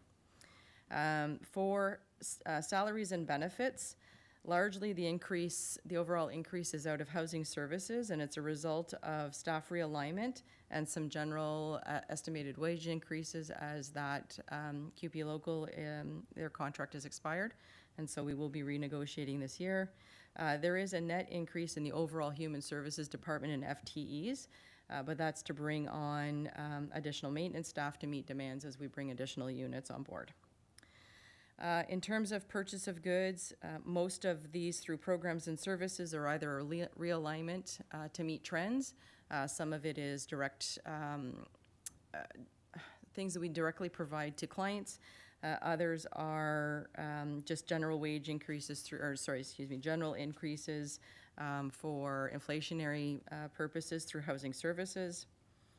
In terms of our services and rents, these changes reflect the cost to deliver ministry-funded programs, and they match the increase in funding and delivery expectations. So generally, the changes in this delivery of this program are due to the increase in funding we've received from the Ministry of Municipal Affairs and our Housing Prevention Program. I believe it was in 2023, we received an additional $1 million to help support demands of direct client demand. And there's also an anticipated cost for a consultant related to updating our ministry-mandated 10-year housing and homelessness plan. In terms of housing services, again, these variances are largely just due to a realignment of costs. In terms of long-term financial debt, variances also include an increased cost to borrow, the additional amount for the completed construction of 559th Street. So the change in our long-term debt includes the cost for borrowing. Financial and transfers under housing programs. Reductions reflect, again, as we mentioned earlier, the end of mortgages as legislated by MMH and the Housing Services Act, and or a cost to continue to maintain the service that we currently offer. The legislated increases in indices, so these are mandated by MMH, and these are legislated indices that offset expenses for some of the expenses for our external providers who provide community housing units, and that increase is a result of 6%. In terms of housing services, the increased costs are primarily due to increases in property taxes, insurance, our commercial rent supplement program. Housing services, if some of you on council will remember, we proposed a 5-year phased-in rent supplement review. Our rent supplement rates were way behind market rates post-COVID, and in order to maintain private market agreements, we needed to at least come to a closer match to market rates, and so over 5 years we've phased in increases to our market rate rent supplement agreements. So this is year 4 of that implementation. Not only does this help private landlord agreements, but we are also mandated by the province to maintain 323 rent supplement units, and these units are critical to our community. As we all know, we're in a housing crisis. In terms of housing programs revenues, you see the $40,000 revenue increase, which is the contribution from reserves, as mentioned earlier, to offset what we anticipate will be a revision of our 10-year housing plan by the ministry. In terms of housing services, the revenue has increased significantly due to the increase in rental revenue we're now collecting from the 77 tenants at 559th Street, as well as other sources such as laundry and parking. Direct recoveries have increased as we've moved to a model now where, as opposed to having a fulsome budget for every project we have, we've tried to roll a number of those services into one budget, and then we offset now a management fee to those other projects. So instead of trying to, as an example, splitting one FTE out over 10 budgets and 0.1 of an FTE, everybody's in one major budget, and then that split goes out as a management fee to those other budgets. It has significantly reduced a lot of the paperwork that we have to do within our own budgets. There's also a reduction, as we mentioned earlier, federal funding of the $940,000, and again, through cost controls and other savings, we've really kept this as much as possible to a minimum impact to the budget. There was no capital in Ontario Works and Children's Services, but there is in housing. So before we move on to that, just brief pause if there's any questions. Okay, I see a few hands, so I'll start with Councillor Good, then Councillor DePel. Thank you, through you, Mr. Mayor. Okay, I have a few questions for you. I see that we maintain and operate 1,260 affordable units and 323 rent supplement units. Is that 323 counted, included in the 1,260, or is that in addition to? That's an addition. So it's the 1,260 plus the 323. Okay, that's great. more the better.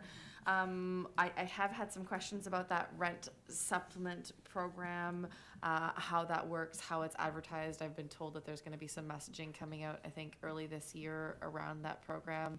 I hope that, I don't know the ease of administration of that program, but, if we can boost our affordable housing stock, through private landlords, that would be amazing.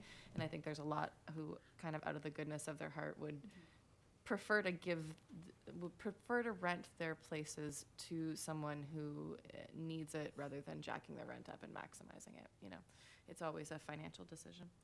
I have a question. I'm not really sure who to direct this to, but I know that we've had a couple of properties that have been identified for a reduced property tax.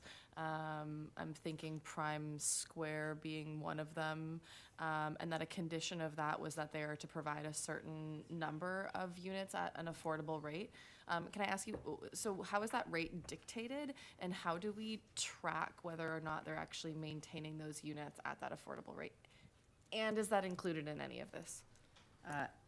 Yeah, through you, Mr. Mayor, Mrs. Bailey will be able to answer that. I know we have provided from Housing Services some information with respect to where we keep our rents from low end to high end. Yeah. Certainly, we are in the market of the deeply affordable, but I'll pass it to Ms. Bailey because our high end of affordable is what we have targeted as low end of affordable for some of those units. I'm sorry, Councillor Good, I missed your question. So the question was in regards to those properties where we've identified a property tax reduction over a course of time, and that part of the stipulation is that they provide a certain number of affordable units. So my question is, in relation to what we've deemed market rent, is that like 20% below market rent that is affordable? Through you, Mr. Mayor, there have been a couple of properties that we've looked at, I think 2, and there may be one on the table right now or coming shortly. Yeah, I think of Prime Square and the one just across from the college. And I'm sorry, I don't have the information in front of me, so I don't know what what percentage of the building needs to match what is considered affordable rent, but we can get that information to you. That would be great. Yeah, I'd love to have that information, as well as some information around how year to year we ensure that they're actually maintaining those units, and whether or not we kind of include that. I mean, I guess it wouldn't be included in our stock of affordable housing, obviously, but yeah, if you could get that information, that would be wonderful. I just want to make sure I don't have any other questions here. I think that's all for now. Thank you. Councillor Dupel? Thank you, Mr. Mayor. Through you to Ms. Morgan and Ms. Smith, I just want to say that your department does a fabulous job. We don't always get to speak to you, but I know firsthand that you guys, or you folks do an amazing job at social housing. From helping people from tents to apartments to you name it, you know what, it doesn't go unnoticed because the community recognizes it. And even though some days your jobs are really challenging, and I just wanted to personally say, thank you for all that your department does, because it is certainly a needed department within our municipality, and people would be worse off than than some people are already. I do have a couple of questions with the private agreements that with landlords. Like, how many would you say are participating in the program? Through you, Mr. Mayor. So, and the other thing to keep in mind with our rent supplement programs is there's actually like 3 types of rent supplements that we have. So we have our commercial rent supplement program, which is a rent geared to income program, which we directly administer. That's the 323. Then we also have an internal municipal rent supplement program that we operate via our HPP and our OFI dollars, Ontario Priority Housing Initiative. So that's a smaller rent supplement. And then we also have something called COB, which is the Canada Ontario Housing Benefit, which we operate in partnership with the Ministry of Finance. Every single one of those rent supplements work with a private landlord. So I don't have all the numbers offhand, but I'd say roughly we're probably looking at about 400 to 500 private agreements we have. And it's safe to say, like, We have a significant contribution from our private landlord community to support us, including some of our larger landlords in the community. I could probably dig for a number, but I would say, That's yeah, good. it's That's it. really good to hear. So, and on that note of, through you, Mr. Mayor, on the private agreements, is someone from housing like inspecting that unit before someone would move into it? Through you, Mr. Mayor. So our commercial rent supplement program, yes, we inspect. As soon as we strike a partnership agreement with a private landlord, we inspect the units, make sure that they are kept up to a suitable condition. If we have a tenant who's in there and having a problem with the condition of their unit, again, we will work with them on that, potentially refer them to the legal center for some support and advice. The programs around COB and our municipal rent supplement, the tenant themselves will find their own landlord, so there isn't an inspection there, but with the RGI ones, we are definitely inspecting and working with our landlords. Okay. And through you, Mr. Mayor, to Ms. Morgan, so as a councillor, I don't know if other councillors have gotten lots of inquiries, but I have with the Parisian Manor initiative. And I'm just wondering, like, because I get often asked, like, how long is that for? How many people are there? Is there, I know that we've had updates, but is it possible to perhaps brief?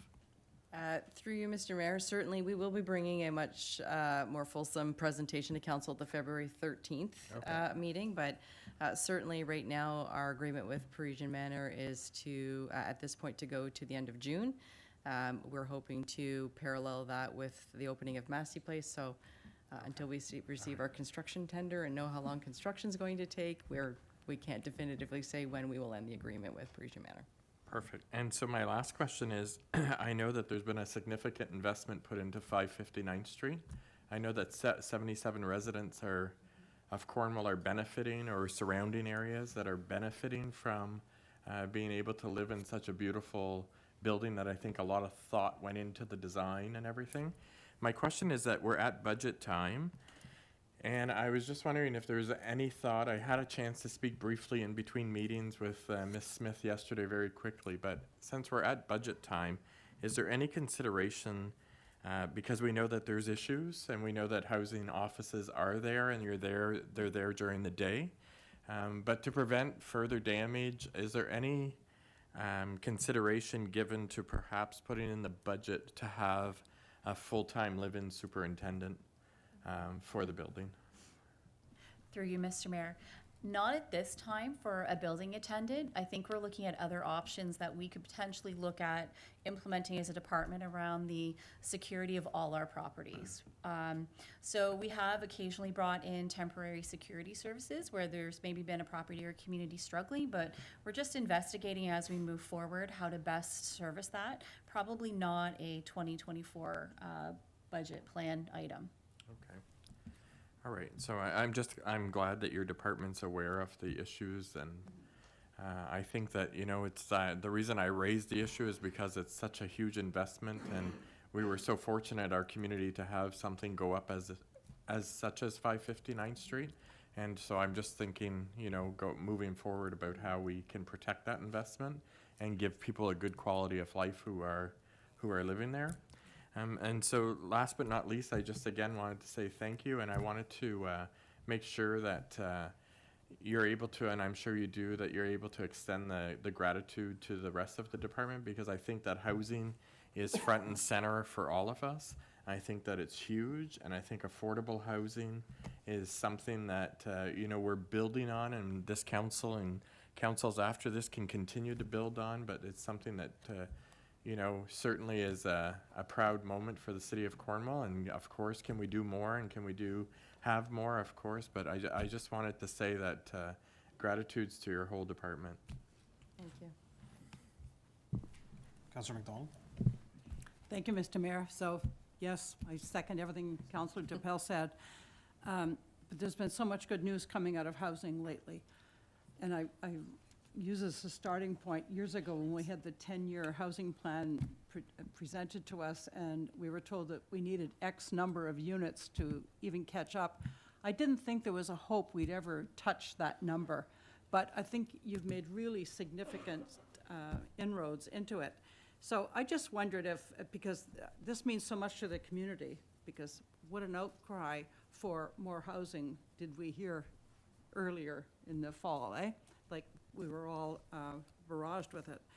And I wonder about the feasibility of you establishing some sort of a graph, like what the 10-year plan objective is, and where we are, you know, where we got in 2022, how much we did in 2023. And I know when we have a new building, it would really shoot that graph up, and we won't be doing that every year.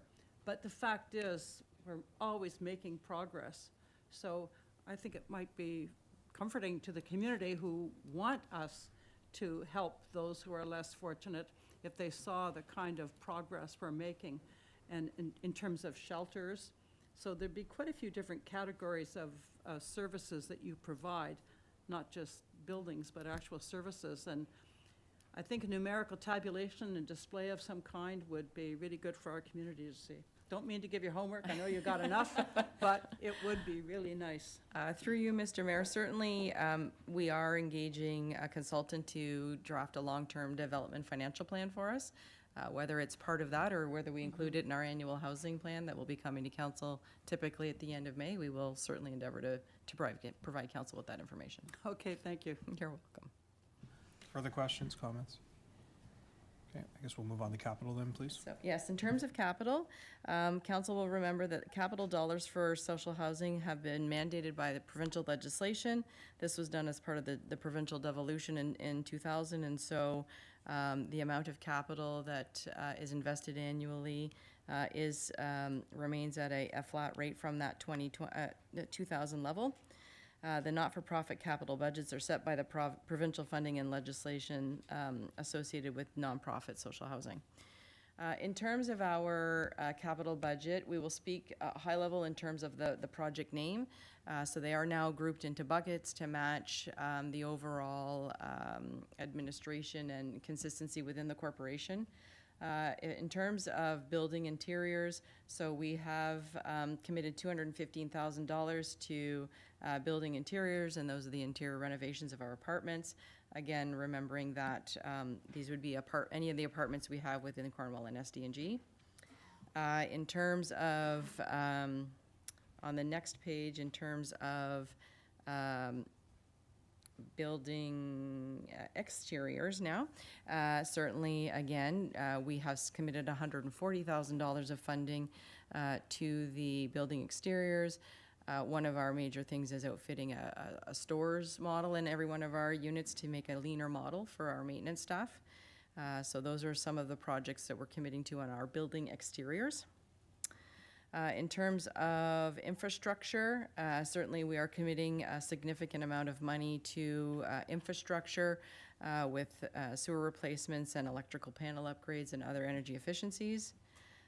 In terms of, if we can just go to the next page.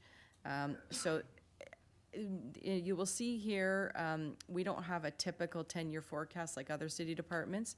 When the local housing corporation merged in with the city of Cornwall, they had a long-term plan or capital forecast. Certainly what you will see in 2025's budget with the completion of the BCAs and the asset management plan, as Ms. Bailey spoke to earlier, you will see those numbers filled in for us going forward in the future. You'll notice that our total capital is a little higher than the mandated investment, and that's because we do receive funds from, as Lisa mentioned earlier, COCHI and other provincial or federal funding that we also allocate dollars to our own housing units for those capital repairs as well. Thank you. Any questions? Councillor Good. Sorry, I do just have another question. Thank you, through you, Mr. Mayor. In regards to the Pitt Street development, I know you're coming back in, less than a month to present on this, but I didn't see it in this budget submission, and I'm wondering if that's just due to the nature and I guess maybe the scale of the project being so large. Through you, Mr. Mayor, so that's not on this budget because it was approved in 2023. Okay. So it is a capital project that we are still investing in. Wonderful. More than likely what you'll see is that we will return to council once the construction tender goes out. As council is aware, we ran into some external factors with that project that we are working through. So we are hoping by this fall, we'll be able to bring something to council on the further advancement of that development. That's wonderful. It'll be such a great addition to our community. Any further questions? Okay, thank you. Thank you.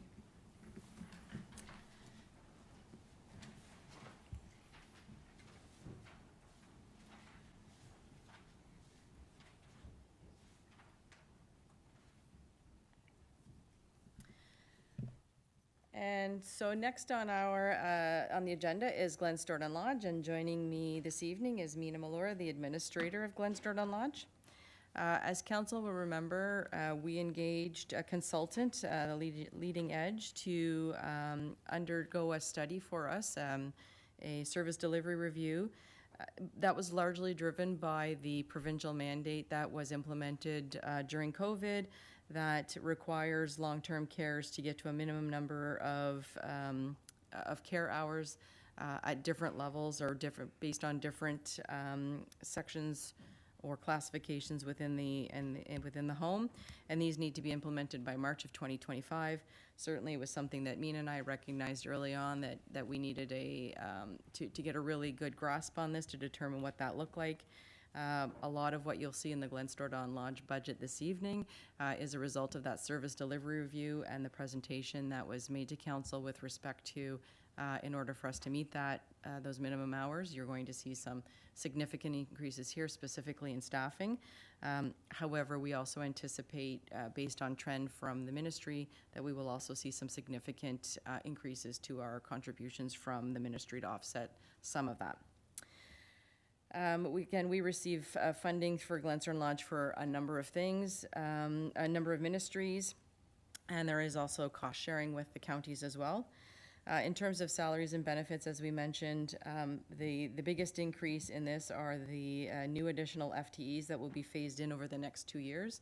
As council remembers, the total number of FTEs that we had identified, we had indicated that we would, where possible, not only phase them in over the next 2 years, but phase them in incrementally over this year and leading up into 2025. So it will be a very onerous task on our team to onboard all of those, to recruit and onboard all of those individuals.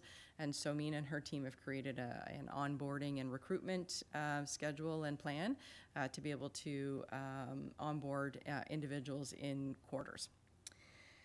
We also have a collective agreement that is going to be that is past due and one that is going to be coming up. So some of the other increases are due to incremental and contractual wage increases. The purchase of goods, again, this is largely impact simply by the increase in staffing that we're bringing in and price inflation. So as we provide a lot of food and things like that to our residents, we are experiencing those inflationary pressures as well. In terms of services and rents, what we have done here, so as we continue to recruit, we still have to meet the needs of our residents as well as the ministry. And so as we continue to recruit, what we will see is an increase in our contracted services that offsets us needing to bring in either external organizations to offset some of the gaps that we might be experiencing right now with recruitment, as well as our current contract with some physiotherapy services. There's a need to increase our physiotherapy hours, and so there's an increase to that contract expected in 2024 as well. Financing and long-term debt, we had purchased a backup generator, and that purchase was completed in 2023, and the city has borrowed funds for this project in December, and so that has impacted our budget in 2024. In terms of financial and transfers, the department has now budgeted for some significant technological upgrades, again, part of the service delivery review. We are still doing a lot of things via paper, and so to be able to spend more time with residents and direct care, we are trying to upgrade as much as possible a lot of our technology so things can be done more efficiently, as well as a new program that our dietary and nutrition staff are going to be implementing that will help with meal planning for our residents. In terms of contributions to reserves, contribution to the reserve for capital requirements remains the same as in 2023 to support ongoing life cycle of our capital works. We have, you will see when we get to our capital budget, we have a number of projects that either in 2023 were delayed, but just because of the wear and tear, we're having to look at those in 2024. Certainly our asset management plan will indicate where the life cycle of that building will be and what we will need to address going forward.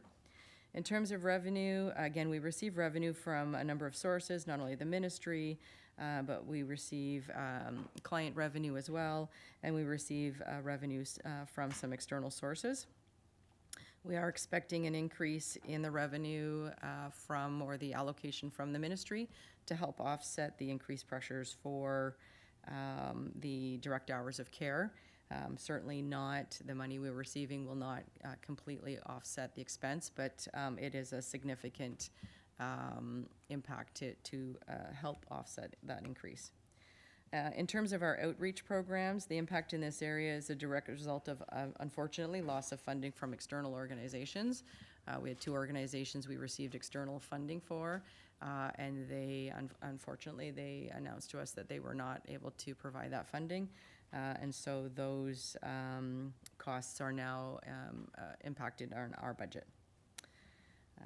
That's in terms of our operating, that's where we're at with that before we move to capital. Any questions, Councillor Hebert? Thank you, Mr. Mayor. Okay, I've got some questions, mainly wanting to give Mina an opportunity to talk about some things that are happening at the lodge. I know that there's been a program in place to have, obviously, it's been mentioned, workforce shortage has been a huge impact, and especially in a time where we're supposed to be ramping up more hours of care, and so it's an even bigger problem. But there's a program now where existing staff can sort of upgrade their certification, and maybe you could tell the rest of council about that as Committee of Management members, where we get to hear about these updates. Through you, Mr. Mayor. So there are 2 programs that we are looking at currently for our staff to further their careers and their educational goals. One of them is for our RCAs, who are the resident care attendants, who can enroll in a program free of cost and pursue a PSW career. As a part of that program, they are also able to do 10-week placement at the home. So this is part of our recruiting strategy to bring in a number of RCAs to see if they're a good fit for the home, and then recommend them for these programs that they will technically finish within 22 weeks of onboarding. And the other program that we had shared at a recent Committee of Management meeting was a Big In program. So as a part of this Big In program, our current PSWs are able to pursue a career as registered practical nurses, and current registered practical nurses can pursue program in registered nursing field. It could be a full-time program or a part-time, but in order to ensure that homes are not short because staff are pursuing education, they have a flexible schedule where they are able to work and pursue these programs to further their careers. We have been sharing this information with our staff, and with additional recruitment and bringing in agency at times to cover for those exam preparations and such, we are able to support them in that pursuit. Thank you. And so you mentioned agencies. Obviously, this is something that the lodge has had to turn to fill those gaps. And what was discussed at a previous Committee of Management meeting is the incredible wages agency nurses receive versus the wages that staff receive, and that makes it very challenging to recruit because it's so appealing to work for an agency. Is there any efforts provincial-wide to lobby the province for any kind of, I guess, what's the word I'm looking for? regulation in terms of the wages that are paid through agencies? Yeah, go ahead, yeah. So, thank you for the question, through you, Mr. Mayor. There is very active advocacy going on through a group called Advantage Ontario. They are a group who represent all the long-term care homes in Ontario. This is a problem that right across the board, everywhere in Ontario, most long-term care homes are facing. And this is being brought up to the provincial level, Queen's Park, and the advocacy continues. However, there is really no communication on where the progress is as a result of those advocacies. Okay. Well, hopefully, once you do have a progress update, it can come to council as well, obviously committee of management, because I think that's it's really important to see, you know, the difference in the budget that's going towards agency staff because of the shortage and whatnot. Of course, nurses deserve great pays, but makes it really difficult when you're trying to compete with these agencies. Every long-term care facility, right? It's not just the lodge. So, and then I just want to also bring some light to maybe the capacity issues at the lodge. Obviously, there's an increase in more staff. You're busting at the seams. You need more space. And then we've learned as well that Meals on Wheels is no longer moving to Massey Place, so that's not going to free up some space. So I'm wondering if maybe it's not in this budget, but maybe there's some funds in the near future that can support some renovations or some access to more space, or maybe there's a conversation of having some administrative staff work from home to share office space. It just seems to be that something that you're unfortunately challenged with, but that building is not the kind that you can just add a fourth floor to, right? So, Yeah. which you would probably need at this point. So through you, Mr. Mayor, to Councillor Ebert, two things. One, certainly Mina and I want to look at the long-term plans for the lodge in terms of significant upgrades, perhaps expansion, and what that looks like.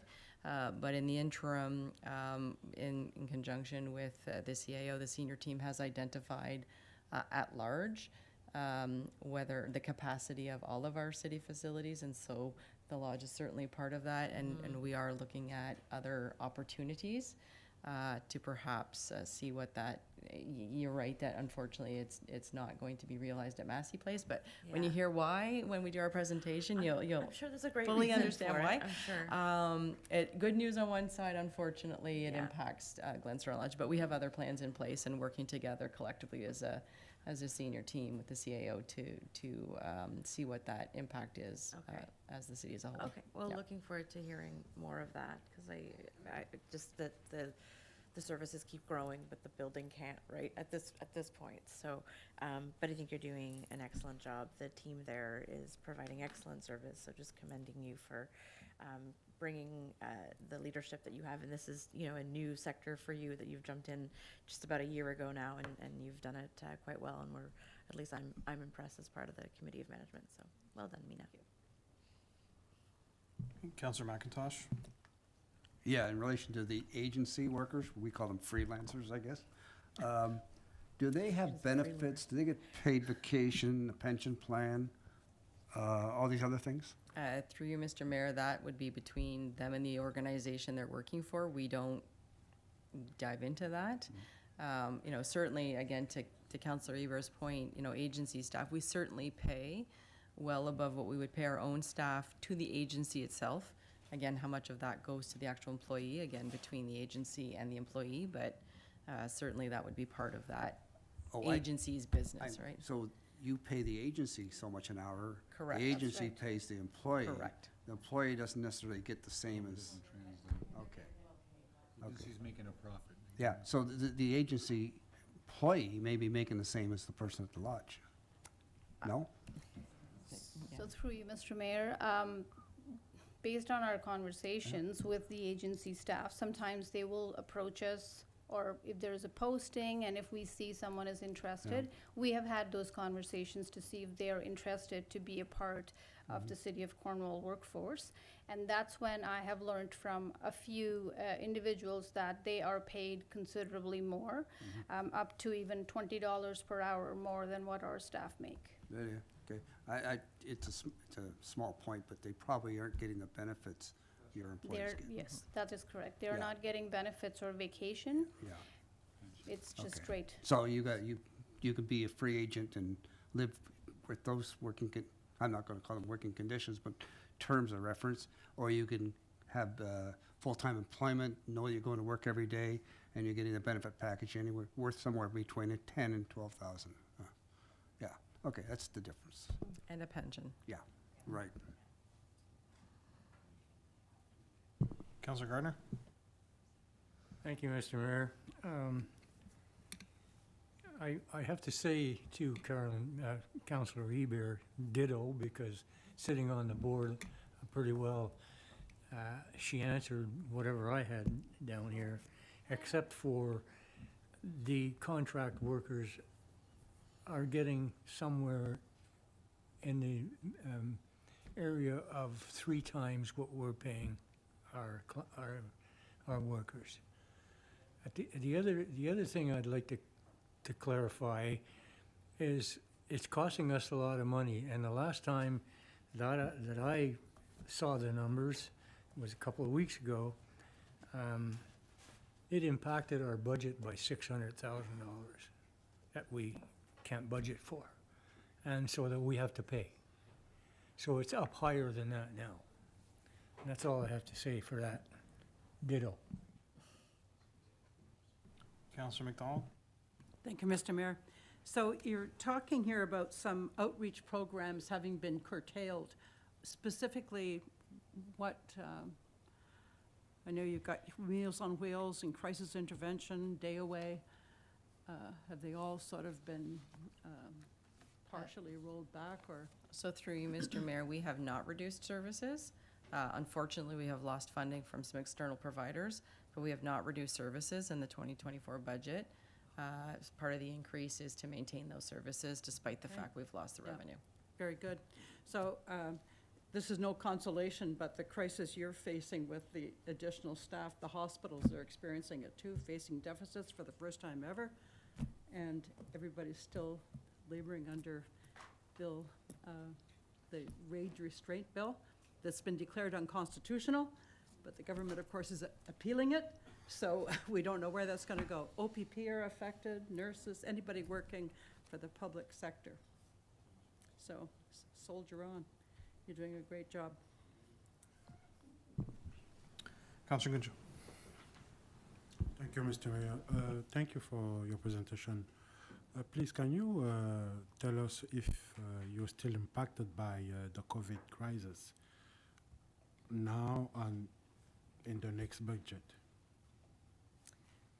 Through you, Mr. Mayor, in terms of like funding or cost, or just to our residents? True for the residents, and in terms of your cost and funding and everything. Through you, Mr. Mayor. So COVID is still very much a part of long-term care business. We do have the same restrictions. In fact, it's been heightened lately, where everything has to be reported to the ministry and additional precautions have to be taken. Having said that, there are no specific COVID-related funds because they've been merged into infection prevention and control in general. So it depends on the home and how many outbreaks they have, what kind of measures have to be brought in for those specific outbreaks. So yes, to answer your question, COVID definitely is a part of our long-term care business. And through you, Mr. Mayor, I think COVID will always be part of our business now, just like the flu, just like any other outbreak that we may experience. Thank you, through you, Mr. Mayor. Thank you very much. Please, do you know if there is any fund, provincial fund or federal funds that are still open to support you through this COVID crisis? Through you, Mr. Mayor, we don't believe so. As Mina has explained, the funding that long-term cares used to get used to be in a separate envelope, but they have now rolled those things into part of the general funding envelope and through our infection prevention and control. That is a relatively new position that we had to bring into the budget last year as a mandate by the province. So it's all part of our allocation that we receive now. Okay, thank you very much. Any further questions? Councillor Gardner? Microphone, please, Councillor Gardner. I'm getting old, I keep forgetting. At the end of the day, the Eastern Ontario Health Unit helps with the illness controls at the Glen Stordon Lodge. Whenever there's COVID or RSV or whatever it is, the health unit is there to support them. Any further questions or comments? Okay. We have 15 minutes left. I see there's quite a number of capital projects here. Do you think you can get through in 15 minutes, or should we maybe? I will get through them in 15 minutes, but I can't guarantee questions. Yeah. Okay. So in terms of capital, we do have quite a few number of projects on our capital report this year. Again, like housing, we will identify them in the buckets. So in terms of building requirements, in terms of the internal, we've allocated $440,000 to our capital repairs. Again, they are all either health and safety related, or as part of ministry mandates or infection prevention. And so you will see them listed under there, all the projects that we will tackle within that budget. Oh, and my computer just went all wonky. So it's speeding through the so if I could just, I don't know what it's doing, but it's, apparently it wants to finish budgets. Sorry, if we can just go to the next page. And the next one, the next bucket we would have would be building exteriors. And again, we've allocated $155,000 to exterior repairs. Many of them are much needed. They're either health and safety, building condition, or just plain unsightly. The next one is resident equipment, $110,000 of that, and that's all directly related to improve stay for the resident. Beds, mattresses, etc. The next project we have is kitchen equipment. We are allocating $65,000 to that for a couple of upgrades to our kitchen equipment and some remodeling. We also have some nursing equipment, $30,000 to provide more electronic door swipes for ease of access for our staff. Again, in terms of our 10-year capital forecast, the lodge was part of the 10-year capital forecast with the corporation's last asset management plan. So there are a number of items on here that you will see out, but these I suspect will dramatically change once we've completed the asset management plan that's currently underway. Hold on. It's very quick, and want to give kudos to the team and the professionalism of the team overall, but specifically at the lodge. And I would hate to just breeze through it. I mean, what you're seeing is elements that need to be replaced so that we ensure that the living conditions for residents, for their visitors, for our own team is safe, remains safe, and meets our standards. Melissa and Mina are working on a larger capital plan, but we have to work with finance, and that will be in coming years through the long range financial plan. It is a well-maintained building, but it is starting to show its age, and we have to come to council with a fulsome picture. So what you see on the screen is, the immediate repairs that are really needed for this year, but I don't want you to leave thinking we didn't present the bigger picture of what's coming.